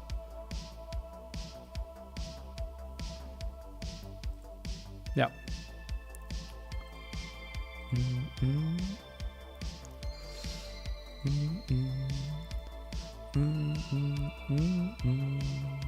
First come, first serve? No. You had to be top 40 in the world ranking, or after the top 40 in the world ranking, you need to be top 8 on the ladder to be in the top 48 players.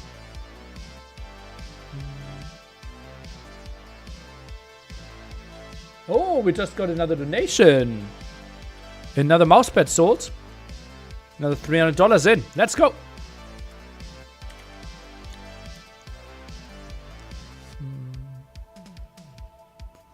No, MBL is playing not so well nowadays. I'd say 2% chance for him to qualify. Okay, okay. 2% is lower than most people would think.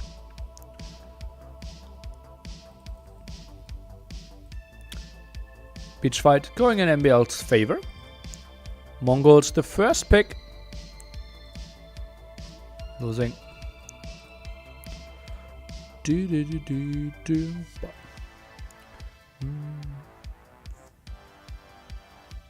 60%, he's way better than Jordan. 6% sounds like a lot. Sorry we're too off topic, but do you know if the devs are working on teleporting and crash issues on the patch? I can only refer you to the official statements, right?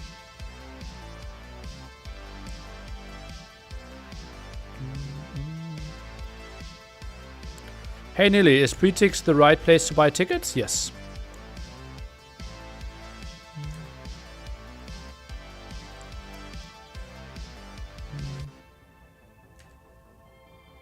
And there's a 50-50 chance qualifying, but there's only 10% chance of that. I like that approach. I like that approach of thinking. Boom, boom. They are not in the game yet. African read bets could be potential game 3. We were just choking in tournaments recently, but still great. Didn't he make semifinals in Warlord's Wedding Room? Like all the top players, or lots of top players played that, and he made it top 4.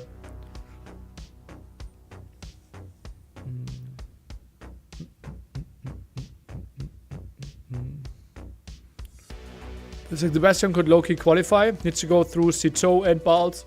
Though. Will be a tough one.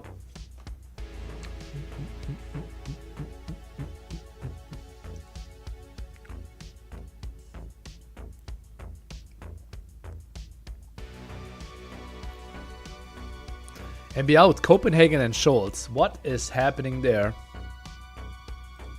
This guy throwing in some curveballs.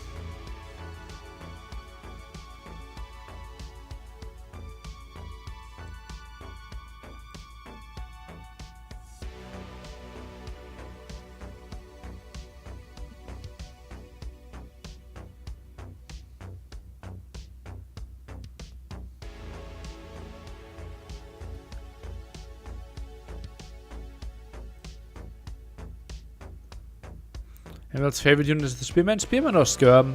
Yeah. Maybe Mangonel. All options.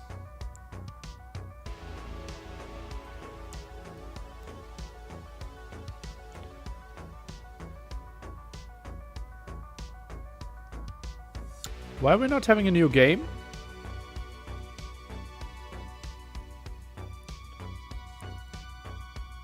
Was top 4 in KTD, Warlord's Waiting Room was B tier and he only really beat hard. It was Warlord's Waiting Room was B tier? Ah, okay. I thought with the price pool and the lineup it could have been A tier, but yeah, it was invitation only, so I see why it's B tier, yeah. Yeah.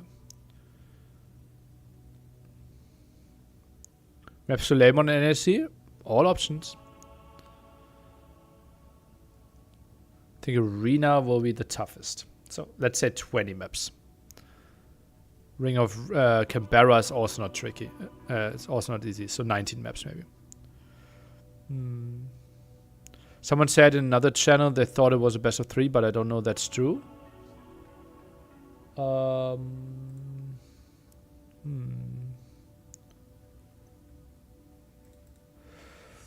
buy power left.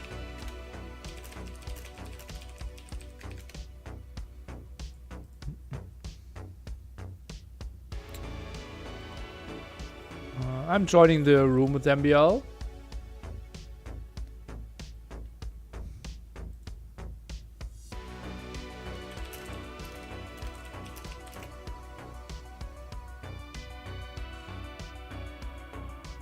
Okay, apparently couldn't join the earlier lobby.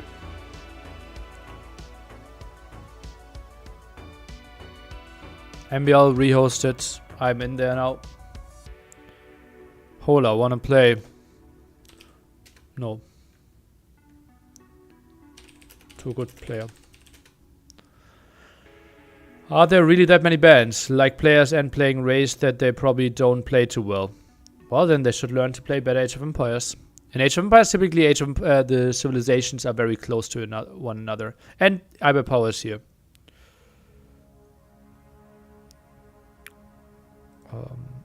So they can start the game. Any seconds. Yeah, the mass amount of randomly generated bans forces players to play more diverse civilizations.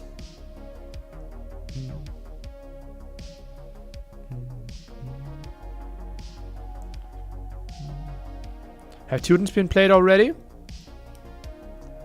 Didn't we see them on Fortified Clearing once? I think I've seen them Fortified Clearing.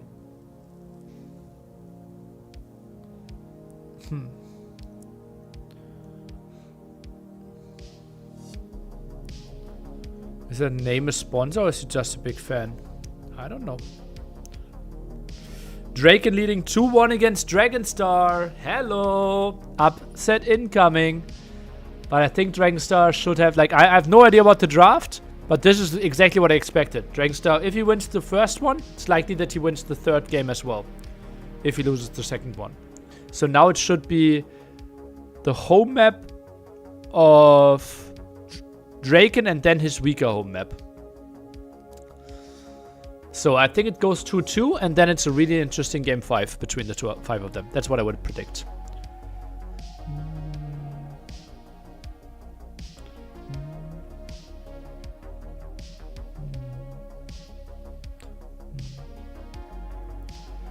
How many AI bans? Well, it's not AI, but let's say random bans. I don't know yet. We will discuss that on Monday with the whole team. African read bets next. 30 seconds to go.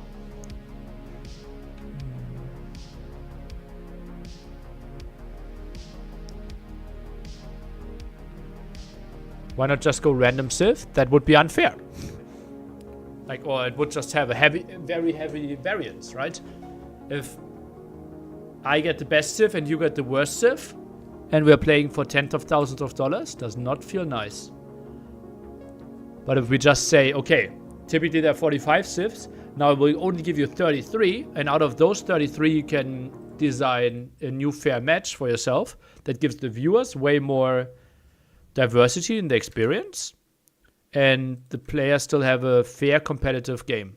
Yeah. Yeah.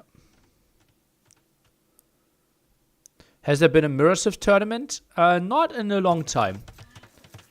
Not in a long time. I think Master of Mega Random might be one of the last ones. And obviously in the old days we had a lot of mirror matches created before we had drafts. So Iber Power playing Lithuanians here, and this... Oh yeah, I thought it was... Like, looking at the minimap, I thought it was bugged, but we have the 3 deep fish here. Yeah. Draken was Dragon Sword, 2-1 for Draken. Yep, we know. Thank you. Lily, can you link the site for the ranking? Yes, exclamation mark NAC 5. Then you join the Discord, and then the useful link. Yeah, useful link. And then you will get there. Okay, so Malay Could go for lots of fish traps in the back. I think civilization that we will see a lot here. Nearly, who's the best female A2 player? Do you know? And what elo? Gabi? I think she was scratching 2.3, maybe 250, something like that. Yeah. Maybe 2.2. Yeah, yeah. Sorcerer. Let's... Like, didn't we agree to give you some time off the keyboard? She was 2.3k not too long ago? Okay, okay. Yeah.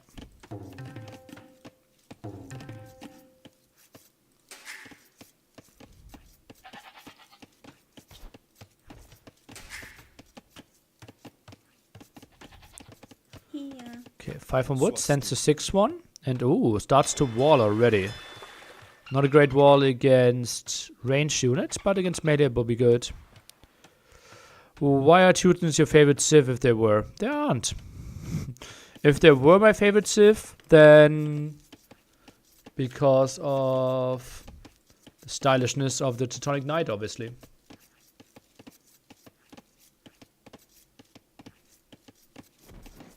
For Teutons.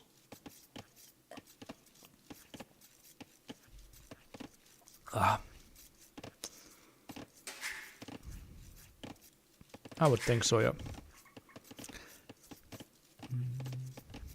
Interesting that he didn't wall the pawn with the wood lines. Yeah, I think could have been easy for him as well, yeah. I mean, it's the Armenians and I don't know why. Maybe you played quite a bit and they feel new, fresh and exciting. I think that could be a reason, no? I really enjoyed the changes with more maps and random bands. Thank you. If there was a hippo civ, what would it be? Maybe extra attack against villagers? Like every unit does 50% more damage towards villagers? Or like 25% more? What else? Something with more food consumption, right? Every unit does trample damage. Strong water civ? No, I think very weak water civ, right? You know that hippos can't even swim. So I think that would be really counterintuitive. A hippo siege ram would be really nice, yeah. Like the unique unit would be like obviously something like that.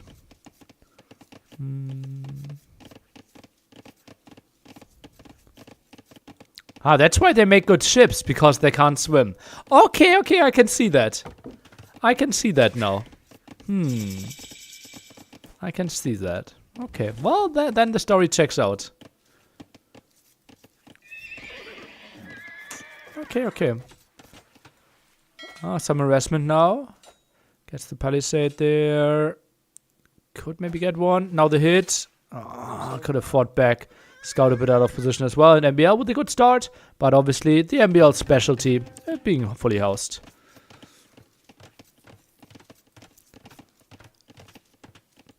Yep. Ay, MBL. What's happening here? Yeah, elephants are hippos are really fast as well.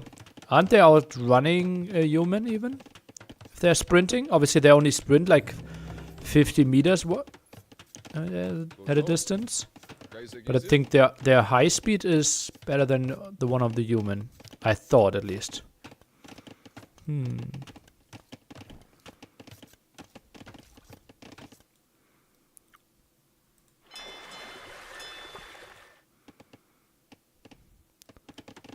Archer range now by power is not on gold though, so will be scout, spear, while MBL obviously like just a casual spearman opening, because why not?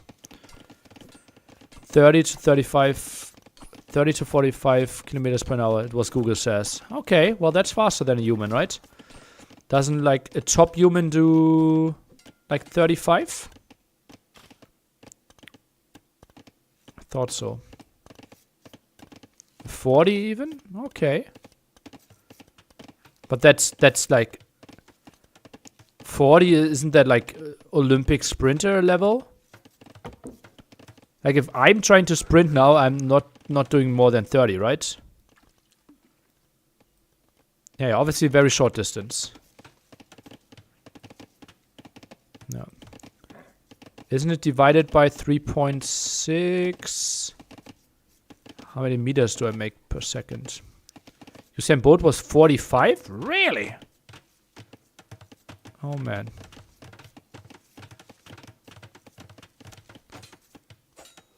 Well, you have to be more than 36, otherwise you can't run the 100 meters in under 10 seconds, right? Okay, okay.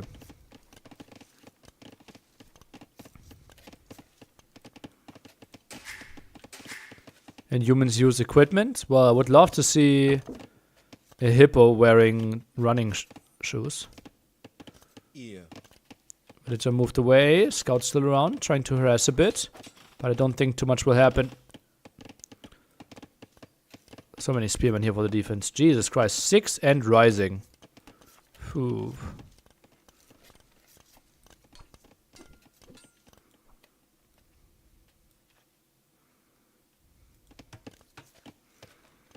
So many spearmen, Jesus.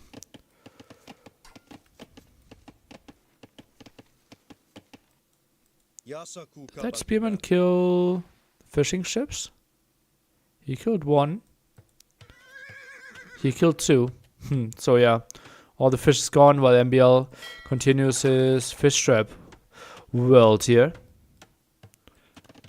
Full spearman defense and the skirm's not really pressuring enough.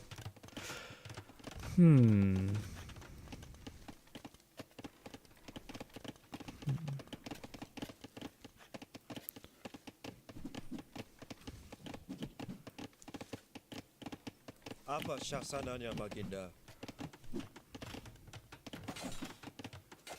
Oh, that could be a lot of scouts lost. Oh, that hurts! Ooh. Just half the army gone there all of a sudden. Not a lot of HP left. Oh. That really took a lot of aggression out of his scouts here. A lot of aggression potential. Walled in the tower, but not fully walled in. And ticket purchase, can't wait. See you there. See you there.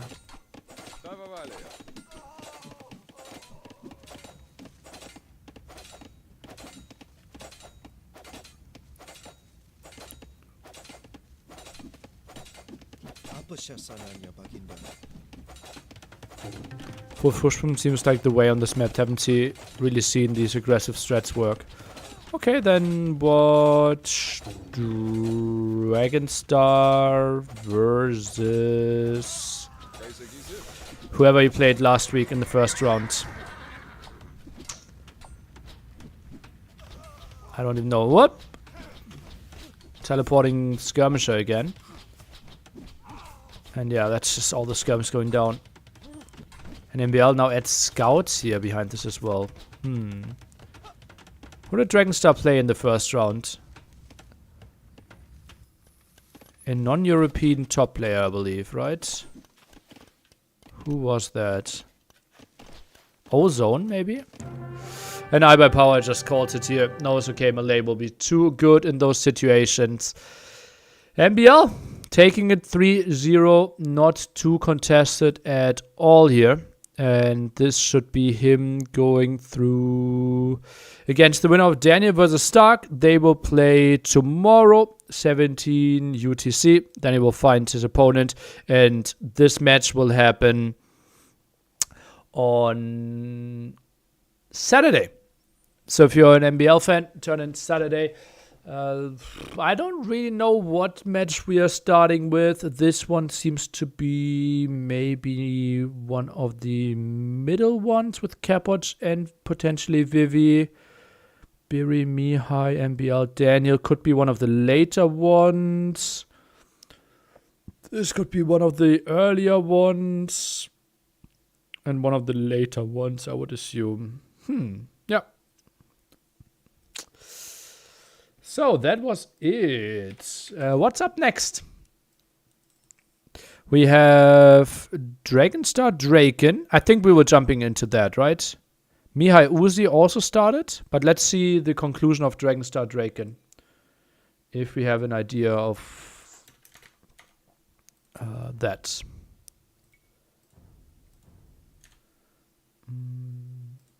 Acclivity will be played there.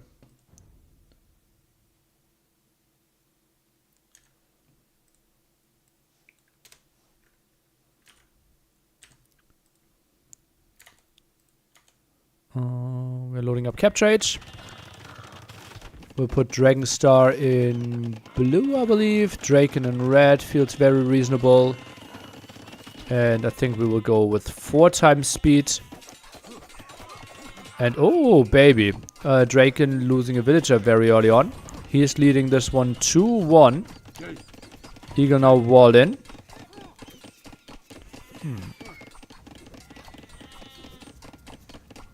StarCraft 2 has tourneys? Yeah. Just got confirmed Katowice, right? $500,000 tournament.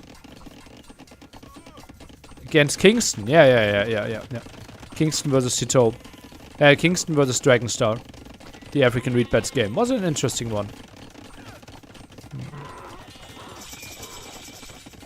Oh, Dragonstar goes for the Inca Tower Rush. Draken with that stacks. Goes for the archer range himself. And I'm surprised how many towers we are seeing.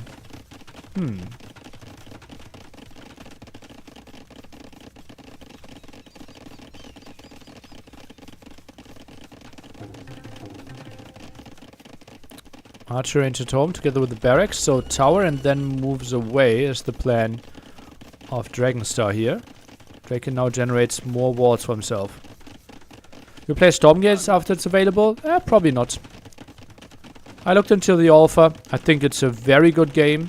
And the developers are doing lots of stuff incredibly good. But I don't think it will be my game. Also, not clear how much time I will have, right?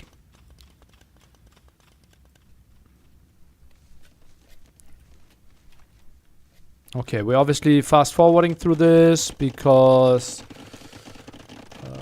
oh, thanks for updating the title, mods. Because we're trying to catch up to the live game. Oh, quite some harassment on the builds here. Should be some low HP ones included. I think this is the moment where I will go for 2x speed to get a bit more of the feeling of the game. Better castage timing for Dragonstar, who sold some of his stone though, from what I can see. And this is quite an open base that he has for himself. Now we see Draken being open. This one is still also open. So right now he has 2 holes he has to plug. Goes for the gate here, and this is ugly. Yeah, did not see that one coming apparently. No reaction. Okay, now goes for the house wall. Eagle and Castle Edge obviously way better than the ones in the Fuel Edge. Getting +3 attack for free. House is behind this. And Draken is holding this one quite easily. But only the double barracks play in the back and one at the front. And now slingers are being added. And that's really problematic for Draken. This is conversion and this desertations. But we can go into the stats. I think that's a bit more intuitive for you. Way better economy for Draken here. Goes for the 4th barrack. Are slingers a good unit? Really good against infantry. Crazy extra damage, as you can see here. +10 against infantry. Now.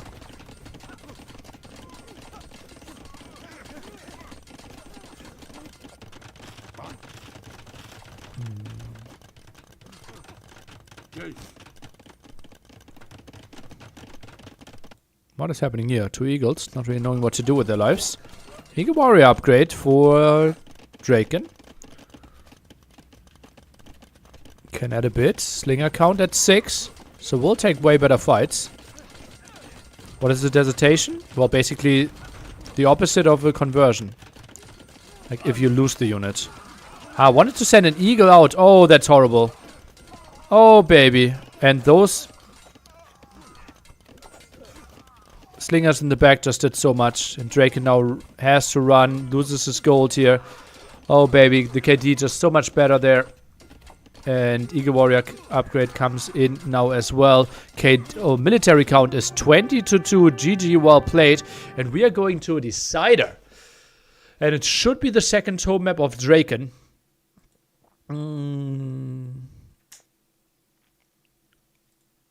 So yeah, I think Inca is simply the way better civilization here. Really nice and calm play by Dragon Star. But let's see what they have to offer for us in the last game. Draken Copenhagen. Okay. So he got Copenhagen and probably like Fortified Clearing. And it's 30 seconds to go. I will give you the overview, then I will quickly go pee. Your dream map? I really like that map, yeah. Really like that map. What do we have after that? So game 5 of Draken versus Dragonstar. MBL Eyebrow Power is already done. So we probably jump into Mihai versus Uzi then. And we'll see that one till the end and then call it a day. Tomorrow another long day. Saturday and Sunday. 2 12-hour streams, not impossible. Draken is Dracon. Yeah, indeed.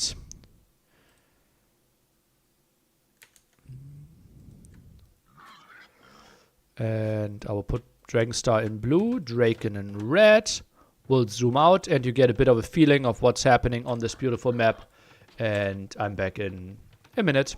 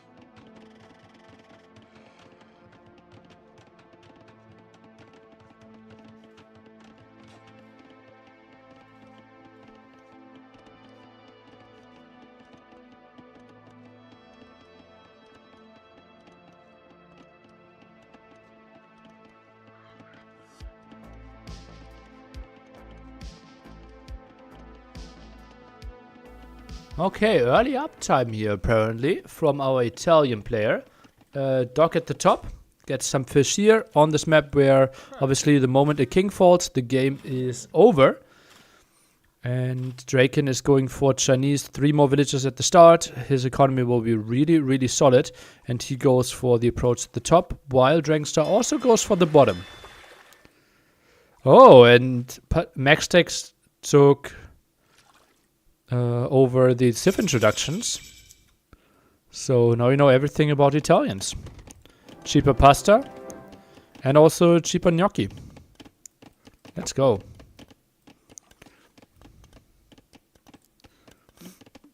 Yeah, some people thought I couldn't do all kinds of jokes, but I could even do the gnocchi jokes.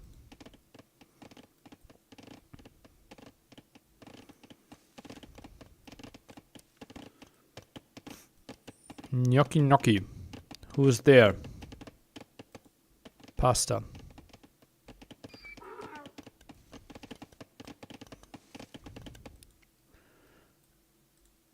Draken says gnocchi. Dragonstar asks, who's there? Draken says, me, your neighbor. Dragonstar says, what do you want? Draken says,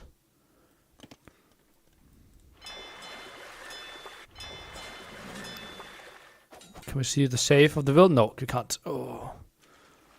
Oh, that hurts. That hurts. Is he sending another villager? Yes, he is. Oh, man. People got really good at blocking quick walls. Except against Andy. He still gets them done.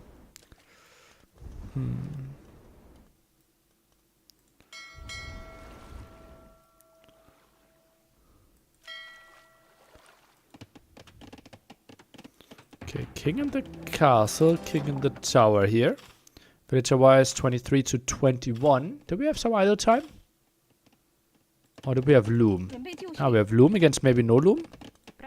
No loom. Okay, okay, that makes a difference. Now the market. Castle times will be relatively competitive, I would think. Who do you think is the most underrated player of the tournament? Well, if I tell you that, he wouldn't be underrated anymore. Let's say underseeded is probably your question, right? So, like, we have the world seeding.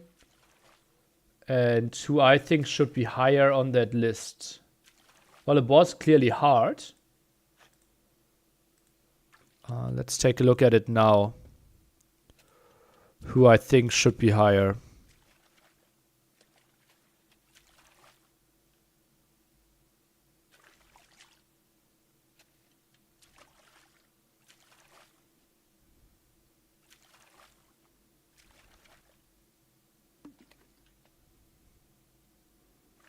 Say my name won his match.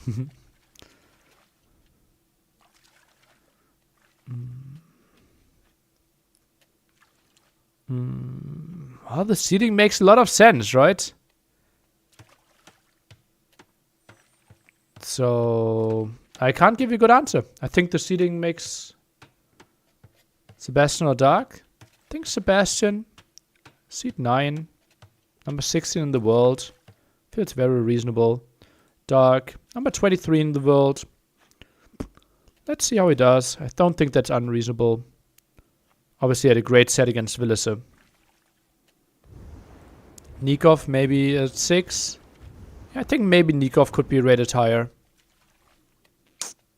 Maybe I say Nikov. I don't mind saying Nikov there. Yeah. Yeah. So Carthage timing really similar for both of them. Could be another dock at the bottom for Draken if you really want to contest it. That's because Nikov is watching. Doubt underrated in the qualifier, being seed 1. Not a bad top 10 though. You're gonna get some fabulous players. Out of those top 10, I'm only getting 3.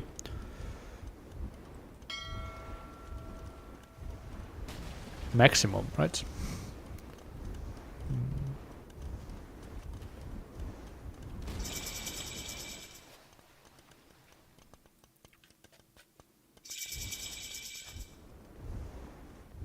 Oh, this looks good for Dragonstar. Likely to win the water at the top here. Micros back a bit. War Galley for Draken. And this is a good start for Dragonstar. 28 volts against 25 is Draken. No, not house. Now it's the town center. Probably collects 50 stone. And then goes back into gold.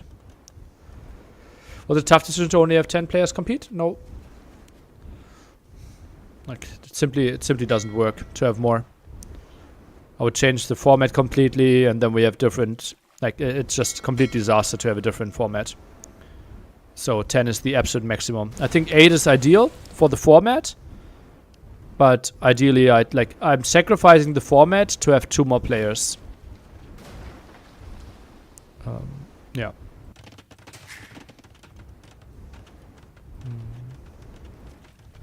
How much do you think nerfs played a part in Balt getting over the line with Tato? Not at all. As I said, I talked to Balt. He just thought Gurjaras would counter Turks. So did I. So he just learned something there. Had nothing to do with nerfs. How much a relic gives you in gold? 30 gold per minute. So roughly worth 1.5 villages in gold. Okay, Fireship wins. So some repair here. Not sure in what direction the villager is repairing. But apparently it works. Maybe the back of the hammer. Second town center for Draken. So Wolf for Dragonstar. So he will fall behind in villager. Count. Still not on stone properly. Okay, now he switches over. Did you consider doing a group stage like in Warlord? Plus it eliminates Buchholz, minus that you have 2 days with less sets. A group stage like in Warlords. Well, that only works if you have players with the power of 2. Right? Like 8, 16 or 32.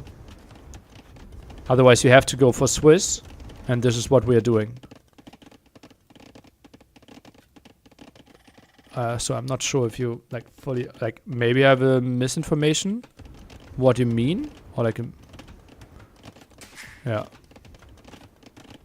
How many players were invited? 4. The CEO, Leary, Viper, Hera, the top 4 from last time.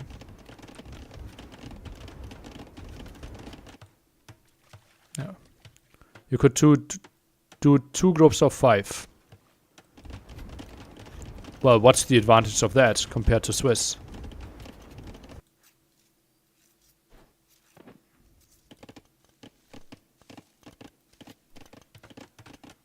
Like, and you have way more matches. Right, don't you have 4, 7... And it's only 4 days. Right, you only have 4 days then. Then we would have a day off. So we have fewer matches in that way. Yeah. Fewer matches and irrelevant matches as well. Oh no, we can't have irrelevant matches. What is the current answer against Shukunu for Italians? Onagers and skirmishes. Yeah. Play everyone in a group twice. Well, then we have 8 days of group stage and 1 day of playoffs.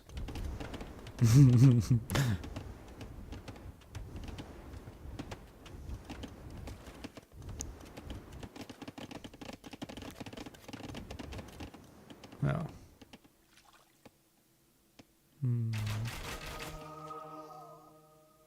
Base being a doubt fan, but Warlords led to some very unfair routes to the knockout rounds. Okay. And how do you think we should fix that? Top 2 makes it out of the group in the stage. So top 8, like we play 8 days, top 2 go through and we play semifinals and finals on the same day. This sounds absolutely horrible. Round robin is the fairest. Oh, Uzi leads 1-0 against Mihai. Hello. Hello. Well, round robin with 10 players would mean 9 days of group stage and 0 days of 0 days of playoffs. Swiss format punishes good players. What? Okay, explain it to me. You're the first one to ever say that understood the bracket. Try to explain it to me. Like, if that's the case, I will change the bracket. Like, I will change the format.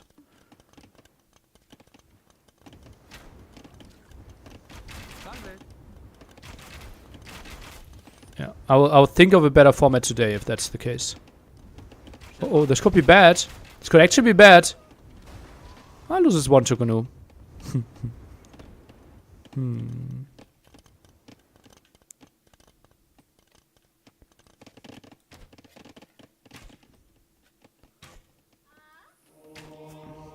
Dowd and Warlords had to play higher seed every round compared to Cito.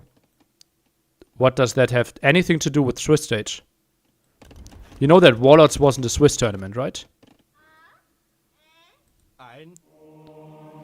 Like, what are you talking about now? Why do you feel Saturday is the worst day to co-cast? Because we are jumping between way too many sets. And everyone I want to co-cast with should just be free to cover something else as well.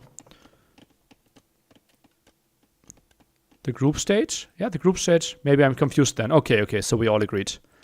Whew. I was really scared for a second.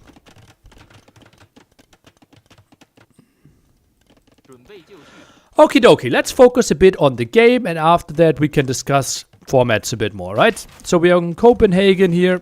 We have the 40C play soon for Draken. Relic count is 2-1 in favor of Draken. 3 relics still to be grabbed in the bottom.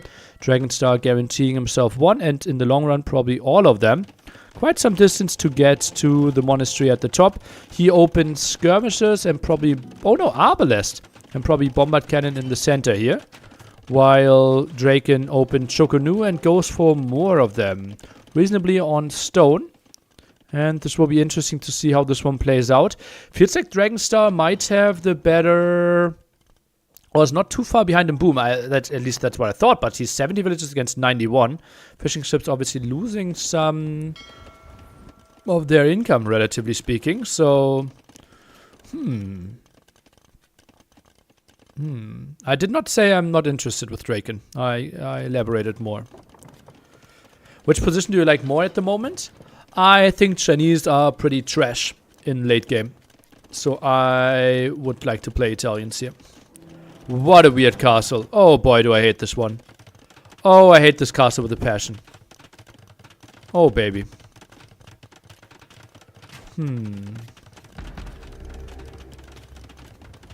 Still no ballistics.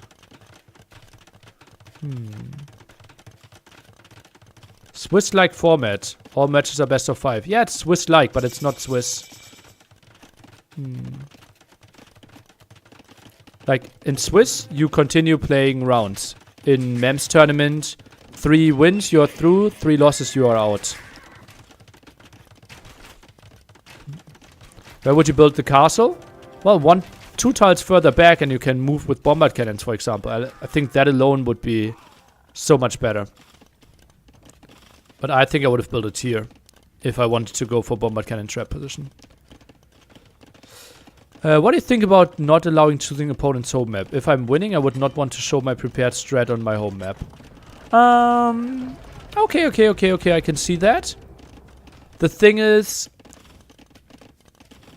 you view yourself out of the player, right?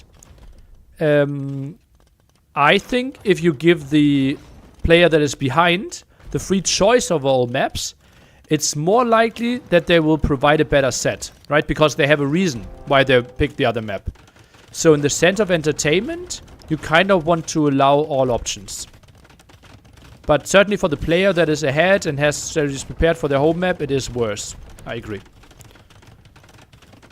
Because they might win 3-0 and have to show strategies. For them, it would have been better to show strategies on the home map of the opponent. Also, both players might have the same preferred maps, right? If you feel like, wow, he picked the home map that I wanted to play, and I have a strategy prepared for that, then the rules now forbid me to play the map that I wanted to play.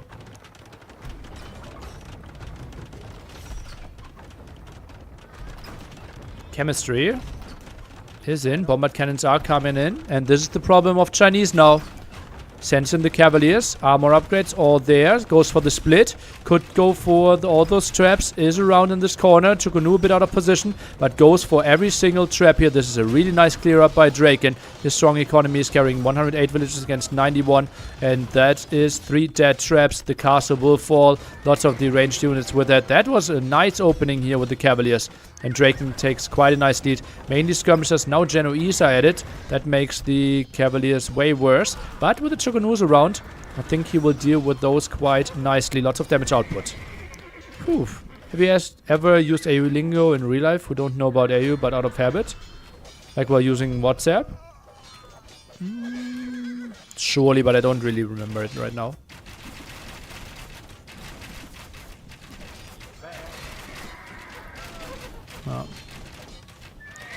Copenhagen has always been won by the player with the relic spawn control. I don't think so.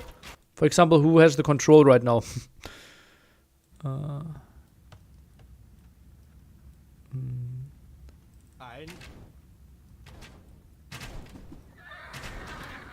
No way you haven't put 11 somewhere. I don't really use 11, actually. I don't really use it, even in the Age of Empires context.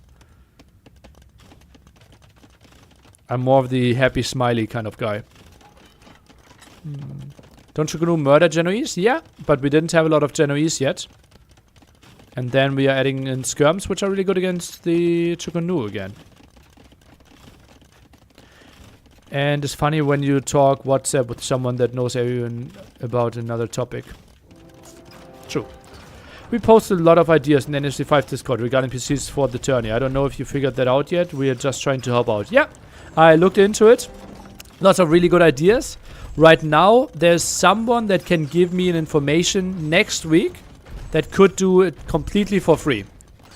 That might have access to 20 PCs in a different city, but would ship them there.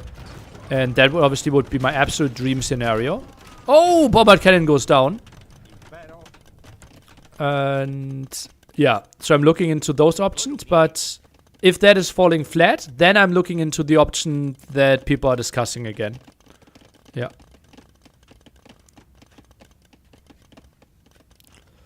But yeah, so many people helping out there. Really, really helpful. That's sweet. I think Dragonstar needs onagers. More bombard cannons. He now has a really strong force here. Talents may be better, but Draken played better. The early Cavaliers really caught Dragonstar off guard, yeah. If he had 10 Genoese with that, that would be nice. I didn't think that crossbow made any sense. Like, what unit are crossbows good against? Not great against Shogunus, not great against Cavaliers. Not great against skirmishes. Those are the three likely options from Draken, right? So I think it's skirm, maybe Genoese if you have to. Send in some condos from the side, like a landing here. Send in 5 condos, for example. Let's make it a bit messy. And then later switch to siege, I believe. Who wins, Genoese versus Shokunu? Genoese are basically an archer, mainly living off their bonus against cavalry. As you can see, +7 against cavalry. So all of a sudden they do 17 damage against cavalry, which is pretty damn crazy for a ranged unit. Except that their stats aren't that hot. If we compare to Chukunu, 8 + 3, that's not elite, non-rocketry. Like the unit tech is adding more damage as well. So Chukunu is way better against anything except against cavalry. I think this might be one of my favorite tournament maps. I understand.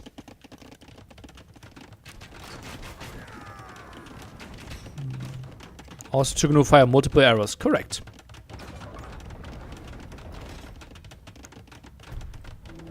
Castle now at the front for Dragonstar. King was moved further back. Have you been making a lot of arguments prioritizing entertainment value over player preference? Do you think you need to balance that trade-off in order to preserve the quality of games? Well, just not to preserve it, just to increase it, right? Yeah.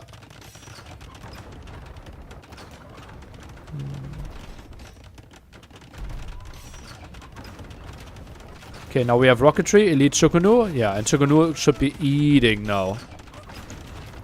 Ah, but the Cavaliers can't really dive those. It's not that easy for Draken to play this. I think he needs a massive push. Oh, poor movement here with Bombard Cannon. Okay, gets it away in time.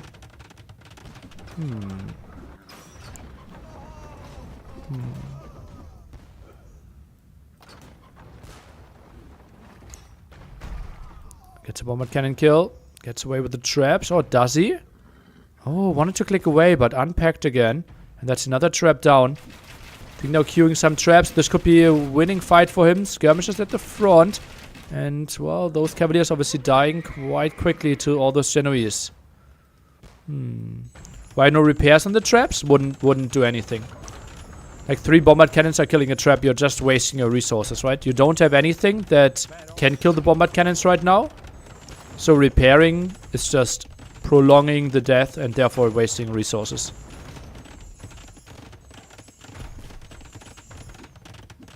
And another castle. Those are the 2 gold spots that we are fighting for right now. Oh yeah, Dragonstar with his 10 fire ships, that's actually not adding too much here. Should add a cannon galleon here. Those are not needed. He's blocking himself by 10 pop right now. Chukunu is moving in. Some Genoese in the back. Now they're moving back even further. And the Cavaliers are moving in. Trap count at 2 soon. That wood line kind of blocking as well. And now we can see how this fight is going to go. Traps are falling. Cavaliers closer here. Also, this castle will not go up. Really nice move at the left-hand side. Last attack is missing for those Cavaliers. But Dragonstar drops by 30 population.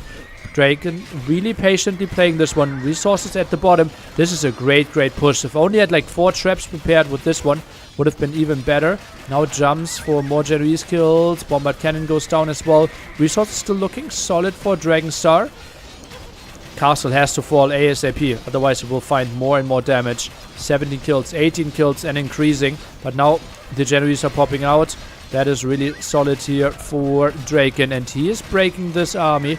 Still Q relatively solid with more Chukunu, Light Cav and skirmishers. On the other side, mainly skirms right now from Dragonstar, but he's sitting on 3 castles himself, so can get up the production. And now gold control for Draken. What a really nice push by him.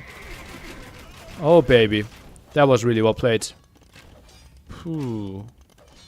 Those Genoese were kind of underwhelming. Yeah, well, too many died before. Like taking the fight here. I'm not sure about the range. It is, okay, 4 against what I believe is also 4, right? Yeah. Abeles have another range.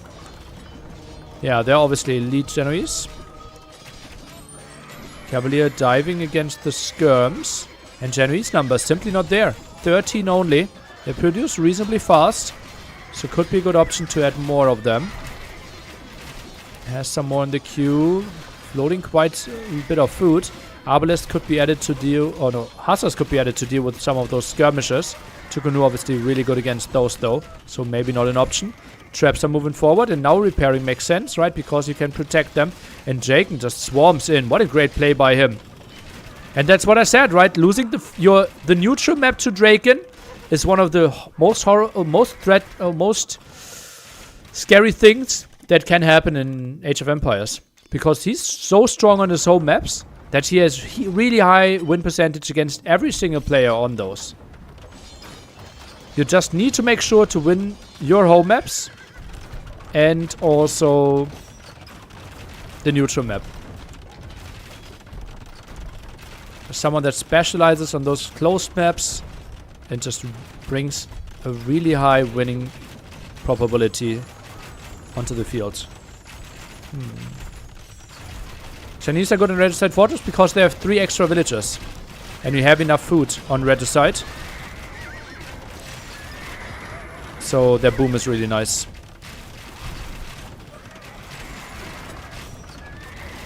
Oh baby. Oh baby, oh baby. Then all the techs are cheaper. The farms are better. Just a lot of stuff that's lining up. Lightcav completely dying against those Genoese in the back though. But skirms are chewing through this. 3 traps still against the castle. Castle likely to fall. Also has more than 30 kills. But will be broken most likely. Bombard cannon pops out. Gets 1 shot. Not enough. And falls. And Dragonstar really struggles to keep up population.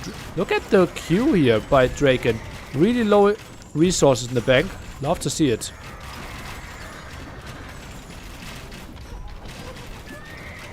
This is some great gameplay by Draken. I'm really impressed by this.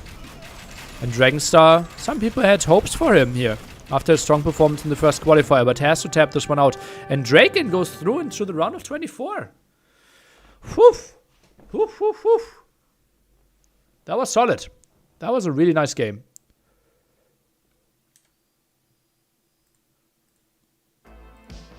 Solid game by Draken.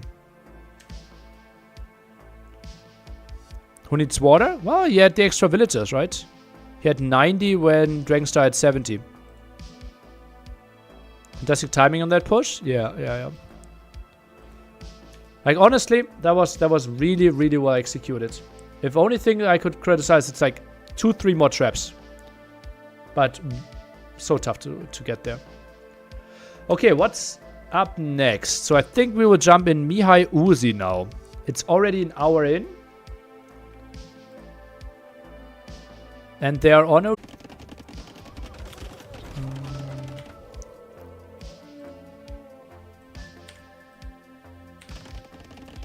what are we doing flag-wise? Uzi blue, Mihai red?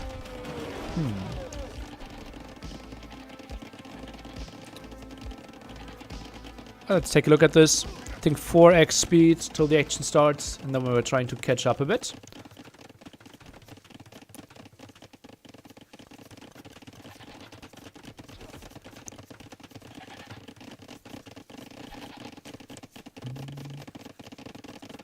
So what are they saying here? Mihai Uzi.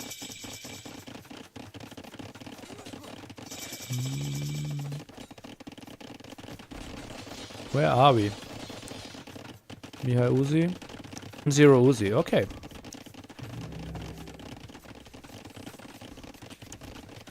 Going for the 2x speed now. Two militia trying to scare something here. Obviously, Mihai loves his thrush into archer play. Already going for the aggression here. Uzi's a really solid player. Ear. T90 trying to justify.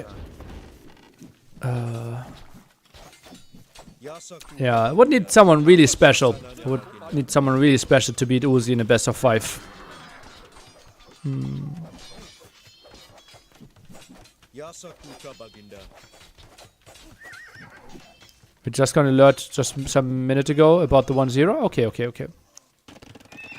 Yeah, I don't like have my eye on that one at all times. It's not that easy. Like that's like I have like 11 different programs running. Maybe 3-2-0, 3-2 victory versus Uzi. Oh, that would need a really strong player to take 3 games of Uzi.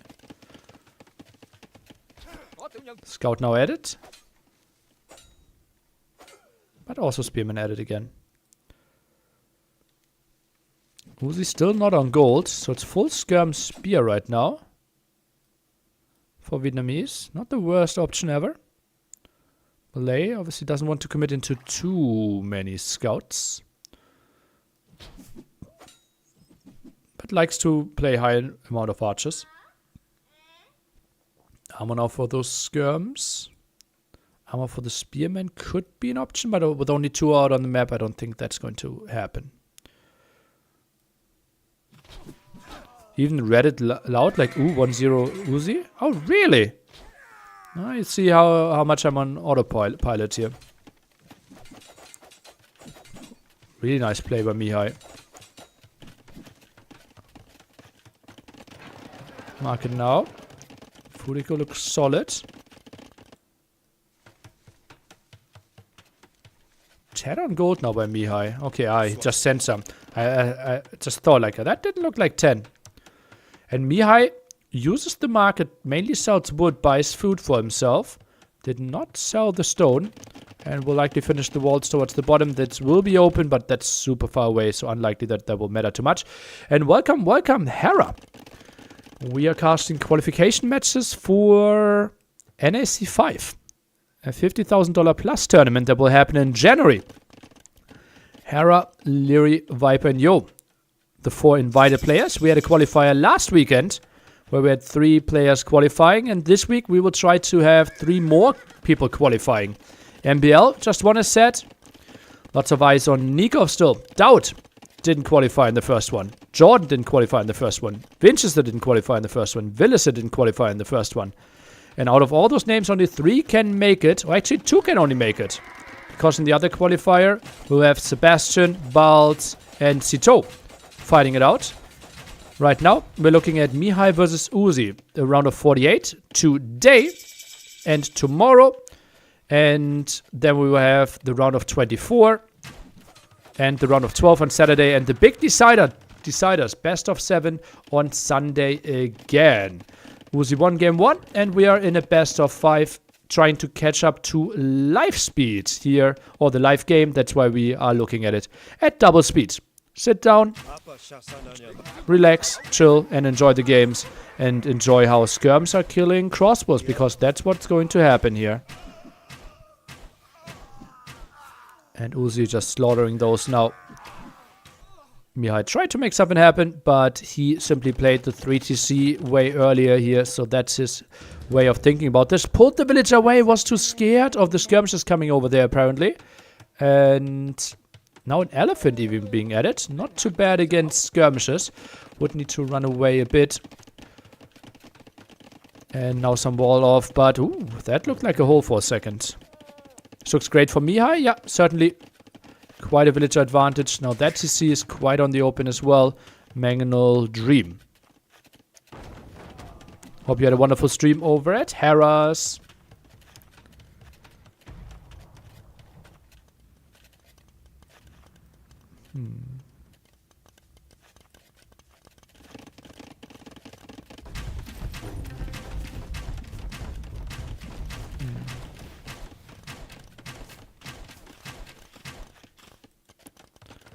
You heard that AoE was banned in some areas because of burning of churches. I didn't even know that. Sick.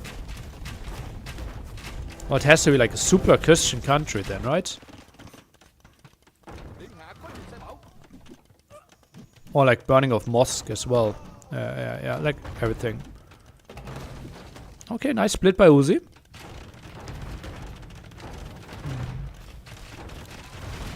Forward castle goes up. Is he now thinking about Karambits? Feels like it. And yeah, that TC will be dead. Could try to break this palisade, and indeed he does. No ballistics yet. And that's going to be an aggressive castle, but not really controlling too much. Like, yeah, it's a nice hill control, but yeah, that is way better. We'll get some pressure on the woodline, on the TC, but it doesn't really matter. And Mihai equalizes the set. That castle a bit too late and a bit on the wrong spot. Just the fights in castle, it's so much better for Mihai. Focusing down all the pikemen there. And therefore the scouts did so much damage against the skirms. And this one was a bit sped up. I hope you understand that, just for us to jump into the live game for game 3 and give ourselves a proper cast there. I will get the drafts for us. The score is 1-1. I will also try to get the seeds for us. It is Mihai versus Uzi. Mihai has seed 20. Therefore Uzi at 29.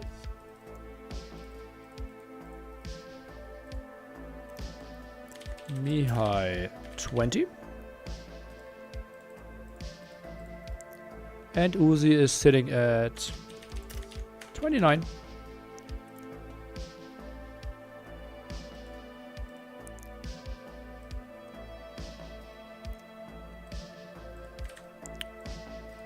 And those are not the correct maps. The correct maps are flying in now. And the correct civilizations are these.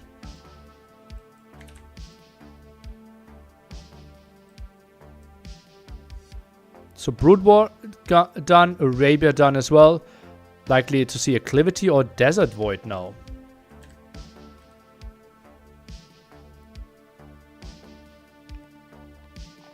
Hello Hera, hope you had a great stream.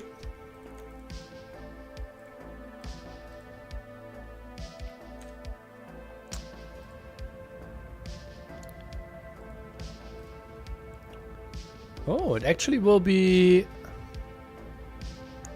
What map are we seeing? Acclivity. Why is Acclivity... That's really weird. The map name was X'd out. And I think we... Like 4X here. What colors do we have? We had Mihai in blue, Uzi in red. Or was it the other way around? Why doesn't the random band generator like the new civs? What? Are the new civs allowed in the tournament? In Qualifier 1, Georgians were banned. Now they are allowed.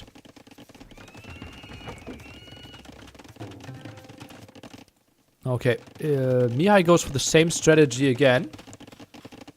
Worked out pretty well on Arabia, so why not repeat this? Something that he really likes, to play the 2 militia early aggression here. Gets the wood upgrade and now plays the archer range to follow this one up.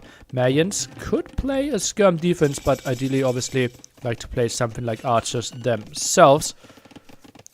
As of right now, a spearman in production to defend this, and now the archer range will be the better timing for Mihai, though.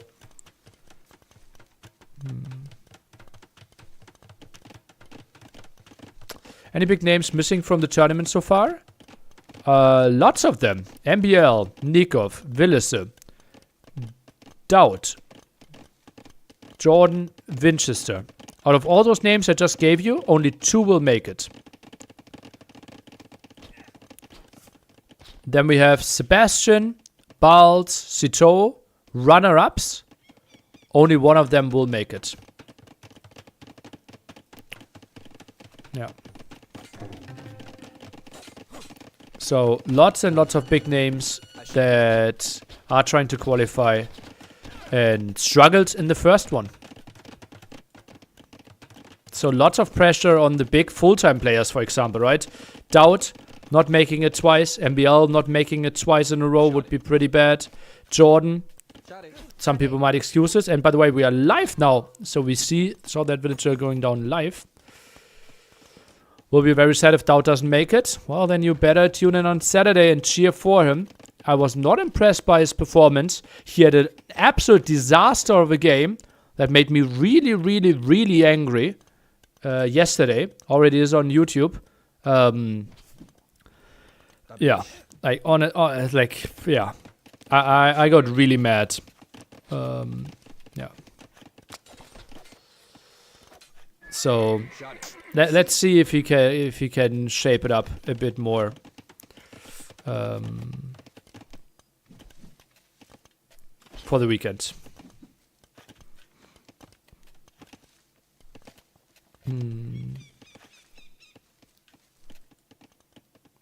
Thought that the part that made nearly mad was that Dowd somehow won that game when his opponent should have. That was part of the game, part of me being mad, but it's also being mad that Dowd put himself into the position.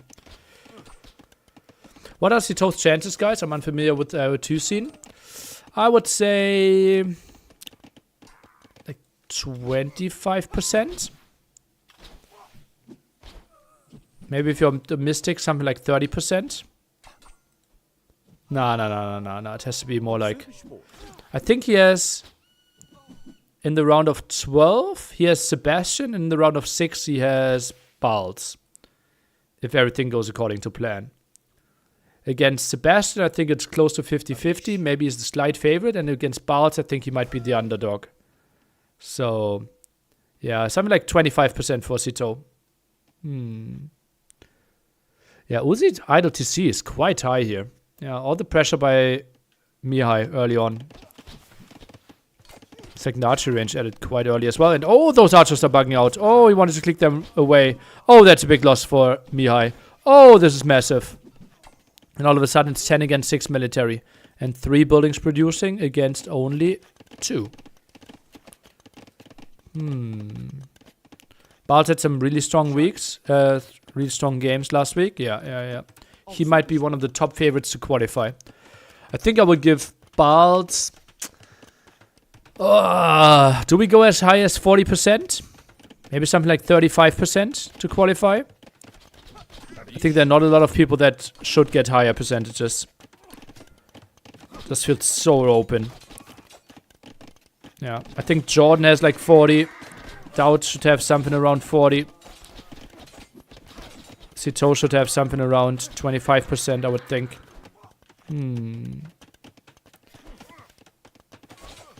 Sounds super weird if you give someone max 40%. Well, why not? Who do you think deserves more percentage? And we can just go through.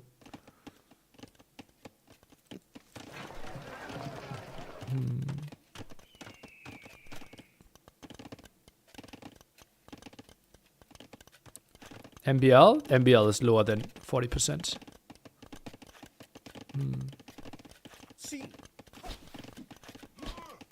I agree with the statement, but it was totally different 5 years ago. Well, second qualifier is obviously different, right? if we had someone like Yo would have 80-90%. Hera Viper would be in the 90% to qualify, maybe higher, right? Yeah. Yeah, I think the competition, like the closeness, Vinch probably 30-40? No, way lower. Way lower. Yeah. No. Mia in quite some problems now. Even goes for wheelbarrow. Oh, baby. This will be like 2.5 minutes difference in castle age time. Oh, baby. Time to look some older tournament qualifier. Well, look at NAC 4, for example, right? Dowd went 4-3 against Willisse and 4-3 against Nikov. Lost both of them in the round of 7. Lots of people felt like, oh, Dowd was very highly...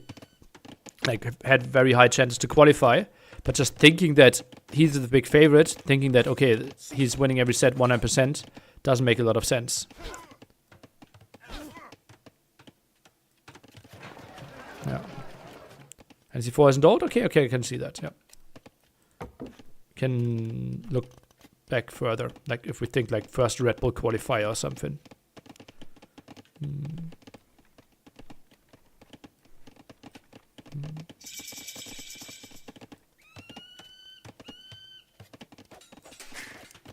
Yeah, and Dowd will have like a massive match at the end, right? Dowd against Nikov, for example. MBL versus Jordan. How can you give MBL 40%? Then you think he's the favorite against everyone, including against Jordan. Nearly, you're guessing Mihai wins this? My prediction before this was that Mihai wins this set. Yeah. Right now, the game looks good. Like, this is a massive pickup for him. This is really, really big. I think Uzi being out there on this gold is an absolute disaster. Like, he has a safe gold at home. His army is on the complete different side of the map. Like, MBL versus Willisse. He's not having, like, 70% against either of them, right? So, that alone drops him way below 50%. Oh, baby, that's a lot of losses on both sides. But crossbows are surviving, taking more damage from the town center, though. That town center got 6 crossbow kills. This one is still annoying. Castle age timing. Ooh, still quite some time until we have this one upgraded. Quite a messy game here. Hallelujah. More farms in danger. Maybe those crossbows could think about diving for some more gold villagers. Lots of idols here for Mihai. Oh, baby. Economy looks horrible. Worker efficiency for Mihai at 24%. Jesus. Ooh. Taking out more farms. Not sure if that's the most important thing against a Portuguese player that you want to do right now. I think jumping the gold might be an option. But easier said than done. Maybe thinks, okay, I really want to clear up the army in the back as well. Uzi is getting ballistics. That would be really nice in the first engagements against a non-ballistic player. Now sees the crossbows. Just runs away. And should be fine here. No botkin for Uzi. Ah, that's the big miss. Oh, that's the big miss. And that's why he maybe misread the positioning here with the town center. Because he felt like, okay, I can shoot the town center. I should be fine. But he moved in a bit too close then. And again, look at that. Yeah. I think he might just misread the situation because of it. Ballistics now for... Oh, not ballistics, the university. Maybe looking into ballistics now. There's no real time limit for the draft, no.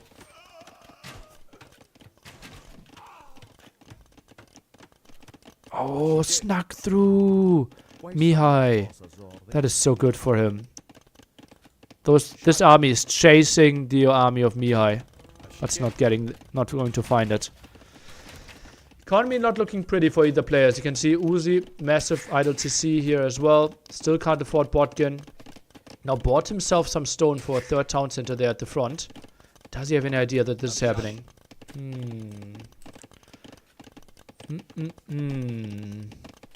More villagers in the queue without Botkin. And oh, he has Botkin now. Okay, I'm wrong. What seed would you have in the qualifier, nearly? Like 38, something like I would say. Well, the second qualifier, obviously a bit better. Because I would have won my first 3 rounds. So, like seed 30. I should be around the level of Uzi. We could just look it up, right? Let me see. AOEelo.com. Maybe I'm just way worse because I did not play a lot of tournaments in quite some time. Because of all the casting, obviously. And so nearly... we're going for the second page.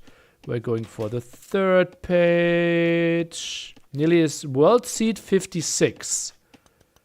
Some players are missing. I might not even make the qualifier.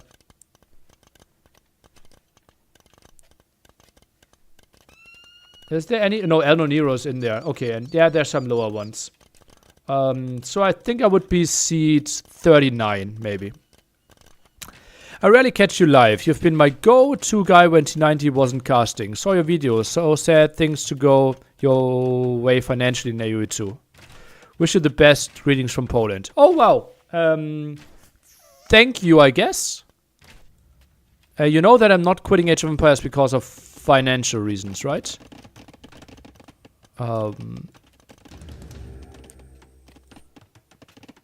But thank you. Thanks for your kind words. Okay, Siege Workshop now from both players. Villager-wise, we're sitting at 57 versus 46, so Uzi in a solid spot. Does the list correct for doubles? When a player has maybe 2 counts in top 20? We're not talking about ELO, right? We're talking about tournament ELO. Sad to watch the video, didn't listen to it, yeah.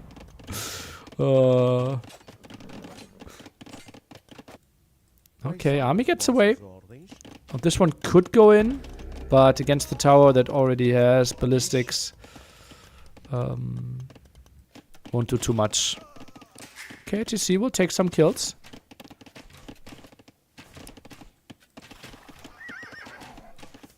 Okay, what are we going for? Both players going for Mangonels. Oh, that's a nice raid. Oh, 6 kills here, 3 villager kills. And again, work efficiency will go down for Mihai. Not pretty at all. And now it all comes down to who controls that hill. I think that will be pretty massive. Look at that. 3 different groups of crossbows now. This one could die by Uzi. One over here moves away with this one. Moves in with that one again. Really nice move. Mangonel clears this one up. Uzi with crazy macro right now. Have to love it. That is really solid. Ooh, oh, that could be bad though. This could be bad. Oh, baby. It's a big shot in there. Now some more splits and the crossbows will get the clear up. If he gets the Mangonel, it was okay-ish though, I believe. But still a lot of lost stuff and loses more HP there. Oh, that was not worth it. Losing 2 extra crossbows there. But now has a Mangonel to maybe return the favor. Let's take a look how Mihai can micro against it. Mihai 20 villagers behind though. Okay. Refusing to move for the first shot. Second shot. Good one. Nice dodge. And those... Oh, the villagers coming in time. And those are another big shots. Holy moly. People are playing with fire here. Although fire is already out of the qualifier. So how is that even a thing? And Mihai maybe getting a bit too confident. While another group of crossbows is finding villager kills. Oh, this is so good. Ooh, last second repair there. Yeah, those villagers were like throwing the hammer in to somehow get the repair. And those are 2 really lonely Mangonels. An eagle at it could be nice for Uzi. Mangonel dance here. Does not do a lot of damage. Aggression continues here. Villagers for the repair. 4. And nice move. Uzi could just run. And accept this.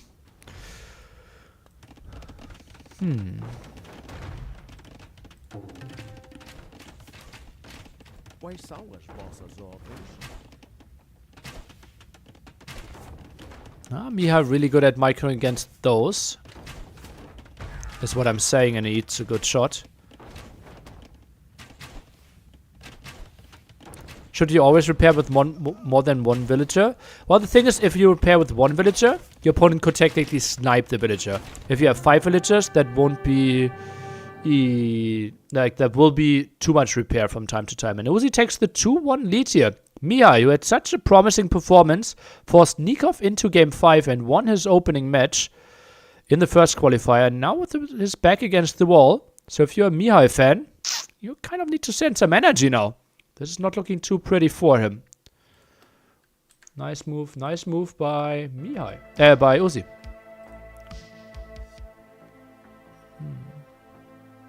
Yeah, like boxing fight without any cover. Yeah, both players like really throwing it at each other, right? Sick. But yeah, see 20 against 29. So, a bit expected that we are seeing a close set here. Acclivity done. Arabia done. Yanganati and Desert Void. Our next two maps. Let me quickly see. Brood Boy, Lithuanians won against Japanese. So Lithuanians won. Mayans won.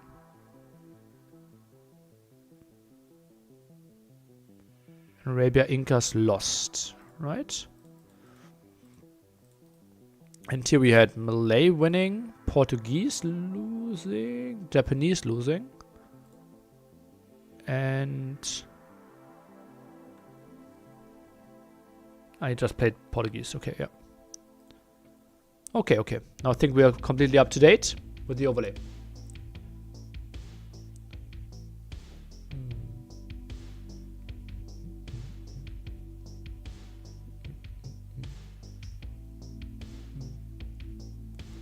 Oh, Vulpe, oh, I understood it that you had only good intentions, right?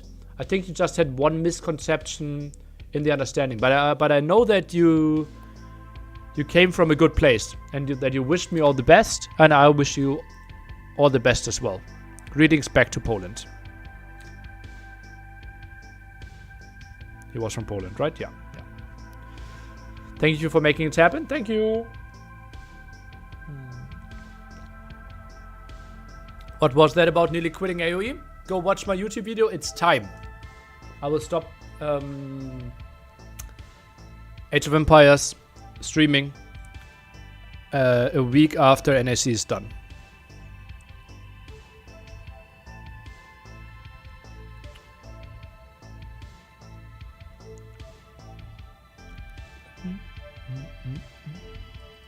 Thank you for all you've done, bud. Thank you.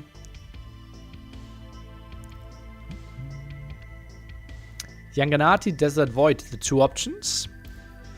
Feels like Vietnamese, Desert Void, Byzantines, Yanganati.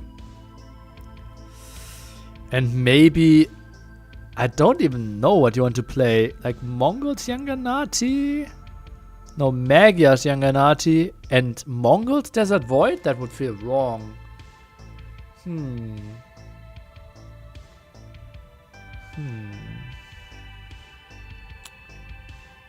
Will still stream very rarely in your spare time, or are you stopping 100%? Let's see. Depends a bit on what my job will allow me. In the video, I thought you mentioned two reasons. Having no time for anything else and competition not being sustainable financially. Well, not playing. Yeah. But I could just go full-time streaming, right?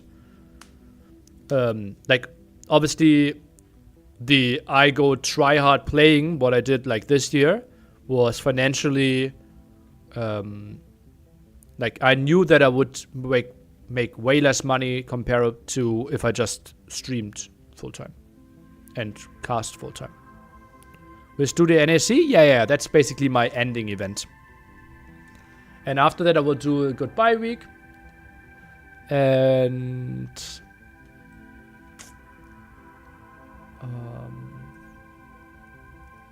then call it. Yanganati. We're going for it. Magyar Byzantine is kind of what we expected.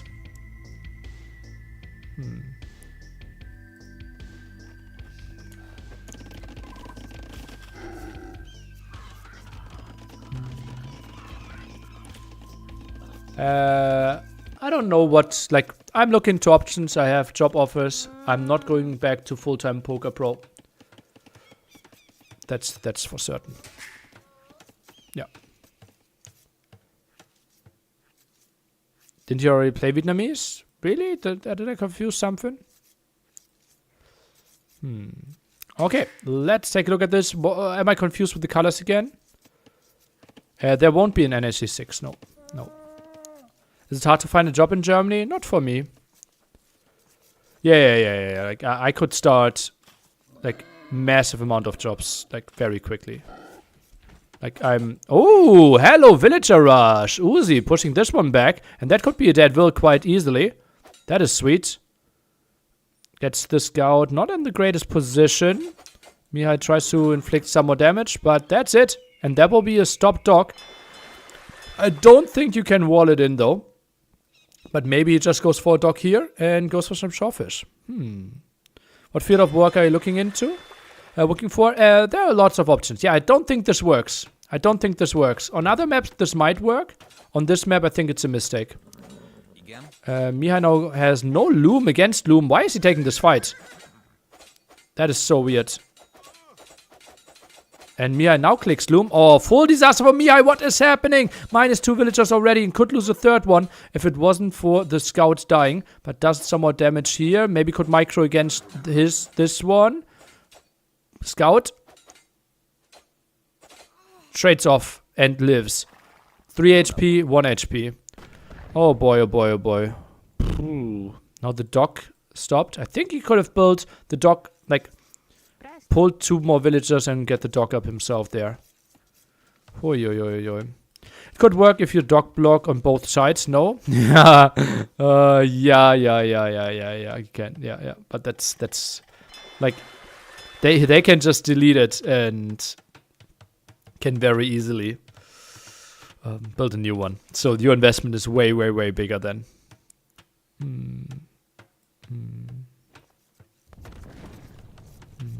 Presto. Oof, got away there. So mass amount of wood floating now on both sides because the docks were so delayed. Feudal age timings will be kind of catastrophic. Mia's macro looks okayish behind this.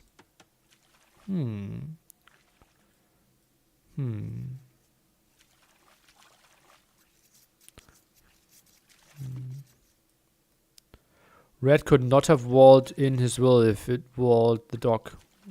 Well, I think he's just sort of pulled 2 anyways, right? Yeah. Is the most popular map in the pool so far?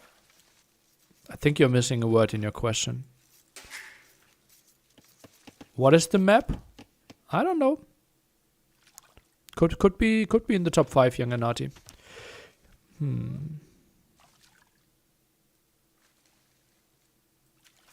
Jó napot!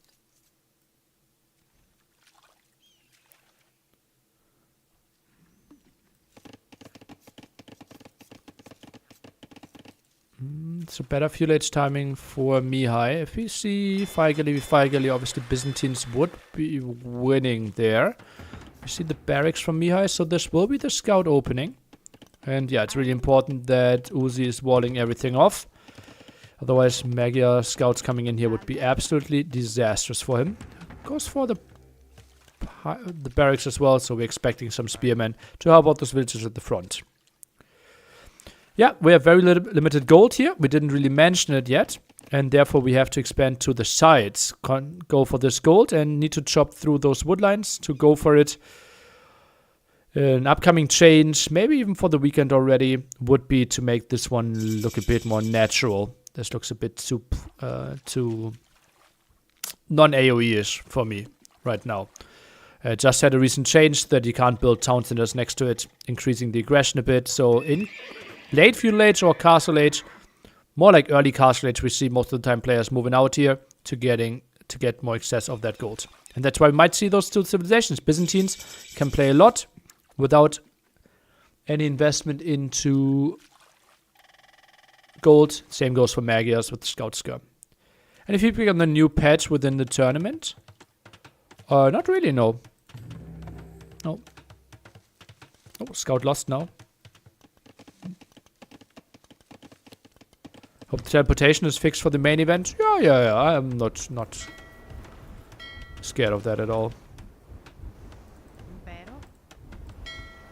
I think it will be very easy hotfix, in my understanding. Will you allow Persians with a new patch? Yeah, why wouldn't I? Oh, lots of repair here. Continues to go for the fishing ship. Won't get the fishing ship though. This is a full wasted fire galley now. And yeah, he's not going for more. So this is water 1 for Uzi now confirmed. Oh boy, Mihai. This was shaky. Did you ban something before? Tarkin or so? No. We had Georgians not allowed for the first qualifier because they were bugged. And I think NAC 2 we didn't allow Koreans because they were horrible in their Civ design.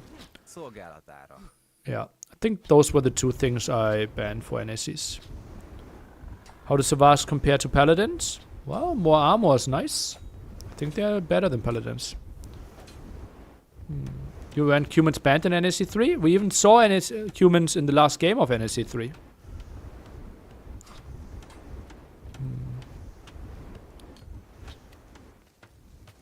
Okay, so scouts from Mihai.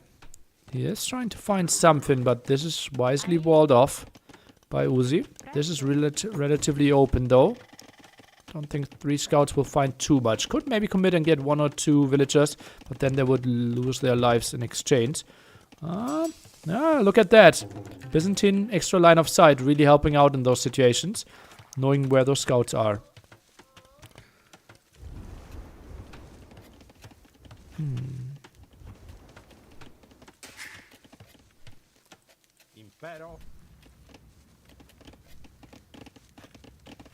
Okay, so it's Skirm Scout. Not a lot of gold control for Mihai. Even has 1 patch outside his walls. Miha's farm setup is so nice. Are you judging farms? Old Indian Civ would have done well here? Yeah. Like if we had the old Indians, they probably would have been banned / we would have not had this map in there. Yeah. We learned over the years. Fire galley here to protect those 2 villages basically. In case the scouts were to go over there. And what are those villagers up to now? Oh, goes for the shorefish. I think a mill here might have been even better. But it's tough to say. Up on the way to Castle Ages, Uzi. I didn't even realize. I saw that not a lot of stuff is happening. But that is kind of shocking. Oh, baby. Okay, then I can see how he's out here. Camels will easily protect him pretty soon. Oh, man. Mihai, and if he looks at the score, he might think, well, I can't be in too bad of a spot in this game. But oh boy, you are. This is something that cries, give me some farms. And Uzi's listening. Resource collected. Plus 600 for Mihai. What is happening here? Look at that. We didn't have an eco upgrade though. Just the first one flying in. And now the first real aggression. KD is 4-2. There was a lot of water fight. Now the stable for Uzi. Spearman could take a hit off, but most likely will die now.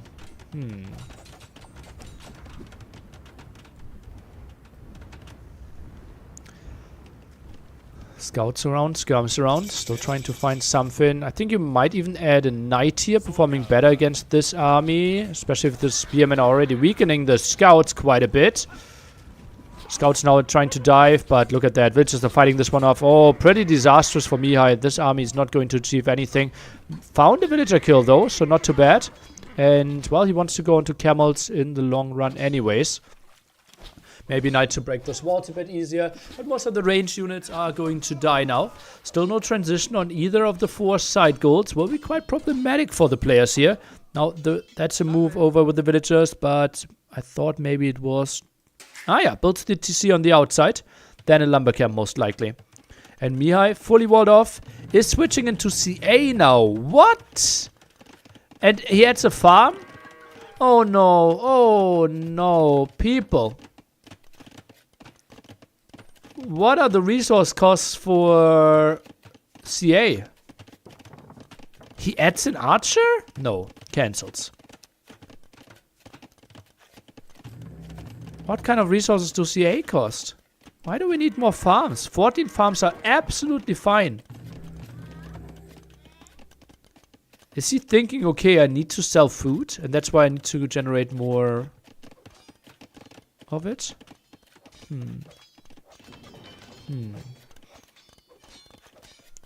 Villagers moving out left-hand side. That's a nice move. Yeah, I like it. Camels out, some spearmen.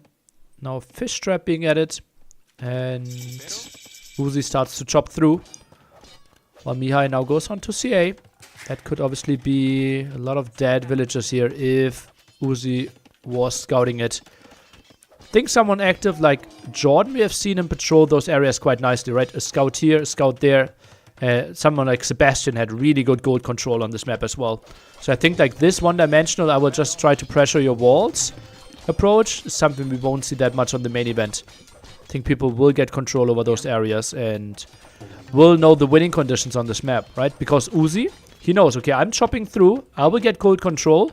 You won't have gold control. I know that you are not having on, you're not out here. So this is the only gold that you have right now. Yeah, there's no direct TC spot here. Correct.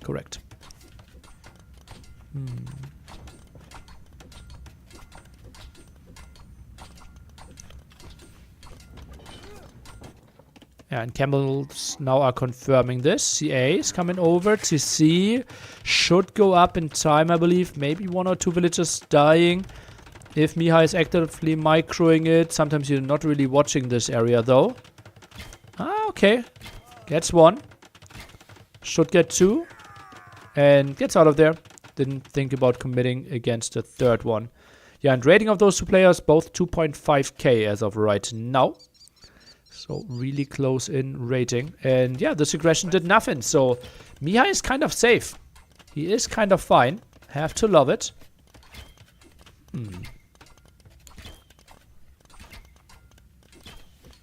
This is really nice. Conversion now started. Some camels coming over. But not a single upgrade on those camels. Those CAs will do quite some damage. Second fire, but not really getting the kills in. Oh, Camel microed backward nicely. Oh baby, oh baby. Not sure about this conversion here. That started. Camel count at only 6. Gold left 300. So Mihai needs to expand to that gold. Goes for the mining camp. And here maybe lumber camp could have helped him. Does not go for it right now though. And kills the fish trap. So goodbye control of that area for Uzi. And fish dies as well. Mihai with the extra farm now can afford handcart. Maybe that is the future. I think people will prioritize wheelbarrow and handcart more in the future. People starting to figure out how good of an upgrade it is. And yeah, look at the resources for Mihai. That's quite crazy. What happened to Uzi? Yes, no farm upgrade. 3 upgrades there. 5 upgrades on the other side. Not bad. Monk gets control over that relic. Interesting that he goes for this far away one. Gets this as well. There are 4 relics on this map. 1 in each corner. Armor still not there for the camels. Oh, we will have some losses. Yeah, Hera's a big fan of handcart for quite some time now. Yeah, and I think rightfully so. Like, the math is simply saying you should get it way earlier than most people are getting it now. Do you think Vikings are top 3 civs on any map in the pool?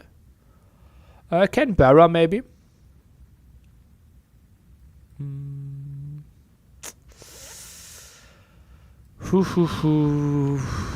Yeah, I think that might be the only one. Maybe we haven't figured it out yet, and there might be on Shoals, but unlikely. I think there might be top 10 though.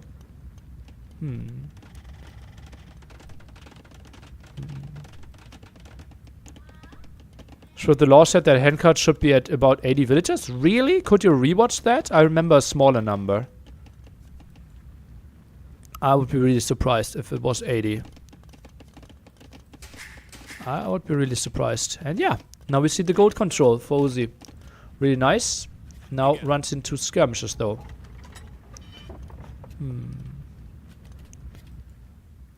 Gets a monk kill. Nice for him. The thing is now Uzi has access to gold, but since his opponent does not have access to gold, it kind of feels like Uzi should even commit to skirmishes again.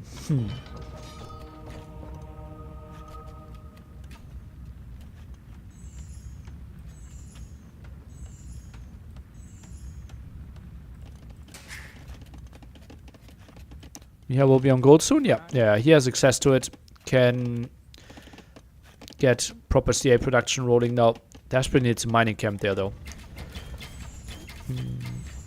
Who would you say is the biggest, best new and upcoming top tier player?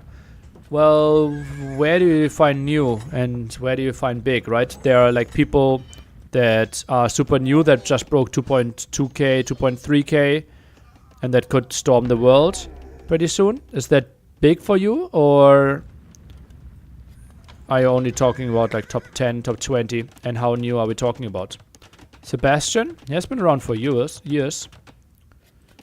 Okay, well, I think the moment Anotov is starting to play 1v1s, he will crush. Within the past year, okay. Ooh, I don't know of anyone. Like all the players that are in the top 50, all are playing way longer than a year. Draken beat Dragonstar? Yeah, in a good set. Yeah.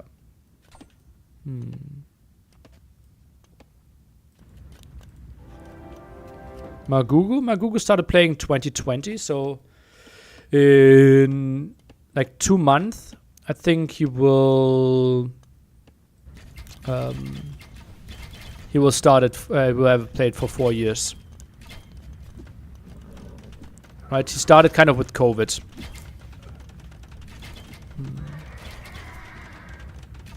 Yeah, he might be one of the strongest players that didn't play before DE. Okay, Mihai now with the castle here. Will that button go up? We see a lot of camels coming in, fighting with the pikemen though. Not really committing too much against those villagers. 60% on that castle. Are any camels being designated for the kill? Doesn't look like it right now. But villagers are moved around. Misclick on those wilds maybe. Skirmish is still taking quite a good fight. I think this was cost efficient for Uzi. But the castle goes up. And it is full crossbow. It is full CA plus pikemen. And therefore skirmishers should be really great. And looking at the resources, Uzi could be thinking about imping this one. But a really nice raiding point now started. And only 4 on gold here. I'm a bit surprised by this. Regroup, having a waypoint for his barracks and stables over here maybe.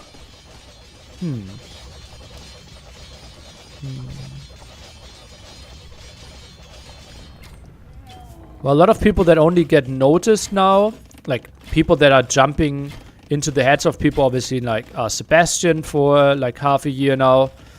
Someone like Lucky Rocks. A lot of people didn't think about him for quite some time.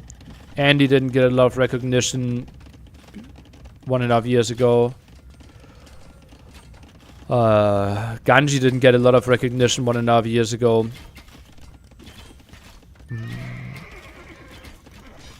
Mihai, no one knew 3 years ago.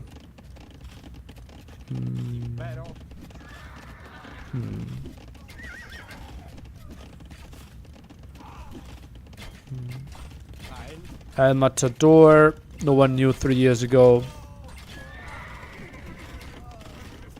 Yeah. How many people are playing qualifiers? Like the top 0.01%? Well, depends on what tournament, right? Like there are newcomer tournaments. So like there are some tournaments that is getting signed up by bottom 50% players. You mean for NAC? Ah, okay. Well, the top 48, right? So you can do the math. How many people are playing Age of Empires? And then you have an idea. Like, sign-ups were a bit more than 48, but just assume it's like 70 that signed up or something like that. That castle will go up as well. And we still don't have a defensive castle by Uzi. So he will have to go for bombard cannons to deal with those two castles. Castle will go up indeed. Skirmishers have to run, and Mihai gets quite some solid population here and quite some nice pressure out. Now the market being built. Is he trying? I think he might be buying 400 stone. And where do you build your castle? I think here even, right? Should I just trap both castles? Not impossible.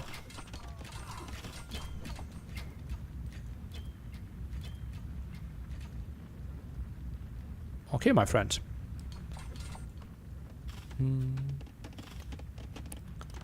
And yeah, buys himself the stone and builds it more towards his gold. I kind of see the reasoning for this. And this is another castle by Mihai. Oh boy, that's the end of this TC. Oh boy, there's no way of stopping that. Uzi needs to evacuate. Needs to run further to the right side. That is gone, and with it quite some farms, and he does not have a lot of control over his farms. That food economy will be horrible, and that's why Uzi is switching into Arbalest now as well. As you can see, he's mainly on wood and gold pretty soon. Uh-oh. Problems. Now knights being added, second armor coming in. Obviously, if we have Arbalest, that's going to be very problematic. Score is still completely even. Mihai 15 population lead, and those CA will find quite some kills. Villagers dying under the town center. Oh, that is horrible. Those Mongols killing the vills as well. Look at that. 11, 12 kills here on those villagers, and more could die. Uzi is falling apart. Is Mihai really forcing a game 5 while being castle-aged against the Byzantine that is in him? Rampush completely missed the castle, completely missed the mark here. And those are some dead villagers. Holy moly. Mangonels, give me some ground attacks here. And he's giving me some ground attacks. CA are helping out quite a bit as well. And Mihai, if only he had ballistics there, could have found maybe some more villager kills. But those are so many dead now. Minus 40 vills all of a sudden. And we were even at 115, I believe. Those were crazy losses. Continues to produce out of that town center as well. And Mihai, he now is thinking about imping as well. Gets control of that gold. Could technically take some more control there. Goes for the wood line. Could control this area and runs around with his knights. Should know that wood lines are exposed. Oh, this is so clever by Mihai. This is a sign of a great player. Like knowing, okay, I just pushed away from this wood line. And I'm here with my CA. And I'm not really seeing anything. Like, you have to be out here somewhere on the wood line. And he should just shift patrol around this area. And I think he will find all the builds. And if those builds are dying, the game is over. Uzi's already behind by a solid 60 population. Now builds the town center though, so nice awareness that those villagers were very exposed. But that's 23 builds. 15 can make it into a town center. Oh boy, this will be a lot of dead ones though. Oh baby. Oh baby. Jumping for the crossbows as well. And that will be a lot of dead vills. Jesus Christ. 12 villagers going down there. Big losses, and Uzi all of a sudden is half the population of Mihai, and more villagers are falling. What a great play by Mihai. The mass CA. Just a really good unit on this super open map in which you can't really wall, and it really paid off. Camel numbers simply not there. Skirms not there to defend those as well. Pike CA did enough here. 168 population, and Uzi thinks, okay, I'm still imp. If I get onto enough bracer plus chemistry, which we don't even have on his Arbalest, there is a dream, but the dream ends here. Mihai forces a decider. What a pretty game out of Mihai. And I thought he was in so much pain here. Castle Age timing. But Uzi, a bit one-dimensional, right? He played over at this site while the expansion was going on over here. Some more ranged units could have blocked the gold, and he just hit the walls with camels. That's why I wanted to see the start with the knight, to just put out a bit more pressure. And if he just blocked the golds a bit better, it would have been a relatively easy win there, I would have thought, because the camels will perform so well against what Magyars can put out on the map. But obviously way easier said than done with my great vision of everything. Decider time. Have to love it. We did not have a lot of games go to deciders in the first qualifier in the round of 48. But this time, already multiple ones. I think we had one single set going to the decider. Would hunt be great here? You can contest fish. You're a bit late, I believe, right? Because you're starting with less wood. So that's a bit of a problem. But the mid-game transition is very sweet, yeah.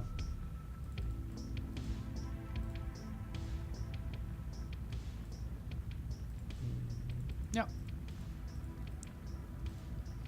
So, Magyars winning.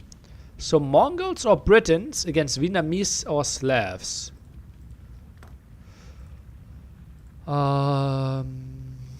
What are we expecting for civs here on Desert Void?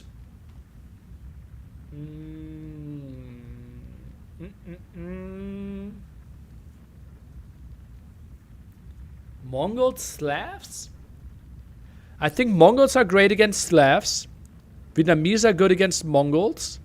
Britons are good against Slavs, bad against Vietnamese. Right? So Vietnamese should be the pick because they're great against Britons and okay against Mongols probably. And Slavs struggle against Mongols and against Britons. Yeah. It has to be Vietnamese. It has to be Vietnamese, and now Mihai needs to think, what does he want to play?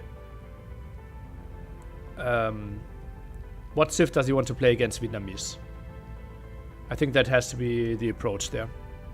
Slav incoming would feel really weird to me. With the random bands being the main event, we will have a talk with all the players on Monday evening. I think yes. Feedback right now has been really good. There might be an adjustment to make it 15 instead of 12 or 10 instead of 12, but it feels like 12 is a really good number right now. Maybe we might do 13 because it fits better into the overlay, but I don't think so. Slavs should be strong with their recent farm buff, but what army are they going for? Like an imp?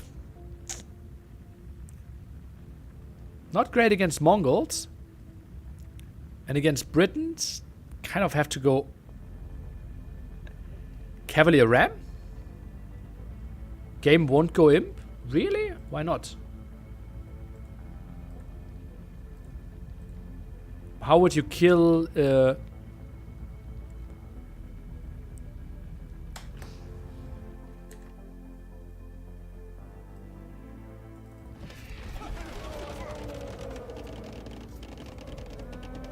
Okay, apparently there was different civ plates.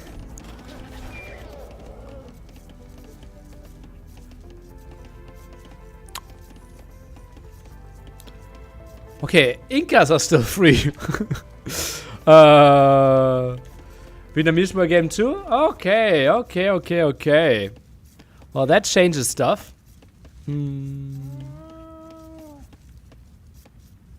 Yeah. Was it Uzi Blue, Mihai Red, right? Yeah. And we have Mihai playing with Mongols and already trying to get quite some vision here. That feels quite ambitious. Obviously, you shouldn't really run to a town center. And on this map, you are surrounded by lots of woodlines. And you feel like, oh, this is an easy, fast castle map. Well, the golds and stones are always spawning relatively open and on cracked terrain. So even if you build a defensive tower, that one can be broken quite easily. Still, people seem to go for the walls and fast fuel age, but then most of the time, something like walling is going to happen to get more control. Yeah. Ooh, block that one off. 6 HP taken.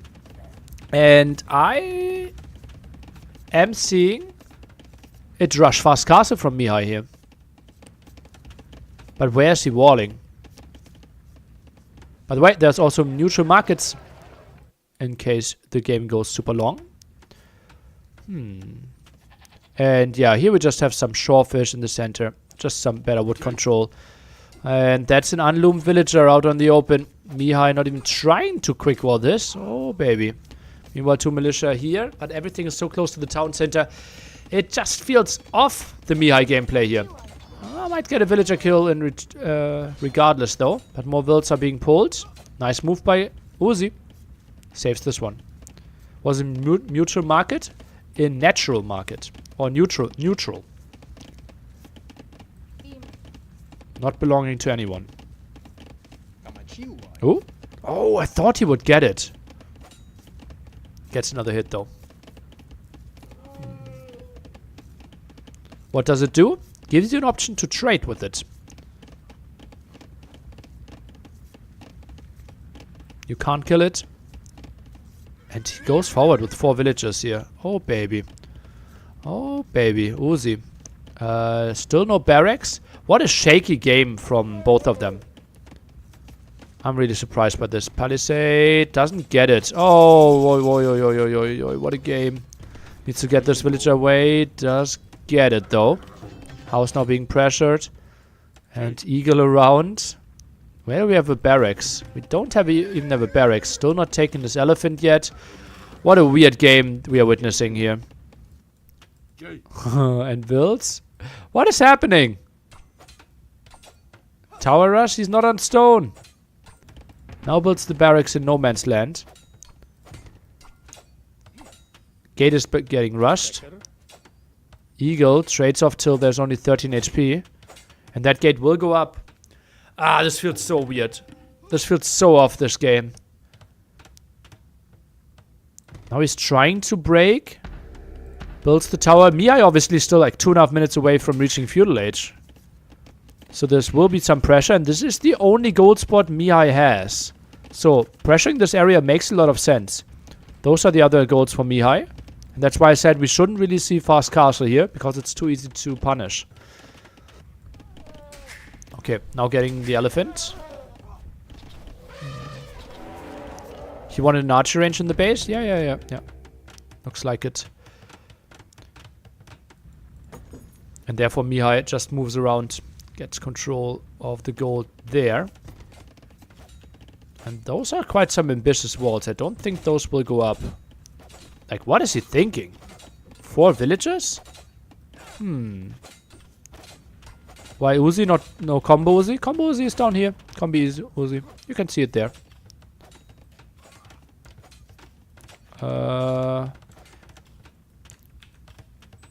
Some blocks. Okay. Buys himself some more time. And very limited scouting here for Uzi. So he doesn't know where the other gold spots are. Doesn't know where he could attack. Could wall this one in, but... Yeah, not really going to happen. Is on gold with 3 villagers now. He just wants to deny all gold access. Yeah, but then use your eagle a bit more. 600 wood in the bank right now for Mihai. That seems like a spot for a market.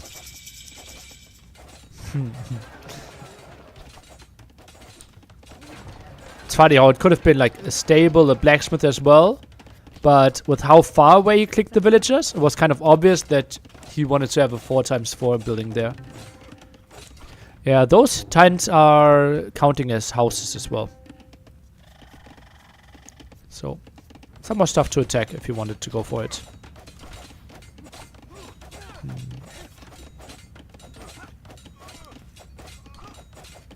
Mihai goes for the farm upgrade. Now plants down quite a bit of them. Interesting move that he puts them away from the aggression. Eventually expecting that there will be some coming from here. Maybe some more walls are needed behind this. Sends more villagers. Maybe 2 more houses. Does it cost something to repair? Yeah. 50% of the initial cost. So if a building is 200 wood and you repair it from basically 0% to 100%, you invested 100 resources. The only exception in the game is a town center though. Where it's not 50% but 200%. No double bid X for Mihai? Yeah. He's trying to play fast castle. So he will click up now. And the next click that we will do once he has 100 food will be double bidex. This is intentional. Ah yeah, Georgians also has a reduction on that. A general rule of thumb is 50%.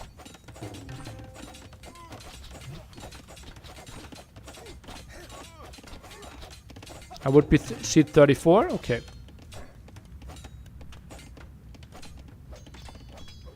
I don't know why, but okay.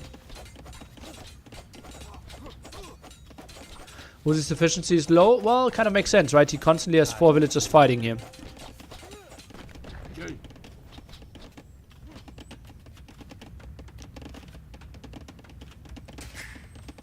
No farm upgrade yet. No wood upgrade yet. Maybe wants to get out 4 step lancers before he goes for it. Oh, those walls will be tricky. I think Uzi needs to wall smaller.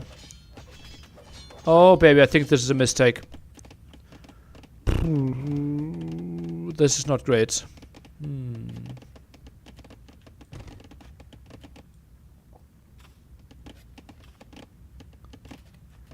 This wall will not finish, and this one will not finish either. And if it finishes, how do you even defend this afterwards?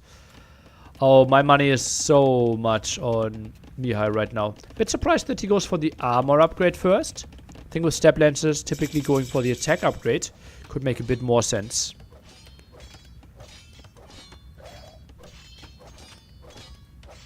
Yeah, palisades against step lancers. I think you need to wall small here, right? There's a very natural small wall like this, and you can re-wall.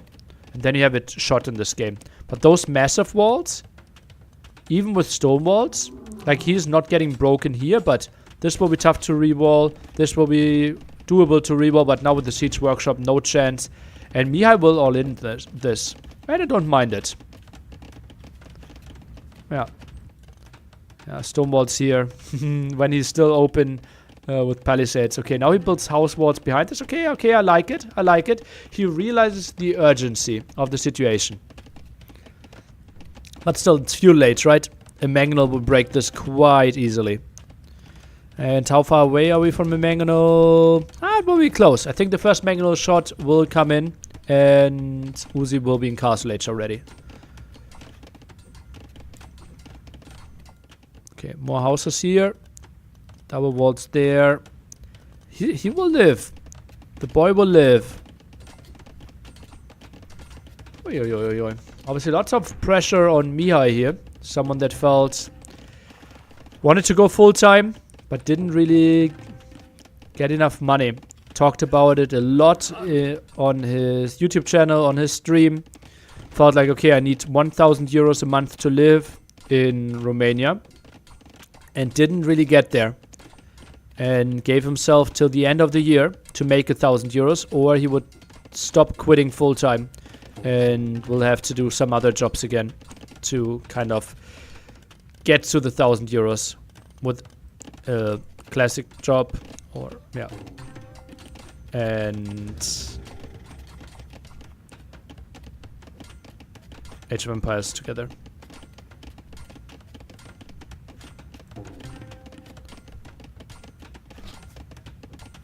Okay, and full step lancer. That is interesting. Like, he has 6 here. Where are the other 5? That's quite some pressure. Goes for the high HP house right now. 750. Now it jumps to 900. But that was still a lot of damage done. And that is broken. What do we see now? 7 spearmen out on the field. Goes for pikemen. But that won't be too pretty. 2 militia inside for some reason. And that's a dead will. Could be 2 dead wills. Jumps relatively deep. Does he want to take a fight before castle age upgrades? Goes for some damage. Squeezes through with some of the step lancers. Mangonel relatively exposed. Micros quite nicely. And this looks good for Mihai. Being down 2-1 and now at microing this one. Have to love it. Can move around. Can go for more gold. Step lancer aggression continues. And this is quite some pressure on the starting town center. Ideally, he wanted to do some more pressure on the gold. Kind of the most exposed and valuable resource right now.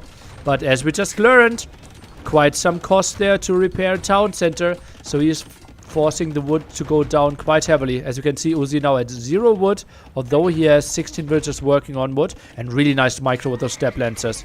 Oh, really well played. And now can move in against those archers. Pikeman count not that high. Step lancers can dive again. Is he combining armies? Looks like it. Takes this fight. Easy win for him, obviously. Pikemen are moving away. Solid 10 population lead. And eagles are jumping for those mangonels though. And villager not around for the repair. Wanted to go for the repair, but came in a bit late. Meanwhile, conversion started here against the eagle. Interesting that he got a monk out. And those step lancers, they could be at the gold. Could be game ending, but that's why we see the pikemen being added. Or some more eagles. How many barracks do we have? At 3 barracks right now. And those step lancers not taking a pretty fight for themselves. Thinking better of it. Oh, that's a good fight. That's a good fight for Mihai. And now he should be slaughtering through those vills. Another pikeman comes in. But this is for pop 40 against pop 60. Villagers have to be pulled now. Military count is 1 against 17. That won't be enough. GG, well played. Mihai moves to the round of 24. 2 weeks in a row. GG, well played to Mihai. Oh boy, oh boy, oh boy. Tomorrow, another great day of Age of Empires ahead of us. We can quickly take a look at everything that's happening tomorrow. Maybe we go for this scene. This one is the contribution scene. This one is the bracket scene. So the matchups for tomorrow, and then we will take a look at the bracket. Oh no, let's look through the bracket, right? Jordan already won. We have Capot winning. We have now Mihai advancing. MBL already won as well. So Rakuma in a good set against Fire. Goes through. Freaking Andy lost the game on Arabia against Persians. Won all 3 other games though. Freaking Andy against Valas. An absolute banger. Sito against Draken. Quite interesting. Sebastian won his game as well. Dowd won. Dogao won. Not the biggest surprises there. And we have Nikov against Ganji. An absolute banger there of the round of 24 happening on Sunday. Did you add all the sponsor ads to all the NAC scenes? I think so, yeah. Yeah. Did just something come up? I think so, right? And tomorrow, so in 17 hours, 40 minutes, that is basically 12 GMT, something like that.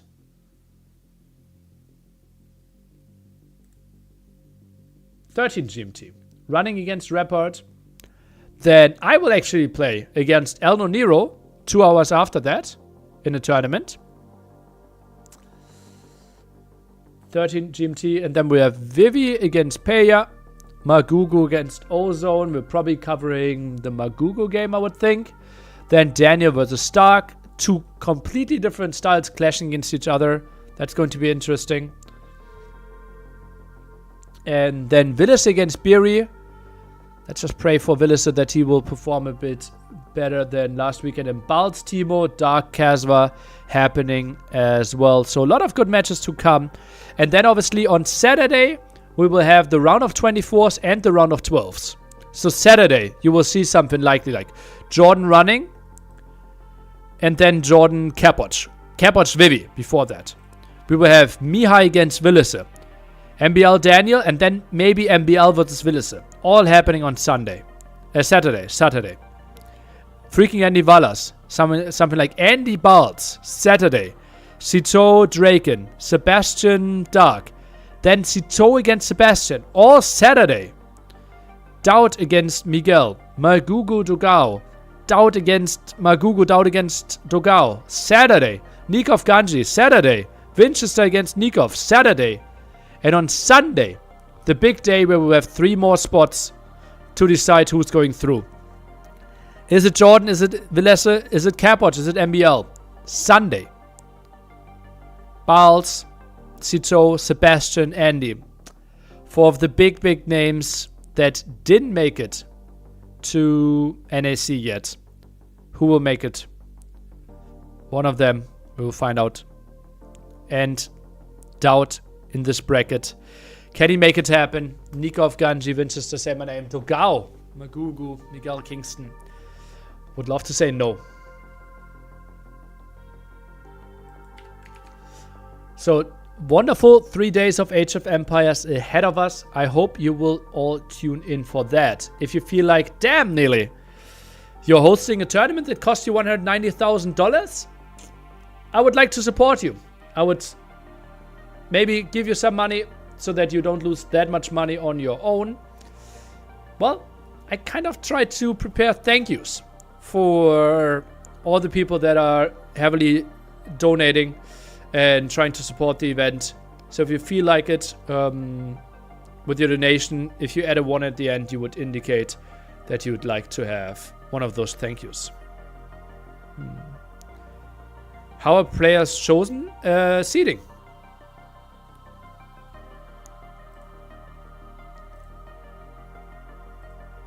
Like, this is the seeding for the second qualifier. So Dowd is in one bracket, Jordan is in one bracket, Balz is in one bracket, right? So we have Sito in Balz's bracket, Willis in the same bracket as Jordan, Nikov in the same bracket as Dowd. Then Nikov in the same bracket as Winchester, MBL in the same bracket as Villesse, Sebastian in the same bracket as Sito, and so forth and so on. Andy in the same bracket as Sebastian, Vivi in the same bracket as MBL. Yeah.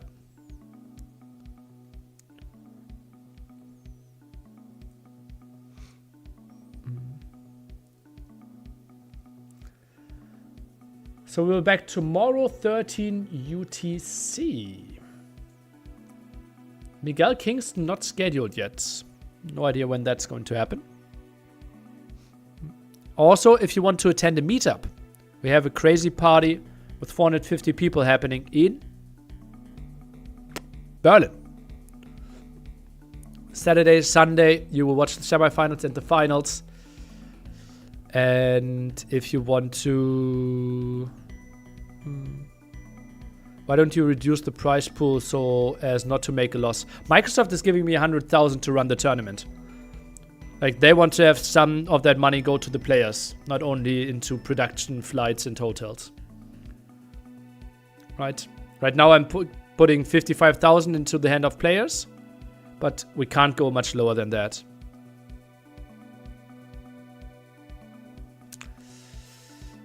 And yeah, meetup in Berlin, Saturday and Sunday, if you want to watch the semifinals and the finals together with more than 400 other Age of Empires enthusiasts.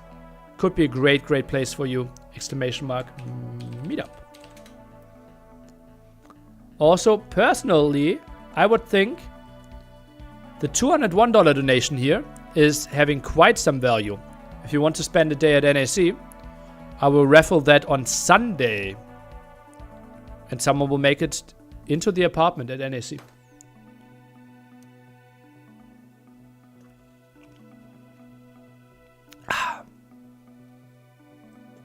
That's it from me. I just sent you a Discord PM regarding NAC donations. Hope all is right. Okay, I will look into it. Do we know how many tickets are still left for the meetup? I can update it now. I'm always updating it in the Discord. I can update the number, meetup info. 373 tickets sold. So we have fewer than 60 tickets left. What's the target of crowdfunding? 76,000. Exclamation mark, NSC 5 support.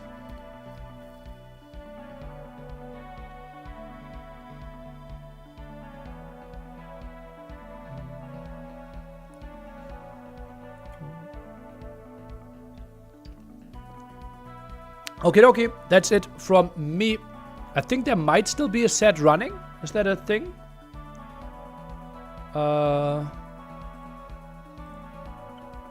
Was there something overlapping? Sito Badnir? I would assume that's already 3-0 as well, though. It started 2.5 hours ago. Yeah. Flex into this. Thank you. I should mark another mousepad down.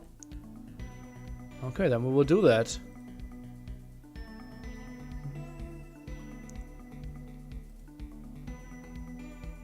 Then we broke 30k, right?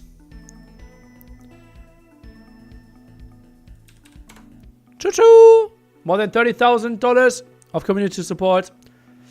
Nice. Nice. Or actually, like the real amount of people donating, let me quickly check, is actually $35,000 in total support. But obviously, I have to put a lot of money into PayPal costs, plus also like all the shipping and buying all the hoodies and such, right? That costs like roughly $5,000. Yeah.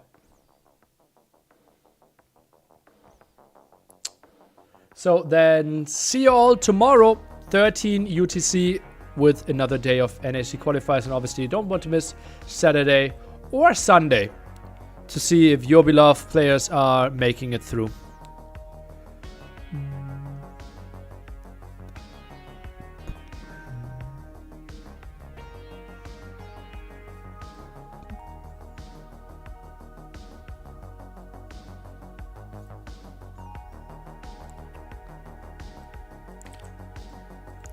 Maybe it's still a question, but do the players bring their own equipment to the tourney? Yeah, like not their own PCs and screens, but their own mousepad and keyboard. Yeah. Have a good one. See you all tomorrow in 17.5 hours.